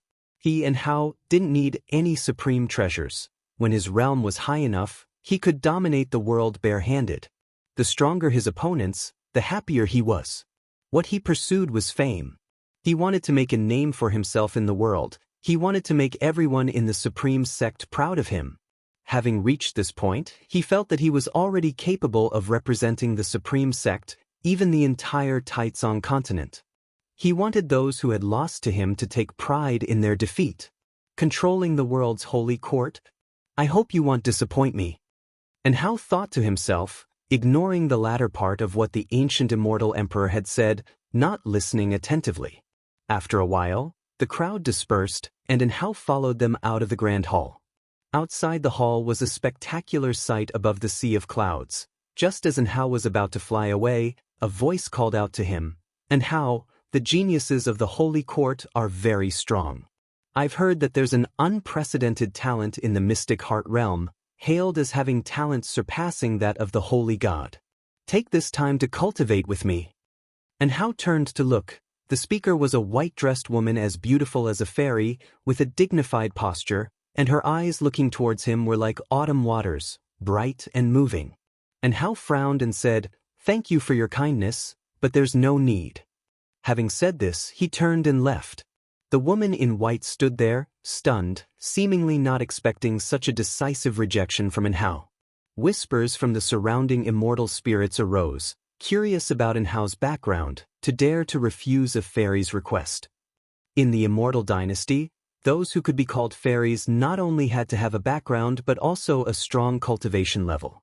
And Hao had not even reached the Nirvana realm, which was worse than the lowest ranks of the Immortal Dynasty. Some attitude, move forward 200 years, and with such cultivation level, he wouldn't even qualify to step into the Immortal Dynasty, someone muttered, earning the agreement of those around. The woman in white said nothing and turned to leave alone, completely indifferent to the gazes of others.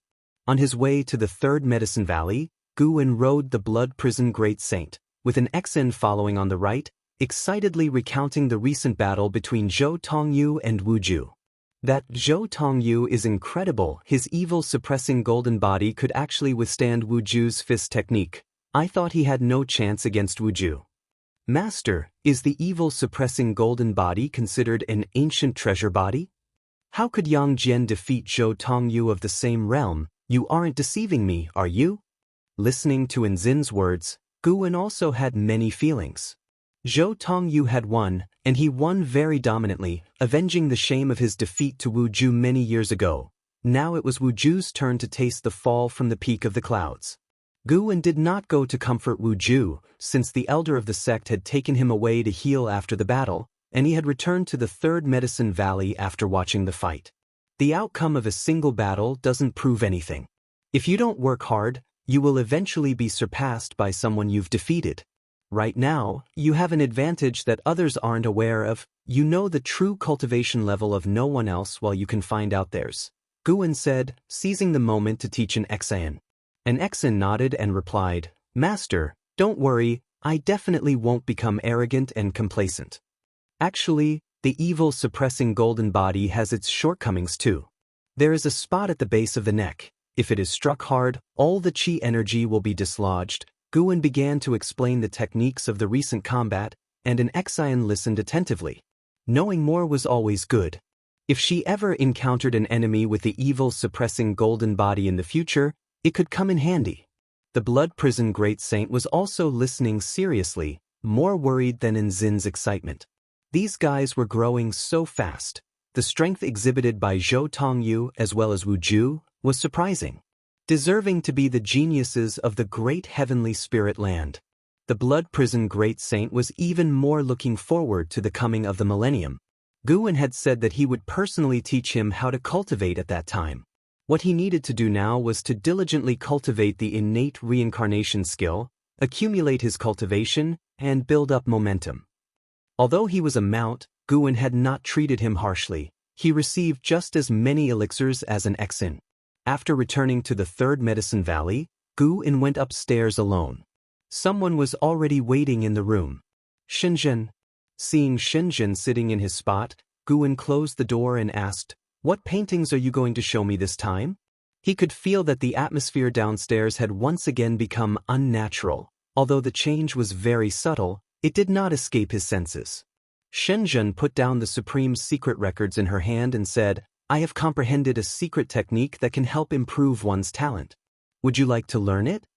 Guwen walked over to the table, took back his own copy of the Supreme Secret Records, and then asked, What secret technique? Is it that powerful? Xianxia spoke mysteriously, It's really powerful. I've already practiced it and it truly works. After training with this secret technique, I'm finding that practicing other skills yields twice the result with half the effort. Guwen couldn't help but cast a lifespan detection on her. Xianxia Void Crossing Realm Level 1543/2200/7200. Good lord, her maximum lifespan had increased to 7,200 years. Guwen was surprised. This girl really could gain enlightenment from music, chess, calligraphy, and painting. And her cultivation level was also growing fast.